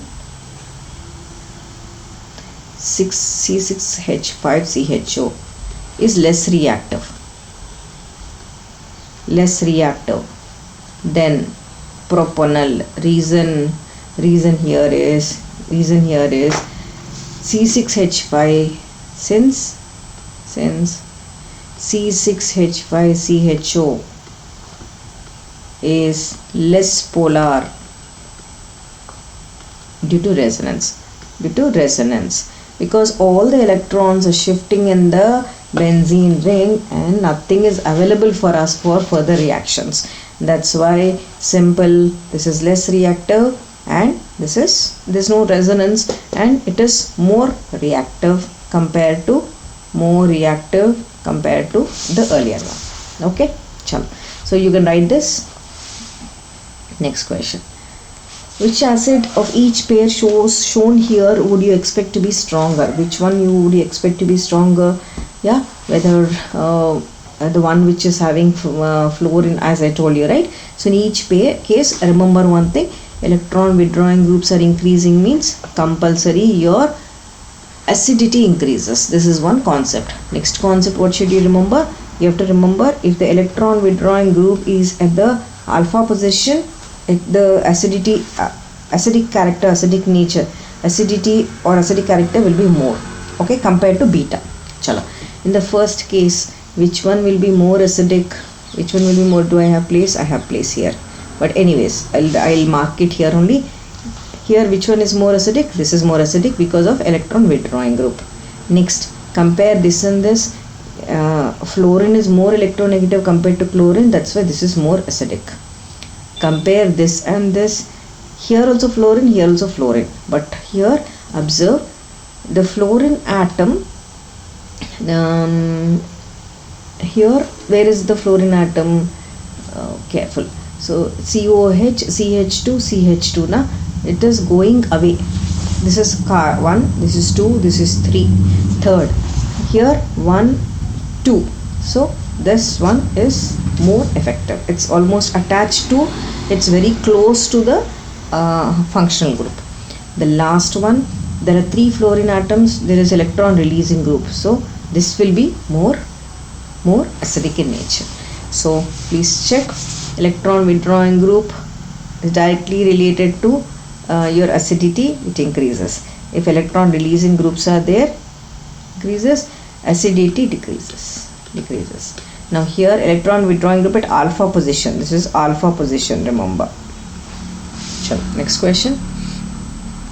This is a blank page, I have used it already, blank. Next question. Carboxylic acids do not give reactions of aldehydes and ketones. Why they do not give reactions of aldehydes and ketones, they're saying. So this is again a carboxylic acid question, I'll do it here. First of all, carboxylic acid, normally aldehydes and ketones have nucleophilic addition reactions, they're going to have reduction reactions, they're going to have condensation reactions, they will have oxidation reactions and all these. So why acids are not showing? That is what they asked. Now see, acid, when I draw carboxylic acid, check carefully, 1 2 3 4 5 6 7 8. Oxygen is more electronegative, it tries to drag the electron density. Then what happens, this oxygen, the lone pair of electrons are shifted here. This is in resonance to one oxygen has got 1 2 3 4 minus and double bond OH and positive 1 2 3 4 5 6. Now what is happening here? Double bond initially was here, now the double bond is here. So positions of C double bond O group keeps changing. Because it keeps changing, what happens? I can't because when nucleophile comes and attacks, I don't know where to pull the electron, I don't know where the site is created for the attack. Correct na? Yes. So one time here positive charge is here, one time here. So we don't understand. That's why, because it keeps changing, it does not give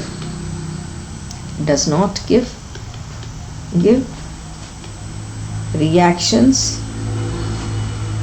similar to aldehydes and ketones. Chalo. Next question.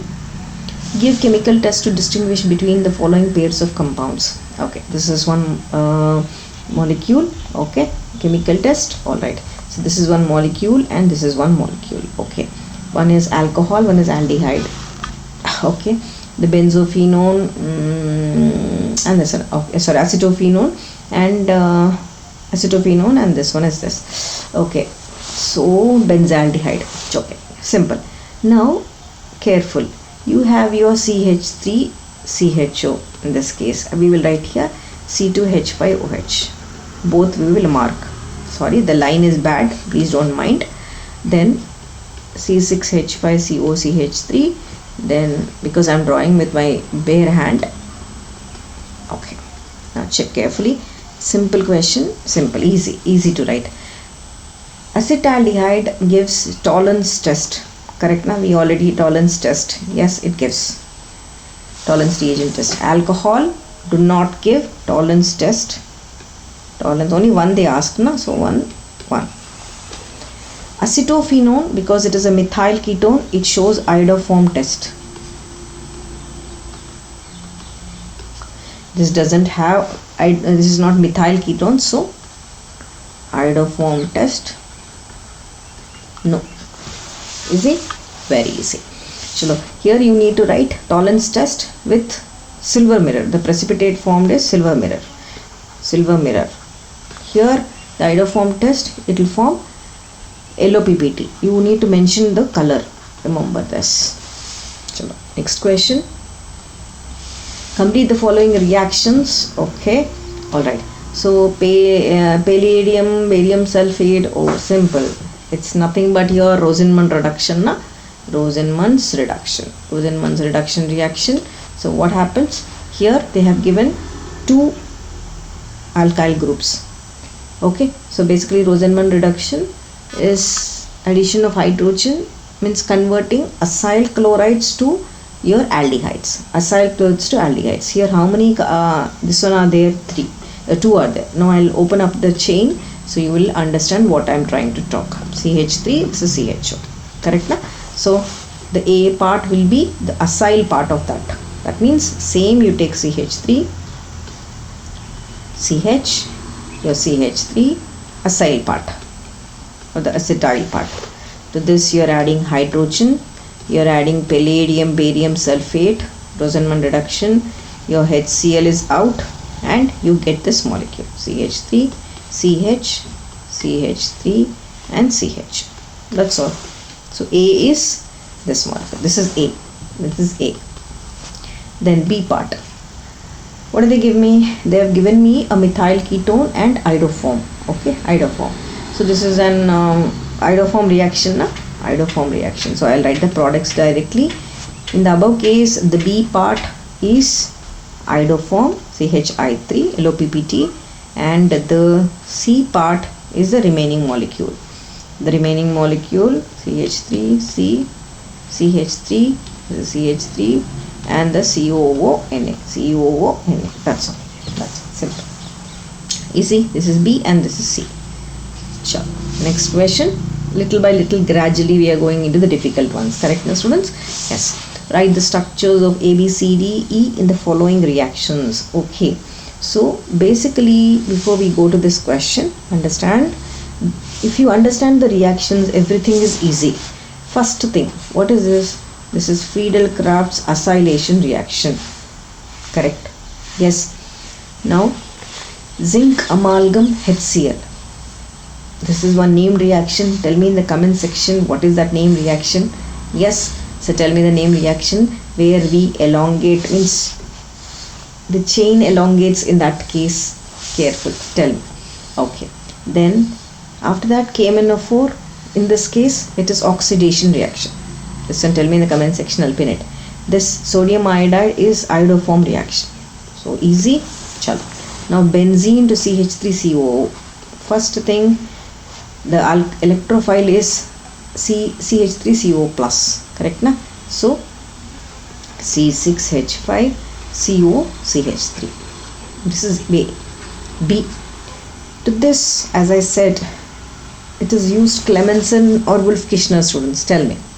So you are trying, irrespective of the chain, you will be getting, or you are converting the carbonyl group to your alkyl group. Correct na? Yes. Then C part. What is the C part? You are doing oxidation reaction. So you will convert that to an acid. Then D part. D part is here na, iodoform reaction. A is getting converted to A. Okay. D part is C6H5COONA and E part is CHI. Done. Alright. Easy. Very easy. Chalo. Next question. Aldehydes do not form stable hydrates, but chloral normally exist as chloral hydrate. Okay, chloral exists as chloral hydrate. Aldehydes do not form stable hydrates. Give reason. Okay. So basically, what are stable hydrates and what are chloral hydrates? Let us understand. First, I'll make hydrates of aldehydes. Stable hydrates of aldehydes. Okay, aldehydes. First I'll make this, then we will understand. Okay. So normally aldehydes do not form stable hydrates. What they are asking. I am taking one aldehyde. Okay. Now I am adding water. Hydrate formation, just adding a water molecule. That's all. This is a reversible reaction. So there you are getting a compound. Now here in aldehyde, what are you observing? The reaction is reversible in aldehyde. Reaction is reversible in aldehydes. Okay, right? Now if I draw chloral hydrates, chlorine,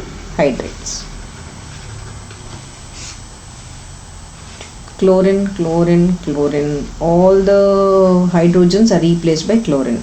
That is, those are chloral Now I am adding water. Then what will happen? Carbon, chlorine here, chlorine here, chlorine here, carbon, hydrogen, OH and OH. Now you observe, in chloral hydrates, what happens?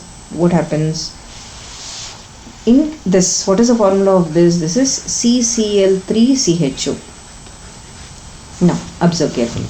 In chloral hydrates, the chlorine atom, whatever is there, it will increase the positive charge because it is electron withdrawing group. It will increase the positive charge on the carbonyl carbon.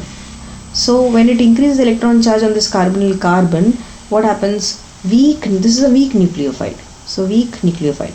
So the weak nucleophile automatically or readily it goes and adds to the carbonyl group. Correct na? Yes, it readily goes and adds to carbonyl group. That's why they normally exist, but these are reversible. That's why they don't exist. Once again, I'm repeating. I don't have place here, so I'm repeating here. Please write down. In CCl3CHO, the chlorine atom increases the positive charge on the carbonyl carbon due to its electron withdrawing nature, and the weak nucleophiles like OH comes and or readily attacks the carbonyl carbon, and hence chloral hydrates exist, and in case of aldehydes they are reversible, hence the reaction or the formation is difficult. Okay, formation of products, stable hydrates is difficult. Sure. Next question. Again this is coming up. Aldehydes usually do not form stable hydrates. Okay, this is repeated question. Repeated students, sorry, repeated. Next question. Give plausible explanation for the following. Cyclohexanone forms cyanohydrins in good yield, but 2,2,6-trimethyl cyclohexanone does not. Okay. First of all, option 1, do I have place? I have place. I will explain this. Cyclohexanone forms cyanohydrins. Okay. Right. Let us draw that cyclohexanone first. Cyanohydrin. This is my cyclohexanone. Now cyanohydrin formation means in the presence of HCN and H+. So H plus and Cn minus. So this shifts here, and here you get one cyanohydrin. I'm drawing with my bare hand, that's why the structures are a little bit vague. Okay. This is your cyanohydrin. Correct na? This is your, again, sorry students. This is your cyanohydrin. Correct. Now what happens here? They said cyclohexanone forms cyanohydrins in good yield. Okay. But 2,2,6-trimethyl cyclohexanone does not. 2,2,6-trimethyl cyclohexanone, it seems. What is that? 2,2,6. I will draw a chain. This is one methyl group. Hexanone, they said.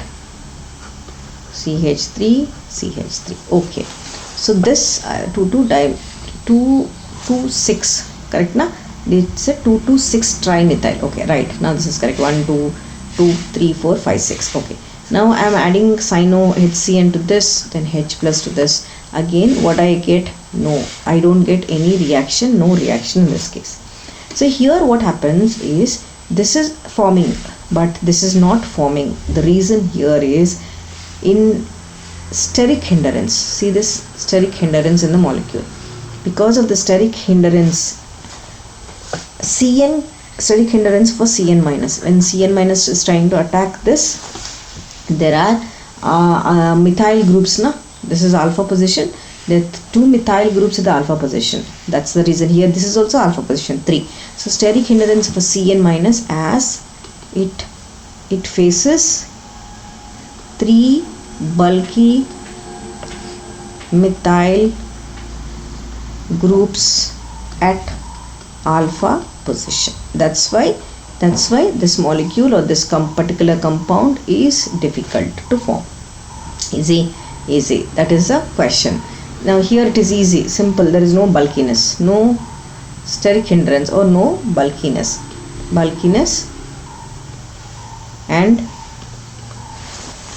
Cn minus can easily attack. Chala, next question. What did they say? There are two NH2 groups in semicarbazide. However, only one is involved in the formation of semicarbazone. Why? Okay. So, semicarbazide. Okay. NH2. First, let us draw semicarbazide. This is your semicarbazide. Correct, na? NH and NH2. Okay. Now, what happens? 1, 2. First of all, oxygen tries to drag the electron density. Nitrogen drops that bond. So what do I get? I will be getting NH2 plus, I've shifted the nitrogen atom, oxygen minus, and NH and NH2. Correct, na? Okay. Now observe, only one NH is attached to C double bond O, and that only is involved in resonance. So what will happen? Because of this, the electron density on NH2 group decreases, because already it is pulling the electron density. Now oxygen is trying to drag the electron density. Hence, this cannot act as nucleophile. There is no availability. This is neutral, no? There is no availability. So what will I write? Only one, note it in your book, only one NH2 is available. Only one NH2 is available. NH2 is attached to C double bond O and is involved in resonance Okay. Now as a result, what will happen? The electron density on NH2 decreases. Hence, I am writing here, hence electron density on NH2 decreases. NH decreases.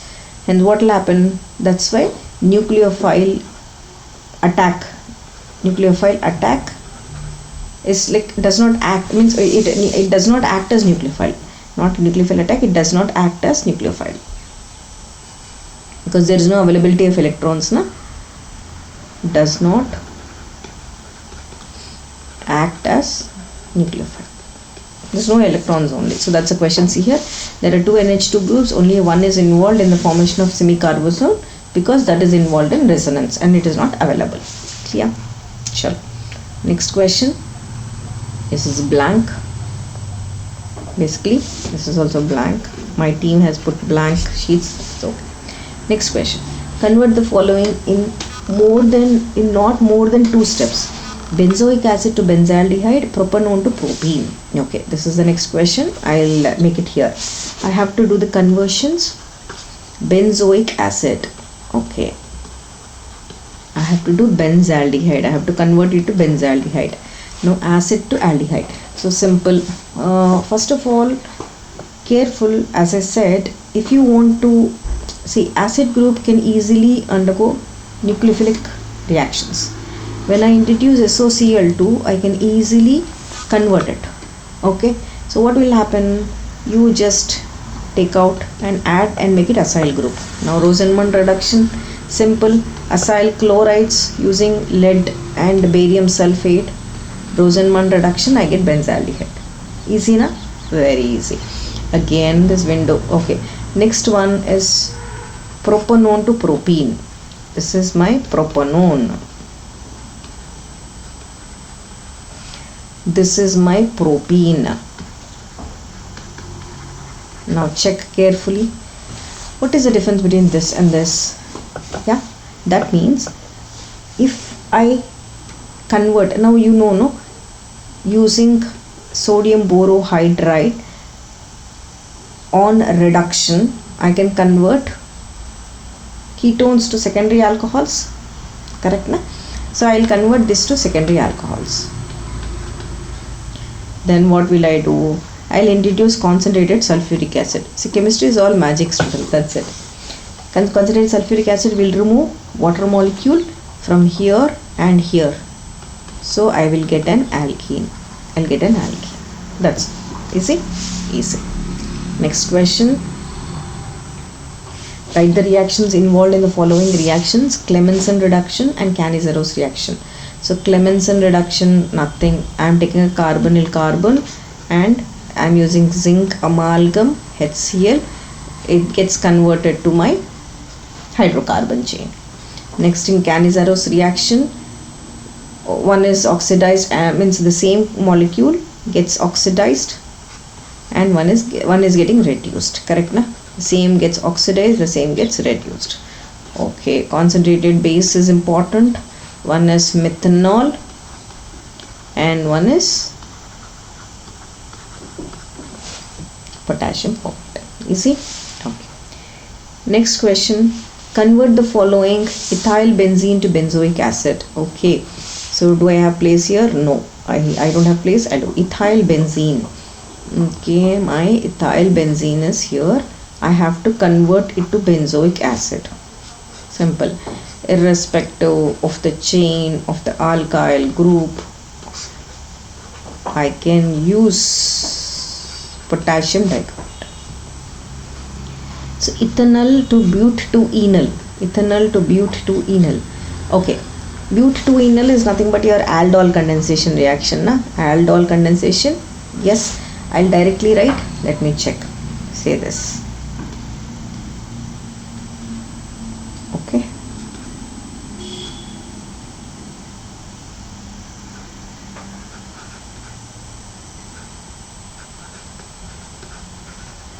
Okay. Alright. So now the molecule, you can, because in the examiner if they ask you to write it directly, you can write, not a problem. But if the examiner is expecting step by step marking, means I have to compulsory do it. Once again students, I will do it step by step only.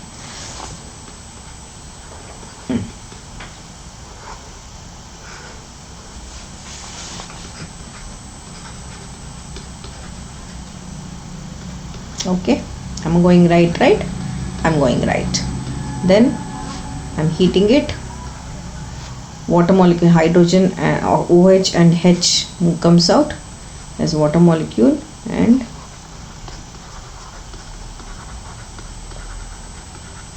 that's all. Got it?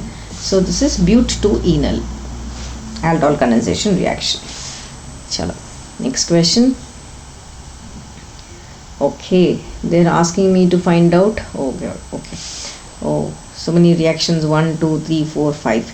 So I'll make one after the other. There's how many ever I can fit here, I'll make it here. The first one is KMnO4 reaction, potassium in the presence of a base. So that gets converted to your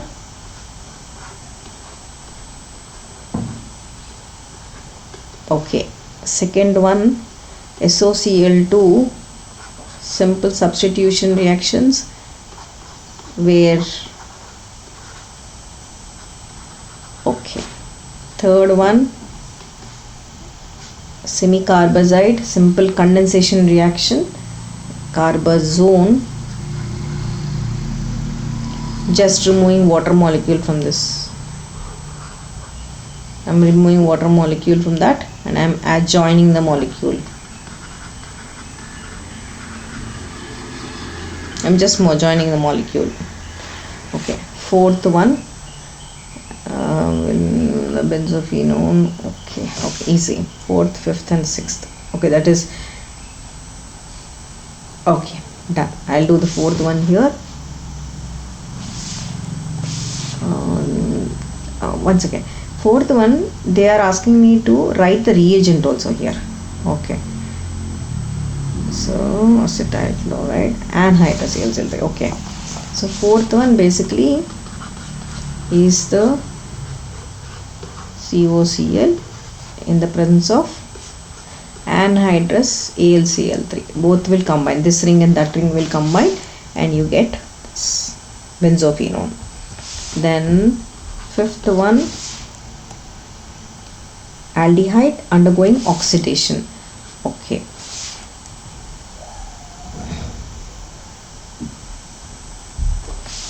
the molecule is like this, na?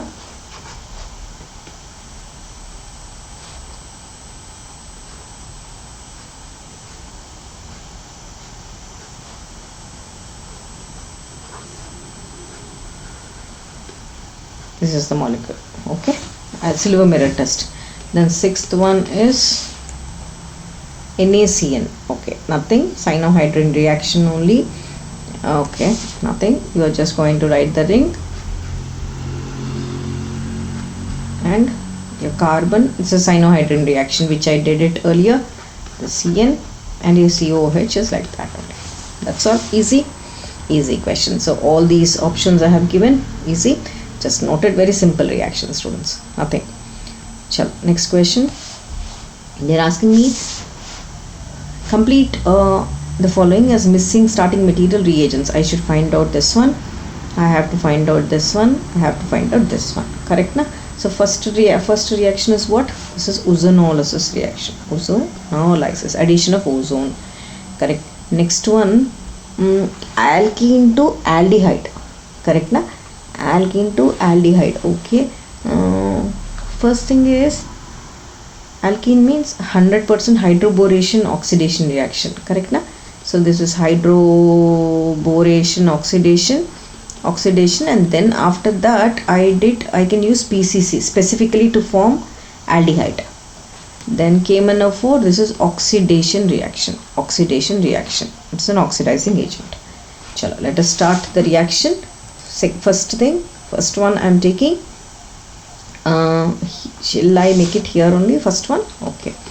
So two molecules are here, right? So first I will take,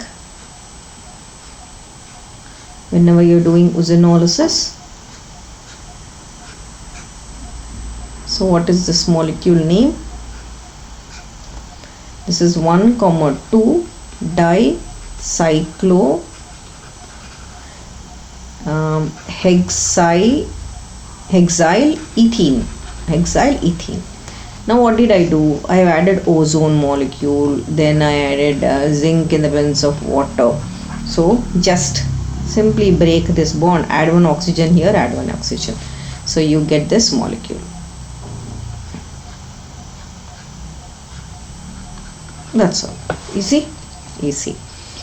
Next question. Second one, they're asking me to convert to benzaldehyde. They're asking me to convert to benzaldehyde. Okay. So first I'll do B2H6 hydroboration oxidation, THF, and in the presence of peroxide.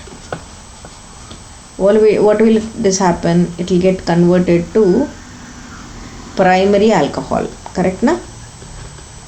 Then I use specifically PCC. Then I will be getting aldehyde. That is what they gave me na. That's all. Easy. The last one, they said they are using the benzyl alcohol. They are using KMnO4 and they are heating it. It's oxidation process.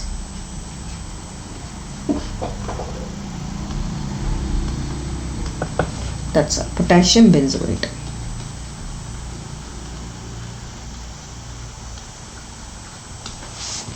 You see? Next question.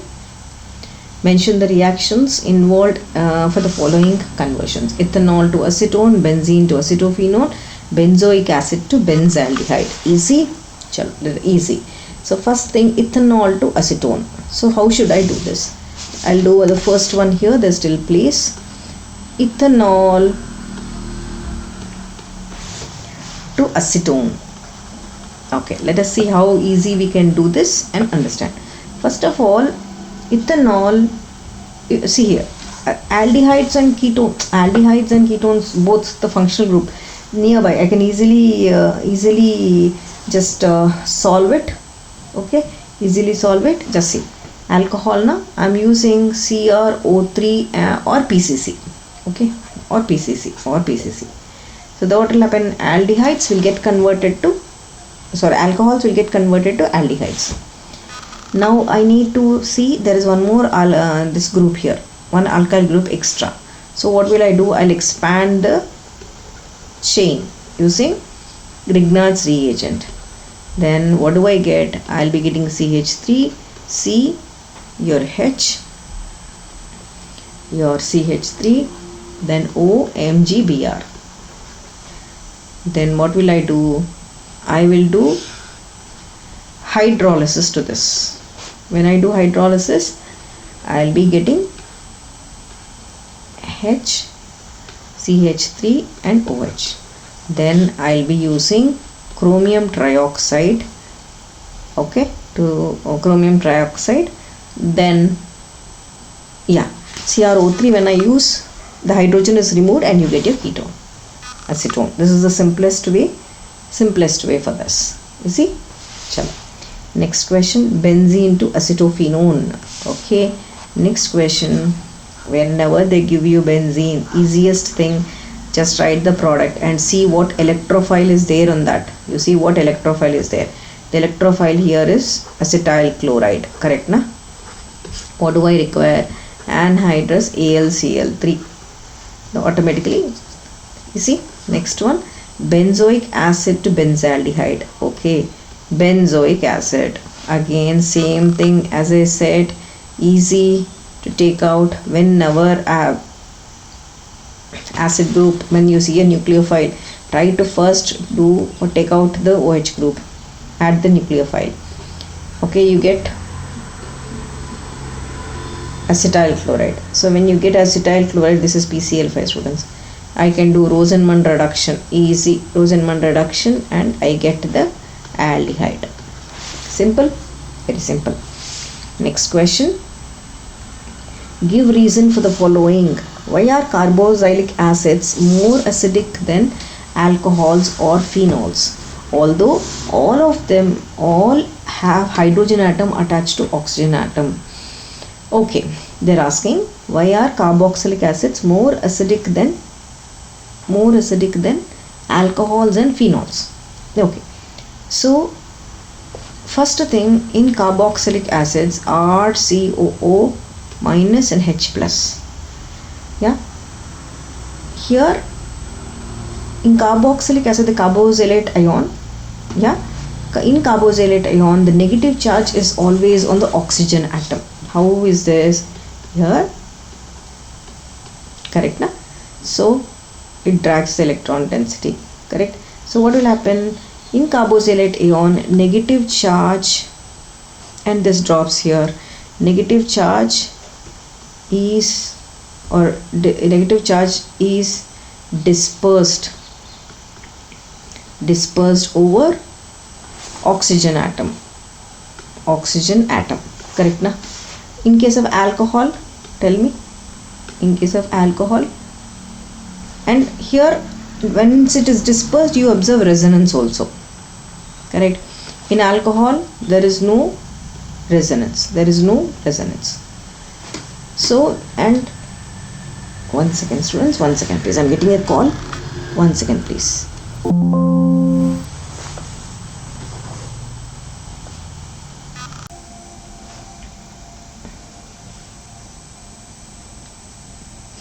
Alright, so now as I said, the negative charge is dispersed over the oxygen atom, and that's first thing. And next, when I compare in alcohols, there is no resonance. Suppose if I take in phenols, as you all know, phenol, again due to resonance, the dispersal of negative charge, you know what happens, in phenol, less dispersal of negative charge. Reason, it is in the phenolate ion compared, because this shifts here, this particular thing shifts, this shifts. In this way, the negative charge is less available. Negative charge is less available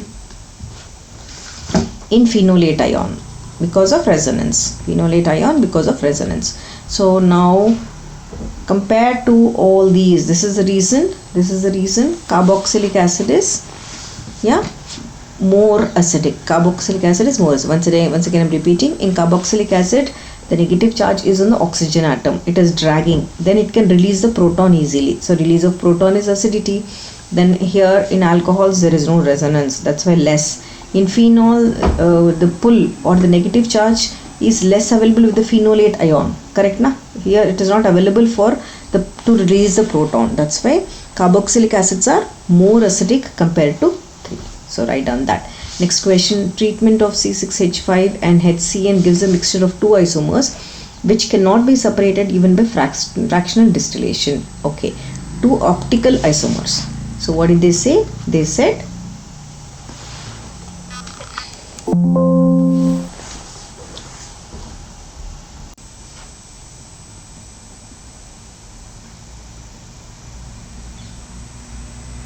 alright, now let us do the next question. So little disturbance, students. Alright, so basically what did they say? They said C6H5CHO with HCN gives a mixture of two isomers which can be separated by even by fractional distillation.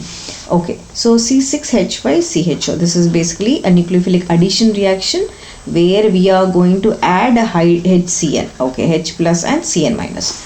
So same story as we did earlier, hydrogen, cyanohydrin, C6H5 and OH. Okay, now they said it forms two isomers. This is the first isomer, this is the first molecule, and this is the second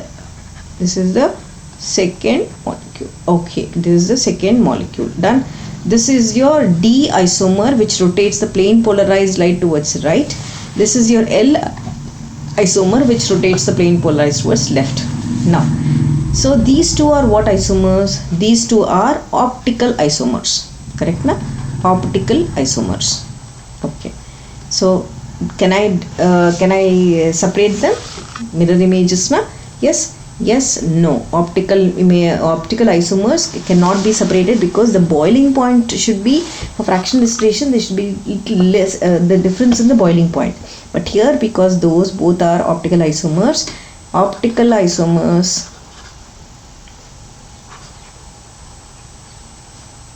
cannot be separated by fractional distillation process. Okay, done. Next, third question. They cannot be separated by fractional distillation. Reason? Because they are optical isomers. Sodium bisulfite is used for purification of aldehydes and ketones. Explain. So basically your sodium bisulfite, okay, what did they say? They said is used for purification of aldehydes and ketones. Why? Okay, I am taking first an aldehyde, okay, then I am adding sodium bisulfite to this. Then what happens? It breaks and it adds around the molecule and OH. So basically SO3 Na, 1H and SO3 minus Na plus. Now further analysis, water and hydrolysis further you do, the bond breaks and I get CH3CHO, one is aldehyde and one is NaHSO3. Okay, now observe carefully. Here they said it cannot be, the question is said sodium bisulfite is used to purify aldehydes and ketones. Now observe, here there is a formation of an addition product, correct na? So this addition product of due to the formation of addition product of aldehydes and ketones with NaHSO3, whereas impurities do not. Now normally what happens, if you have to separate, sodium bisulfite is used to purify aldehydes and ketones. Normally when impurities are there, it will not form this adduct. Here it is forming an adduct, addition compound with aldehydes and ketones. That's why I can easily produce a pure product here. See here, I can easily produce a pure product because it is forming an adduct. Then on hydrolysis it gets washed off and you get a pure product. But if there are no, if it is certain impurities, if they form impurities, you will not get the pure product. That's why, because of the formation of adduct, then right here, because of formation of adduct or addition product, it forms adducts, it forms pure products. Is it easy? Easy. Next question. Right. Write chemical test to distinguish between the following pair: acetaldehyde and benzaldehyde. Oh, easy na? Same thing is repeated almost. Acetaldehyde and benzaldehyde. First thing, acetaldehyde, it gives red PPT with Fehling's reagent. Benzaldehyde, option B, that is C6H5CHO, benzaldehyde doesn't give. Next, phenol and acetic acid. Phenol doesn't give brisk effervescence, with means no brisk effervescence with sodium bicarbonate. Now acetic acid gives test with NaHCO3. Okay, NaHCO3. Then third one, pentanol and pentanone. Pentanol, it is your aldehyde group. It shows silver mirror test. Pentanol, okay, aldehyde. Ketones give, or pentanone gives positive iodoform test. That's all. Differentiation is easy. Okay. Chalo. Convert the following reactions: benzaldehyde to acetophenone, malonic acid to acetic acid, acetaldehyde to butanol. Okay. I'll use the next page also before we go to this question. I think the 2 pages I have. Okay. So benzaldehyde to acetophenone, the first one. Chalo. Let us start doing it. Benzaldehyde to acetophenone. First we will draw aldehyde. Maximum reactions are with aldehydes now. Sorry, ketones, conversion of aldehydes to ketones. So what do I want? I want acetophenone. Okay, I want acetophenone. Okay, chalo. First, aldehydes by oxidation process try to convert it to acid. Aldehyde to acid. First process. After that, try to add sodium hydroxide so that you can form this compound by decarboxylation using soda lime. I can form benzene. Once benzene is formed, I can use anhydrous AlCl3 acetyl chloride electrophilic addition reactions, where this is the electrophile, and I get this compound with HCl. Easy? Very easy. Next question. They said malonic acid to acetic acid. Okay. Malonic acid to acetic acid. What is malonic acid? Malonic acid has 2 carboxylate groups, carboxylic acid groups. When you heat it, this comes out as carbon dioxide and you will get your acetic acid. That's all. Easy. Next question. Acetaldehyde to butan to all. This is again your aldol condensation reaction only. Then they give 2 things. Acetaldehyde to butan to all. Okay. So I need to do that little bit. Okay. So let us do. First take acetaldehyde. 2 molecules. As I did. Take a base. Then what do you get? As I explained in the earlier reaction, hydroxy compound you get. Okay. Then I have to get butanol, no? I need to get butanol. So aldehyde, what do? I will try to use concentrated sulfuric acid and heat it. Then the water molecule disappears from here and I get an alkene. Then I use lithium aluminum hydride to convert aldehyde to alcohol. Easy? Very easy question. Chalo. Next one. Write chemical reactions to perform the following conversions. Okay. So I'll take a short break and then come back and do this. Thank you.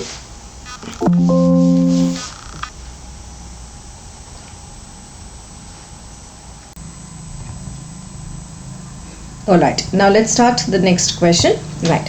So now this question basically asks us write chemical reactions. Okay, full students. When they ask you chemical reactions, you need to name the reactant, you need to name the product. Careful. Okay. So if you don't name the reactant or product, because here already the reactant is given, already the product is given, you need to name it exactly. That's it. Nothing else. Because they will know, okay, you have done the complete reaction and they'll give you marks. Alright, so this is basically a 5-mark question. So carefully understand everything one by one, step by step. First reaction is butane 1-ol to butanoic acid. So I'll do the first one here. So butane 1-ol, okay, butane, 4 carbon atoms to butanoic acid. Alright, 1, 2, 3 and 4 carbon atoms. So alcohols, you only know, right? If you use Jones reagent CrO3 plus sulfuric acid, alcohols are getting oxidized to your acids, correct na? Jones reagent. So remember, this is the easiest step to do. So name it. I'm not doing for you one sample, I'll do 1-ol, and this is butanoic acid. Name it like this, okay? Easy. So primary alcohols on oxidation with Jones reagent are forming your acids. Now easy. Next question, benzyl alcohol to phenyl ethanoic acid. So second one is benzyl alcohol. So benzyl alcohol is a CH2 group with OH. Benzyl alcohol with what? What did they ask me? They said phenyl ethanoic acid. Means in this particular molecule, in this phenyl ethanoic acid, you have phenyl ring. There is eth group with an acid, phenyl ethanoic acid, alcohol and acid. Simple. So as I said, the difference between this and this, what is that? There is an acid group introduced to that. So always remember, easy. First, alcohol's easiest thing is try to add or do nucleophilic substitution reactions. So OH is replaced by your Br and you will be getting CH2Br. This is the first thing important, CH2Br. Now bromine, alright, you got it. Now again I can do nucleophilic substitution reactions with KCN. Bromine is out, CN is in, and you get you get your benzene ring with CH2CN. Okay. Now the difference between this is conversion of alkyl nitrile to your acid. Simple. I use hydrolysis to this. I get an acid. Easy. Very easy. So when alcohols are given, try to use the substitution reactions quickly, you will get product. Then third one, what did they ask me? They said 3-nitrobromo-benzene to 3-nitrobenzoic acid. Okay. See, meta position, the nitro group is there, and at meta position to 3-nitrobenzoic acid. Okay. So basically they are asking both the things are at the meta position only, but nitro is a substituent. Okay. So first I think I am going to write 3-nitrobromobenzoic acid. This is correct na? So 3-nitrobromobenzene rather. Okay, they are asking me to convert to nitrobenzoic acid, 3-nitrobenzoic acid. Okay, this is what they asked, correct na? Okay. So first thing, careful, the difference which you observe here is you need to change only the COOH group, correct? So you need to introduce the COOH group, means first try again, simple, try to use the Grignard's reagent. Ma'am, why I should use Grignard's reagent? Means Grignard's reagent, it is easy for me once they add to the particular molecule or magnesium bromine, MgBr. What happens is when you use carboxylation or you are trying to add carbon dioxide, you are directly adding the group, right? So what happens here? I am adding the NO2 group. To this I am adding now the carbon dioxide. What is there? Okay, MgBr. Okay. Now to this MgBr, if you do hydrolysis, the MgBr group comes out. The MgBr comes out as MgOHBr. Say this. What happens? Your Mg comes out as Br and your OH and your COH group is ready. So to introduce the CO2, try to add magnesium diether and that too, then carboxylation, you get the required product. Easy. So don't change the NO2, there is no change in the compound. Next one, they asked me to convert 4-methyl acetophenone to terephthalic acid. Okay, 4-methyl acetophenone. Okay, 4-methyl. So that means acetophenone. First of all, 4-methyl acetophenone. This is 4-methyl acetophenone. Now what should I do? I have to convert this into terephthalic acid. Terephthalic acid is nothing but 2 COOH groups are there in the particular thing. Okay. So first thing, what should you introduce? You have to introduce the COOH groups. First try to oxidize this with your KMnO4 and a base. Then what happens? You will get the potassium salt of that. COO minus K plus. This is also COO minus K plus. Now what you can do, you can use dilute sulfuric acid to this. So when you use dilute sulfuric acid, you're doing the hydration part, where you get terephthalic acid. This is your terephthalic acid which they've given. So basically try to write the name terephthalic acid. Okay, the last one I just read. The fifth one is cyclohexene to hexane 1,6-dioic acid. Okay, cyclohexene, hex compound, cyclohexene, and I have to convert this to dio. Okay, dioic means you have two carboxylic acid groups. Okay, done. So easy. Only thing which can do is your KMnO4, an oxidizing agent in the presence of dilute sulfuric acid to form the OH bond. That's all. Easy, very easy, students. So simple reactions, all the 5 I did. Careful. Any doubt, anywhere, ask me in the comment section. Next, a bigger reaction which we are going to do, little bit bigger. So bigger paragraph based reaction. Let us understand carefully. They said an aromatic compound A, molecular formula is C8H8O, gives positive 2,4-DNP test. Okay, something gives positive DNP test means it is an careful methyl ketone. It can be methyl ketone, it can be methyl ketone. I'll tell you why. Because here, see here, it gives an yellow PPT of compound B on treatment with iodine and sodium hydroxide. Because it is showing me iodoform test compulsory, it is a methyl ketone. Okay, compulsory, and that too it is an aromatic methyl ketone. That means your compound A, according to my analysis, should be my C double bond O. This is your aromatic ketone. Okay, so now see this C8H8O. Okay, correct. This is compound A, molecular formula compound A. Now, then what did they say? Compound A does not give tolerance or Felling's test. Okay, it does not give. So if gives 2,4-DNP molecule, 2,4-DNP, it gives the test. Yes, and it also gives with iodoform also. Iodoform, iodine and sodium hydroxide also it gives test, and it will not give tolerance test as well as Felling's test. Felling's test it will not give itself. Do I have place next place? Yes, it will not give itself. Okay, then on drastic oxidation with potassium permanganate, KMnO4, that is oxidation, it gives me compound C. Okay, it gives me compound C. This is oxidation. Okay, and which is also formed along with yellow compound in the above reaction. It is also formed in the yellow compound in the above reaction itself. So when it combines with iodoform, here also it is formed itself, here also it is formed itself.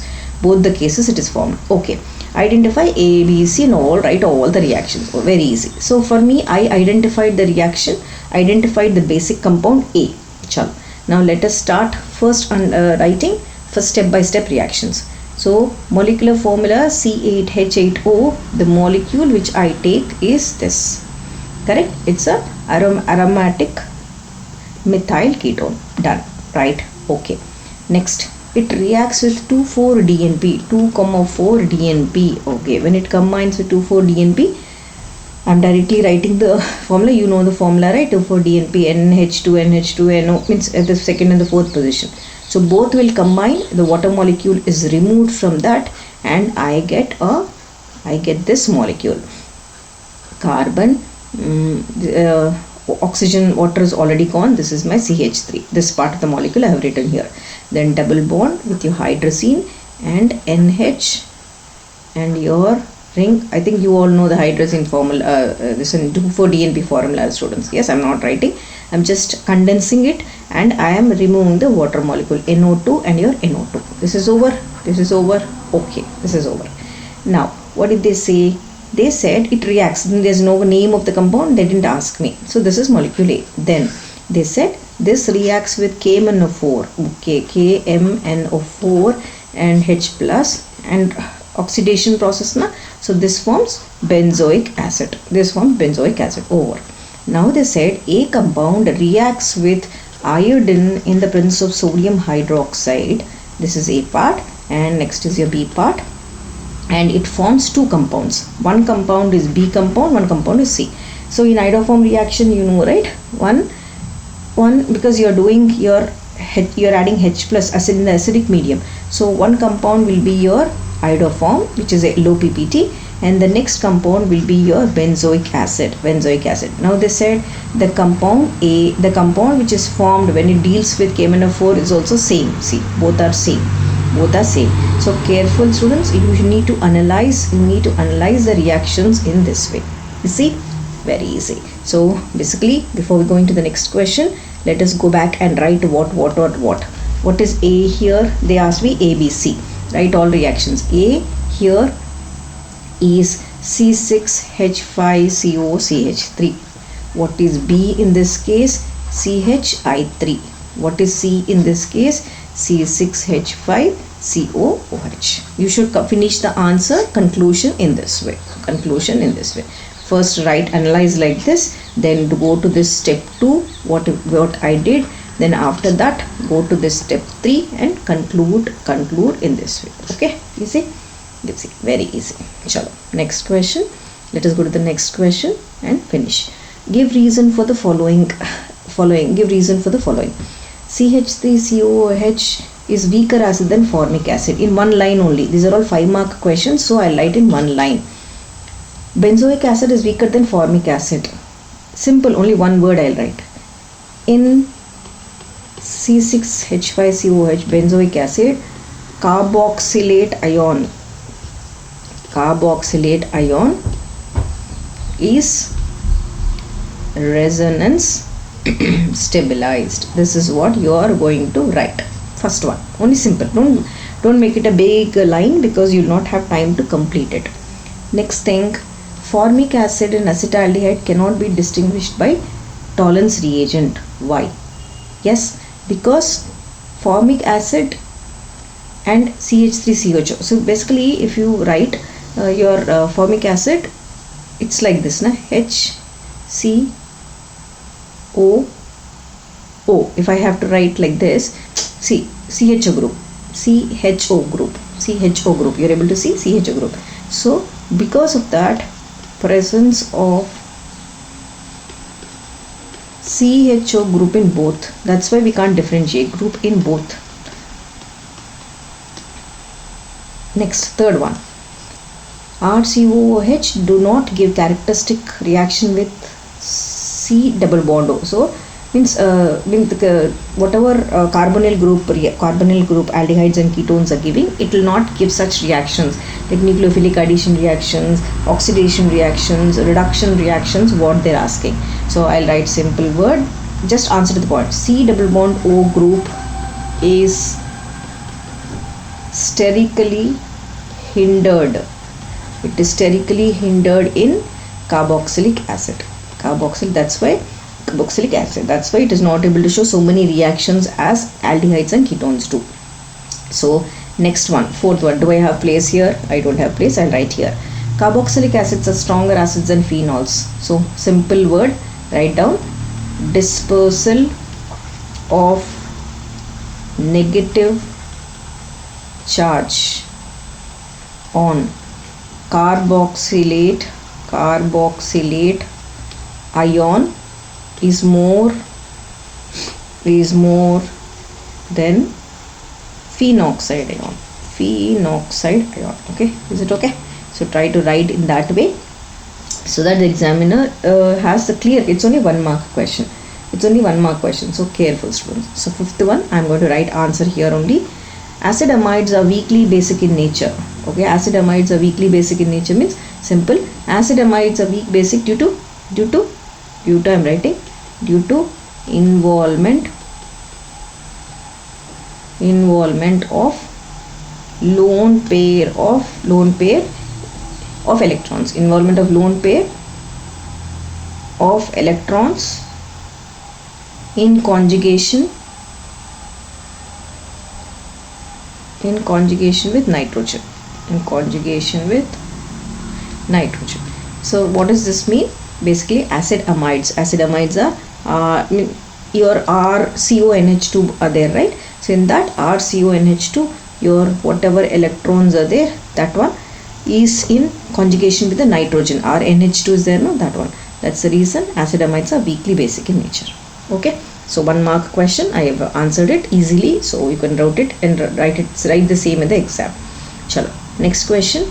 Organic compound A C3H68 C3H6O is resistant to oxidation. Okay, it will not undergo oxidation itself. Okay, but forms compound C3H8O on reduction. So reduction it undergoes, oxidation it will not undergo. Okay, B reacts with HBr to form a compound C.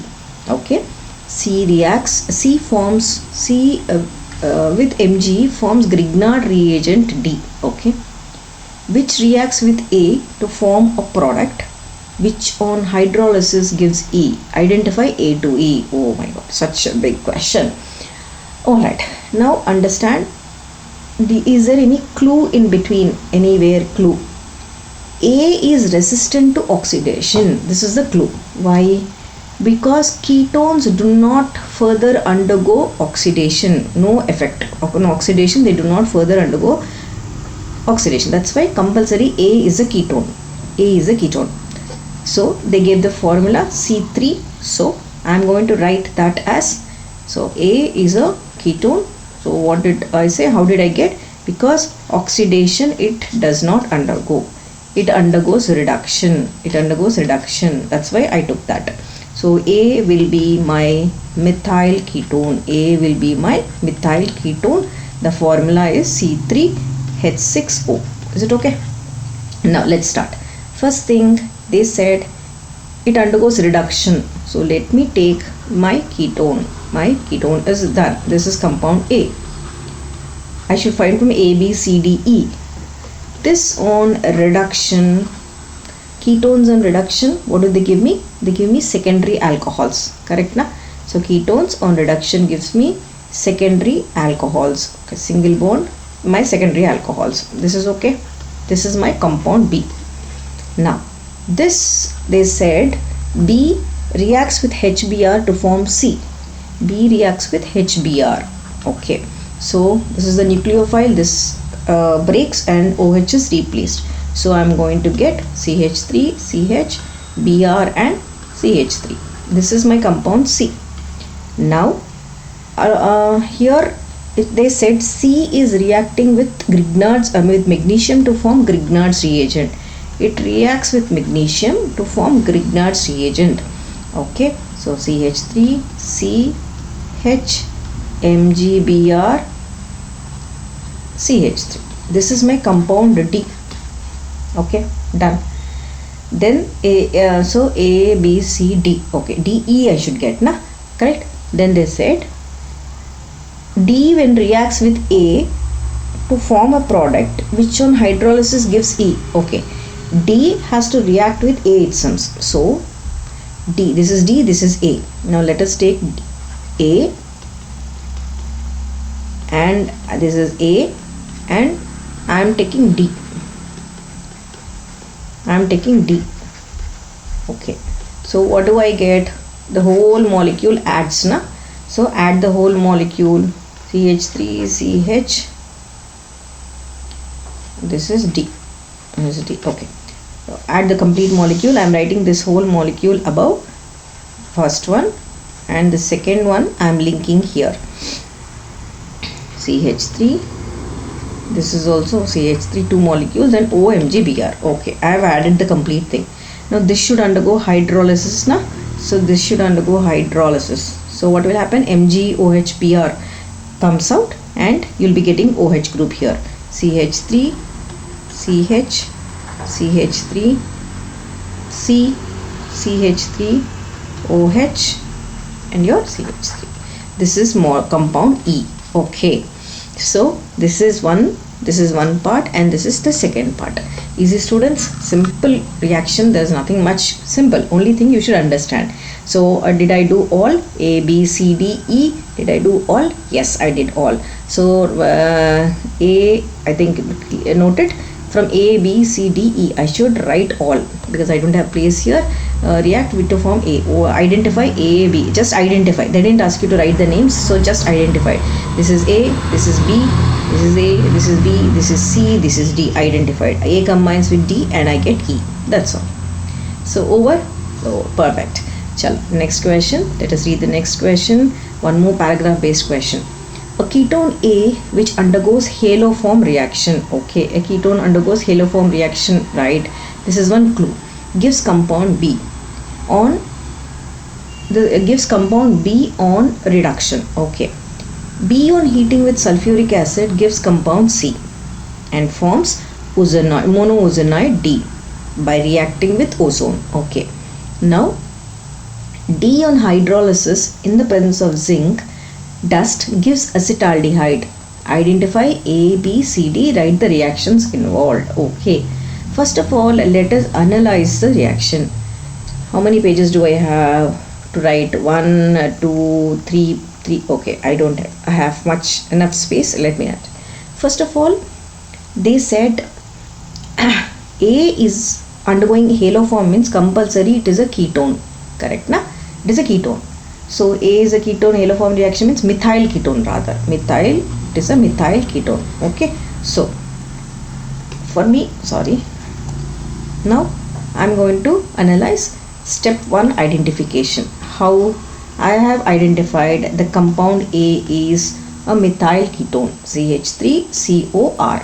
Just I am writing that methyl ketone. Okay, done. Okay. Next, they said compound A undergoes halo form reaction and gives compound B on heating with sulfuric acid compound C. Okay. Now for halo form reactions, the common ketones which we take are two. One is acetone and one more is butanone. Acetone and one more is butanone. Acetone formula is CH3, C double bond O, CH3, butanone because methyl ketone, and one more is your CH3, CO, CH2, CH3. This is your one more ketone. Is it okay? Yes. Now let us start the reaction. They said A gives compound B on reduction. Yes. Why did we take butanone? Because let me start the reaction first. First A to B we will understand. First A is combining with halo form reaction. Chalo. Let us start with A. Let me assume or let me take this one butanone. Why butanone? Because see here, A on reduction means addition of hydrogen to this. See this, I am adding hydrogen, so that's why I am considering it as butanone. Okay, yes. So start.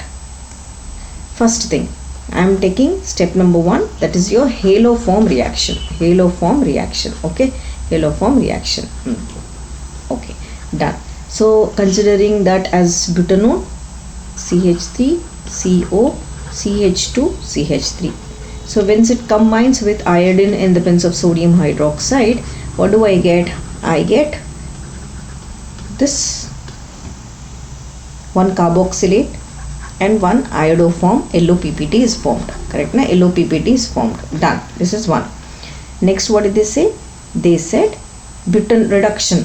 Correct na? They said, see here, in that B on heating with sulfuric acid gives B on reduction. The halo form reaction gives B on reduction, they said. So now what am I doing? Reduction where I am taking my butanone and I am doing reduction process. What do I get when I do reduction? See this, I am adding hydrogen to this. That's all, hydrogen. Done. I just added hydrogen. Then third one, I am taking sulfuric acid, that is dehydration I am doing. Dehydration process removes sulfuric acid. So I am taking this part and I am adding sulfuric acid H2SO4 and I am heating it. When I remove sulfuric acid, it will form alkenes na. So H from here, OH from here, I am going to get an alkene. and water. Okay, water, right? Now they said this undergoes, or this particular molecule, your alkene. Once again, let us name it, students. It will get confused now. This is A, this is my B, and this is my C. Okay, done. Now C compound, they said it will undergo or reacts with ozonoid, or it will react with ozone. So my C compound, I am adding ozone to this. This is my C. When you add ozone to this, two molecules, so one oxygen here, one oxygen here around this. So what do I get? I'll be getting an ozonoid. Draw that ozonoid here. CH, oxygen, CH, CH3, oxygen, oxygen, oxygen. This is my D compound. Okay, D. Now this one, what did they say? Ozonoid. They said it on D on hydrolysis in the presence of zinc dust gives me acetaldehyde. So they have given the product already. So zinc dust and hydrolysis. So acetaldehyde, they said there's two molecules of ozonoids are there, so I'll get 2. So this is the compound. Very easy, very easy. So before we go to this is a blank. Oh no, I have a place. Before we go to this reaction, let us write what are A, B, C, D. They said what to say. What is it? They said identify A, B, C, D and write the reactions involved. So reactions I have written. So let us write what is A, the molecule. Please name it. I am writing the formula. Please name it, please, because it takes a lot of time. That's why I am just writing. B molecule is my secondary alcohol.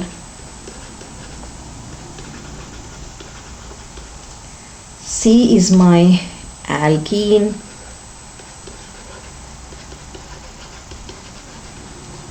My D molecule is my ozonoid.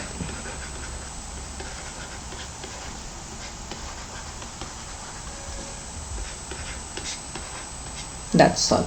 Okay, done. A, B, C, D. That's all. Easy, easy. Next question, students. Complete the following reactions. Okay, simple. I'll just make it here only. I'll just make this blank. I think, let us see. I can use it here or not. We'll see. So first one, aldehyde and alcohol. Okay, so the product formed is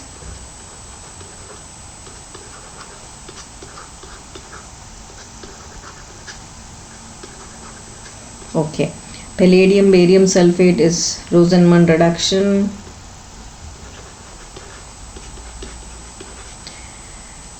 Okay, benzaldehyde, OH minus. Okay, between your aldehyde and a ketone.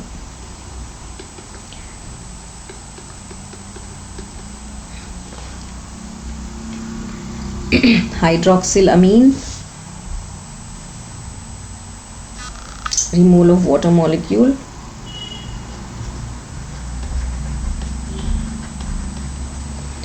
Then sodium borohydride. Okay.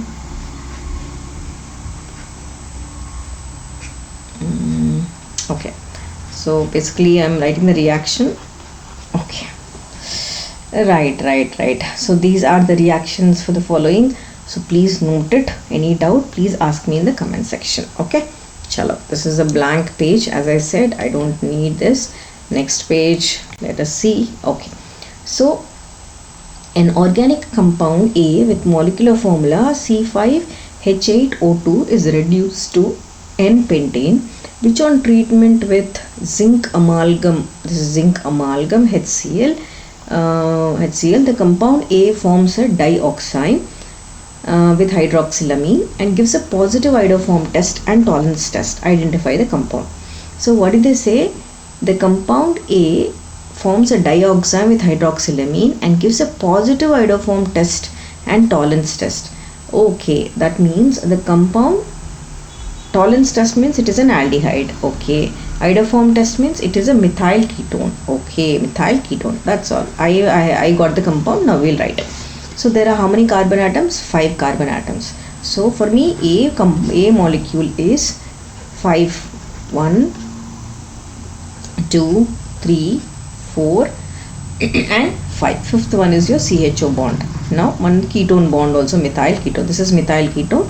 This is your CHO bond. Done na? Done? Okay. Now what did they say? They said this is C5H8O2. Okay. Now let us start. It is treatment with zinc amalgam HCl. Okay. It gives N-pentane. So write the molecule. A molecule is my C3, CH3O, CH2, CH2, CHO. Okay. What did I treat with? I treated this with zinc amalgam and I got N-pentane. They only gave me. You would just write it like this. Then you're treating this with hydroxylamine. Correct na? That is what they said. Zinc amalgam. After that, the compound A forms dioxime with hydroxylamine. Dioxime. So I'm condensing the molecule. Hydroxylamine means remove the water molecule and I get ketonic group is there only, and CH2, your CH2 and your C double bond. This water molecule OH and your H goes out na, so your NOH double bond forms and this is your CH and water molecules are out. Okay. Then they said the same molecule is treated with sodium hydroxide and iodine. I means iodoform test. Iodoform test na. So what do you get?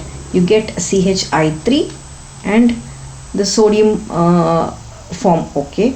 That is your Na plus, O minus, OCO, CH2, CH2, C double bond H. That's all. So this is your yellow iodoform. This is your iodoform which is yellow in color. Okay. Then they said the same molecule reacts with tolerance test. Correct na? Tolerance reagent is, this is my tolerance reagent, and what do I get? I get silver mirror. Two things are there. One gets oxidized, one gets reduced. This ketonic group is there only, COH, and your silver precipitates out as silver mirror. Silver precipitate out as silver mirror. That's all. Easy? Easy. So this is the reaction, students. Simple. They just asked me what? They asked me to, what they asked me? A, deduce its structure. This is the structure and these are the chemical reactions. Okay. Chala. Next question. Careful. Let's go and rock it. Questions are a little bit difficult, but let me tell you, you need to just concentrate and understand, because what happens is if you don't concentrate, there are a lot of things, there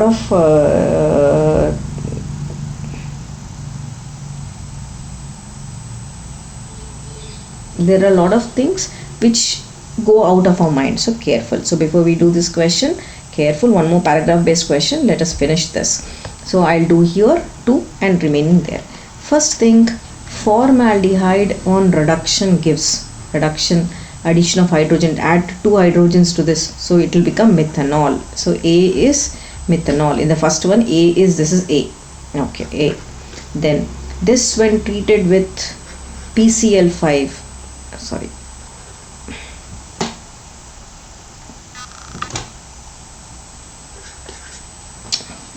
once again students, one second.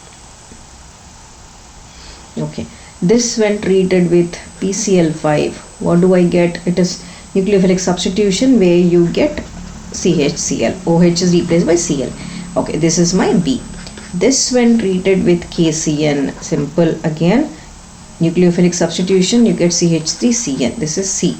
Then CN on hydrolysis gives me D, that is CH3COOH. Correct na? This is my D. Easy, very easy. Next reaction. What do they give me? Okay. Here there should be one more bond. Na? There should be one more bond. Correct? There should be one more bond. So acetylene, when you treat it with water and HgSO4 and H2SO4, so it becomes acetaldehyde. This is A. Aldehydes on oxidation gives acids CH3COOH. This is B. acids with SOCl2, simple nucleophilic substitution, acetyl chlorides. This is C. Easy? Done? Easy. Now let us do the third one. Third one is they have taken alkene. It is a symmetrical alkene. I am adding HBr. So simple addition of HBr, Markovnikov addition. Nothing. There's basically there's no logic. Like simply you're adding across the thing. This is what? A. Then to this you're adding KCN. Again replace the nucleophile CN. This is B.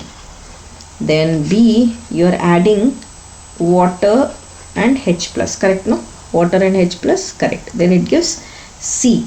So cyano gets converted to carboxylic acid. This is C. Then what did they do? They've added lithium aluminum hydride. Reduction. Lithium aluminum hydride reduction. You get acids on reduction forms alcohols. This is my D. This is C. This is D. Okay. Over. Perfect. That's all, students. Easy. All the three we did. Any doubt? Again, as I said, ask me in the comment section. Chalo. Next question. One more paragraph based question. Difficulty level. Yes, it's difficult. We have to face anything rather. Right now? Chalo. Let's do it. A, B, C are non-cyclic functional isomers. Okay. I'll take a short break and come back. I'll drink water and come back. Yes, students.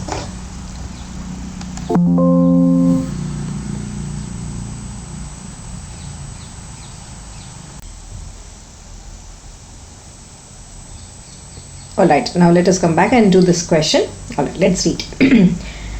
A, B and C are three non-cyclic functional isomers. Please underline like this. Functional isomers of which one?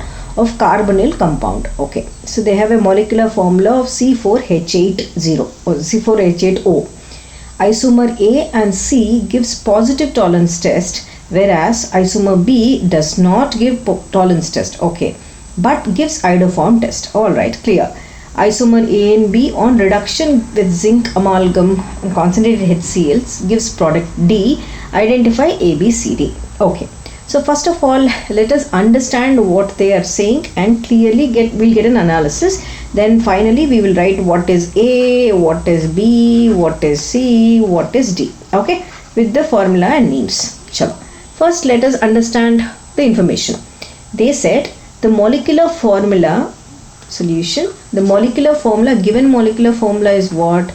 Given molecular formula is C4H8O. Correct, na? That is what is the formula given? C4H8O. Okay. This shows that it is either aldehyde or it can be ketone. Right. Then they said isomer A and isomer C. A and C, they'll give positive tolerance test. When something is showing tolerance test means it is compulsory, it must be aldehyde. Correct, na? This is what is an analysis.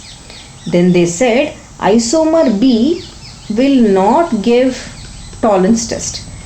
It doesn't give tolerance test, but it gives iodoform test.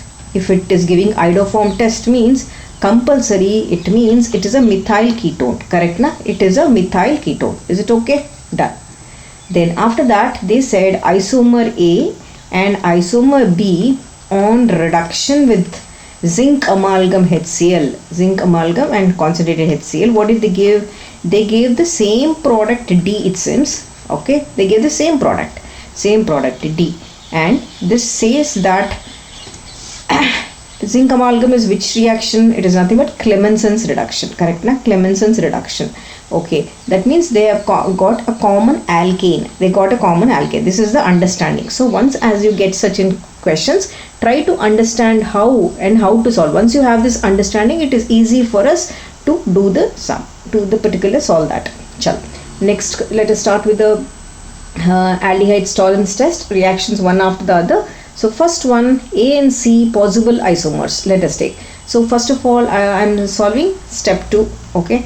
Step 2. What is this? What is the formula? It is C4H8O. So two possible isomers of aldehydes with this is, so first C4 is butane. So I will mark it as CH3, CH2, CH2, CHO. This is means A.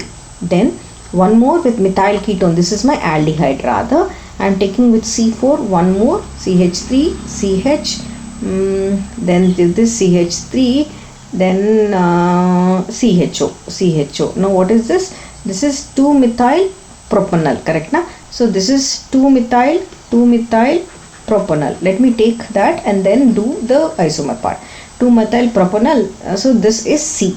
Okay, because they said isomers na. So I took tolerance test because this is only for the tolerance test. So tolerance test possibility, I took both the isomers. These two are isomers with different positions. Next, this is for tolerance. The next one is for ketones. That is nothing but your ketones which are going to give positive iodoform test. Positive iodoform test. This is what is the concept now. So positive iodoform test. Again, two possibilities I am taking. First possibility is butanone because C4 na. So I am taking butanone C4H2CH3. So this is for B. This gives. Okay. Then next, one more possibility, we very well know butanone does not give tolerance test. I know, no, because this is methyl ketone. This is methyl. There is no aldehyde group. So this is confirmed that butanone. It is confirmed that compound molecule or the compound B is butanone. Okay, compound B is butanone. Okay, then they said Clemmensen reduction A and B. This is B and this is A. Okay, this is B and A. They said C part A and B will undergo Clemmensen's reduction and to yield butane. That is C4H10. This is D. Okay, let us solve the questions one after the other and then carefully understand this. Okay, my analysis is over. Now we will write the chemical reactions. So chemical reactions. Okay, right. How? First one, tolerance test. First is my aldehyde AR. I am taking your tolerance reagent. Okay, then what did I do? That tolerance reagent, and water, one will get converted to acid, COH, 1 to silver precipitate, and then ammonia. So if I balance this, this becomes 2, this becomes 2. Okay, done. Now first thing, both butanol as well as, that is A molecule, this R is, instead of A is butanol.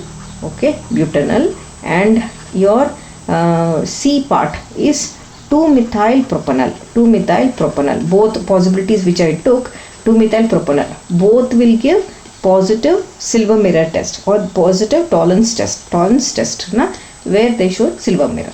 Correct, no? Okay, this is over for me. This is A part. Then I am coming to your B part. Now B part is your, this is which test? This is silver mirror test.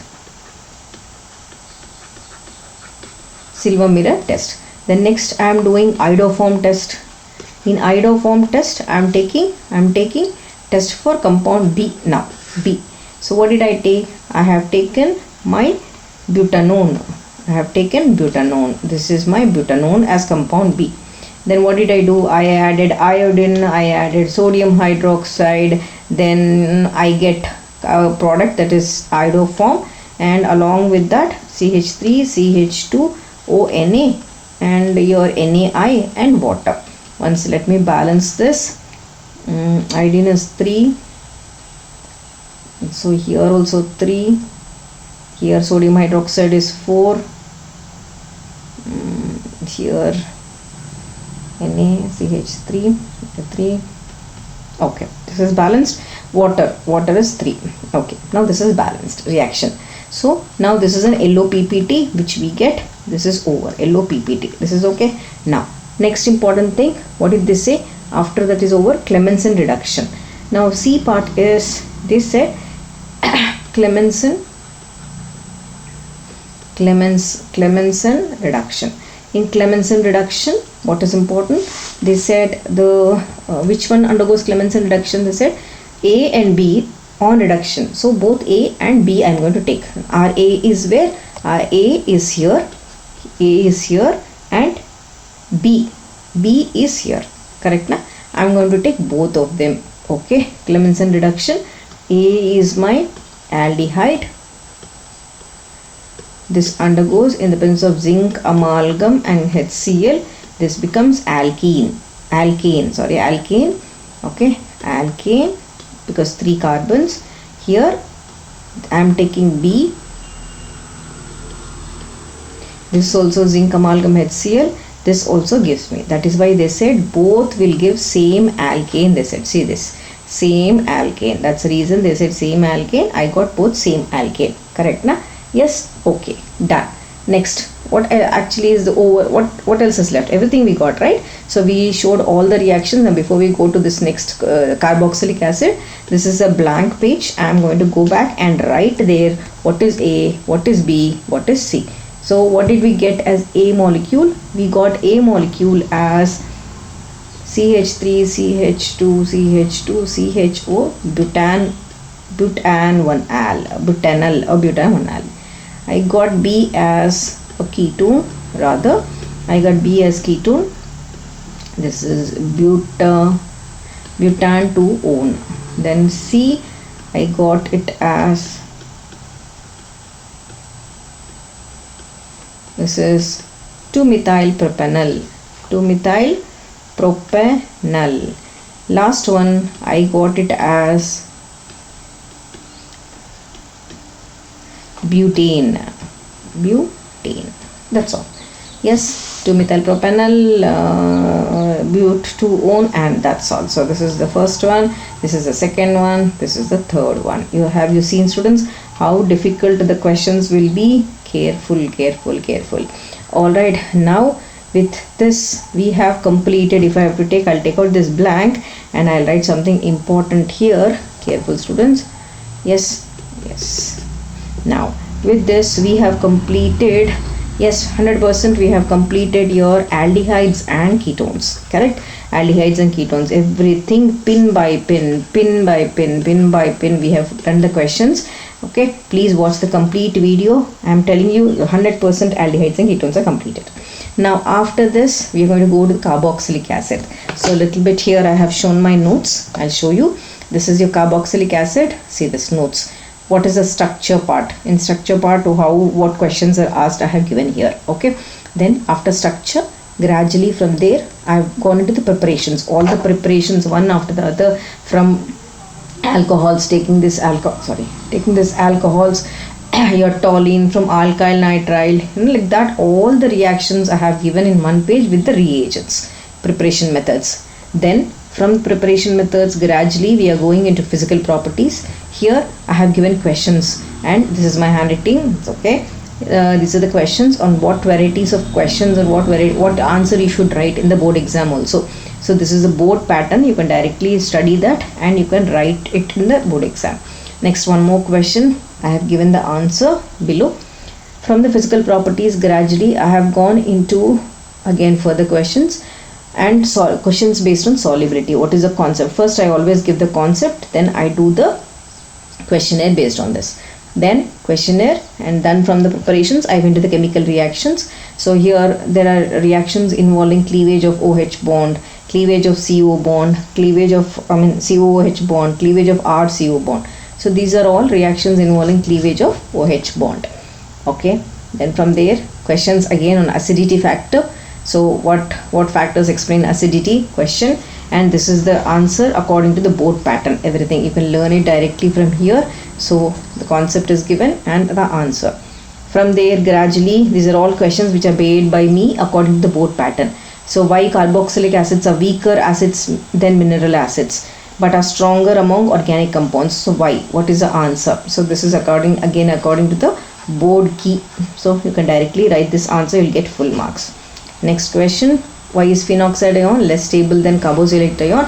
Question, and this is the answer. Gradually from there we are going into one more question. Why are carboxylic acids more acidic than phenols? I got the same answer before whatever you did. I got the earlier, same answer as earlier. You can check. Next question, effect of acidity due to substituent group. So electron releasing groups, if they are there, what happens?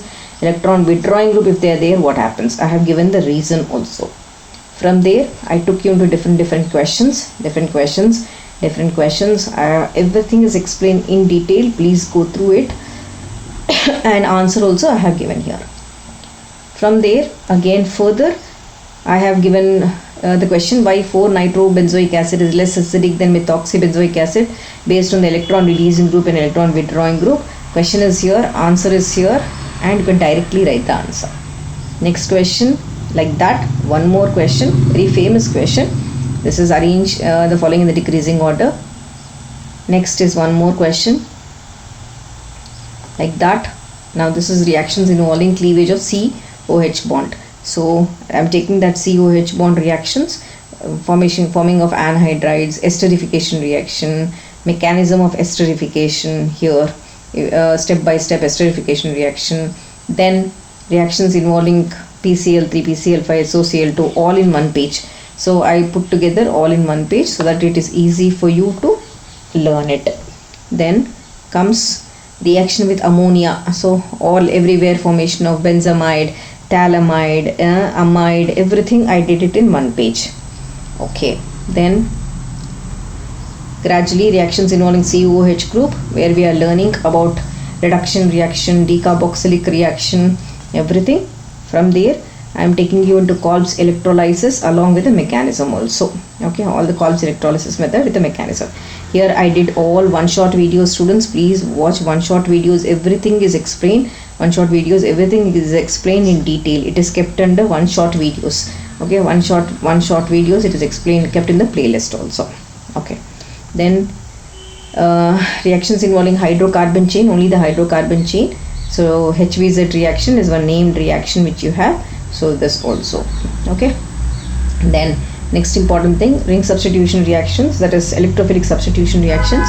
What happens because you have your electron withdrawing group, right? So because of the carboxylic acid and your NO2, you get a meta product. So see, here I have given the reason also why you are getting COH group is deactivating and is meta directing. So that's this one answer.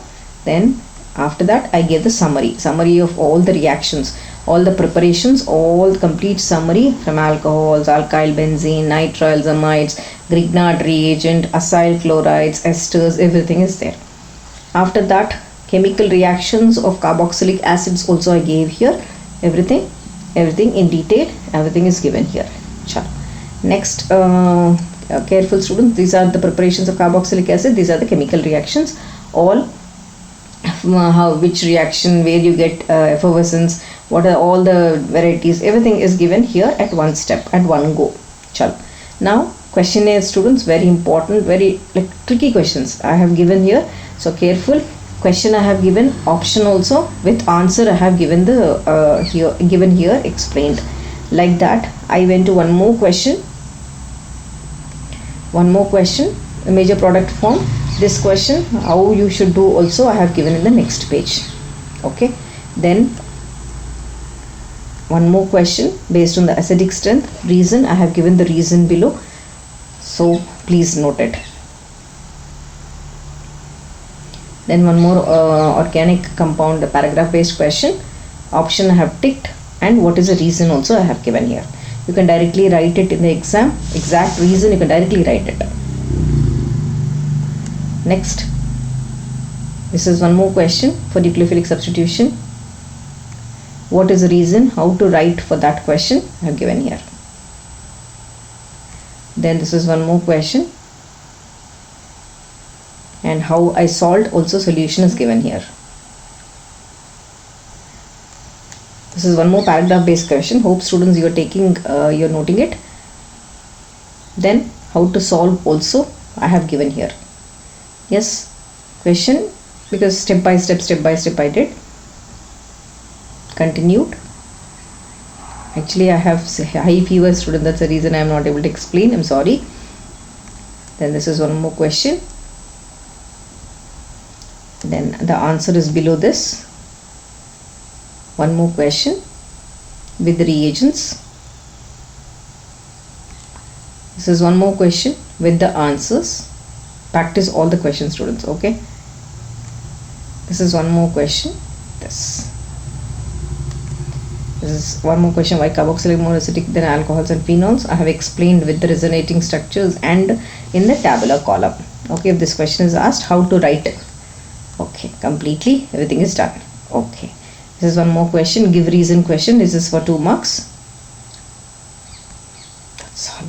That's all. Yes, after this question we have come to the end of the chapter. Oh my god, almost 6 hours video is what I did. Yes, this is including 100% of your aldehydes, 100% of your ketones, 100% of your acids.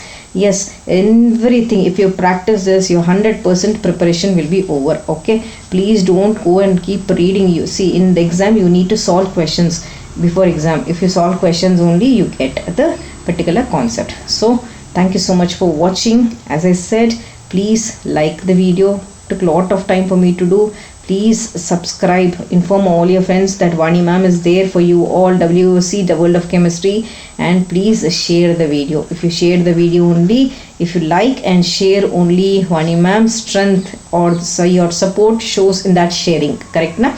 Vani ma'am is not expecting anything, just share it to all. That's all. Thank you so much, students. Bye bye. Meet you all in the next chapter, that is amines. Bye bye. Thank you.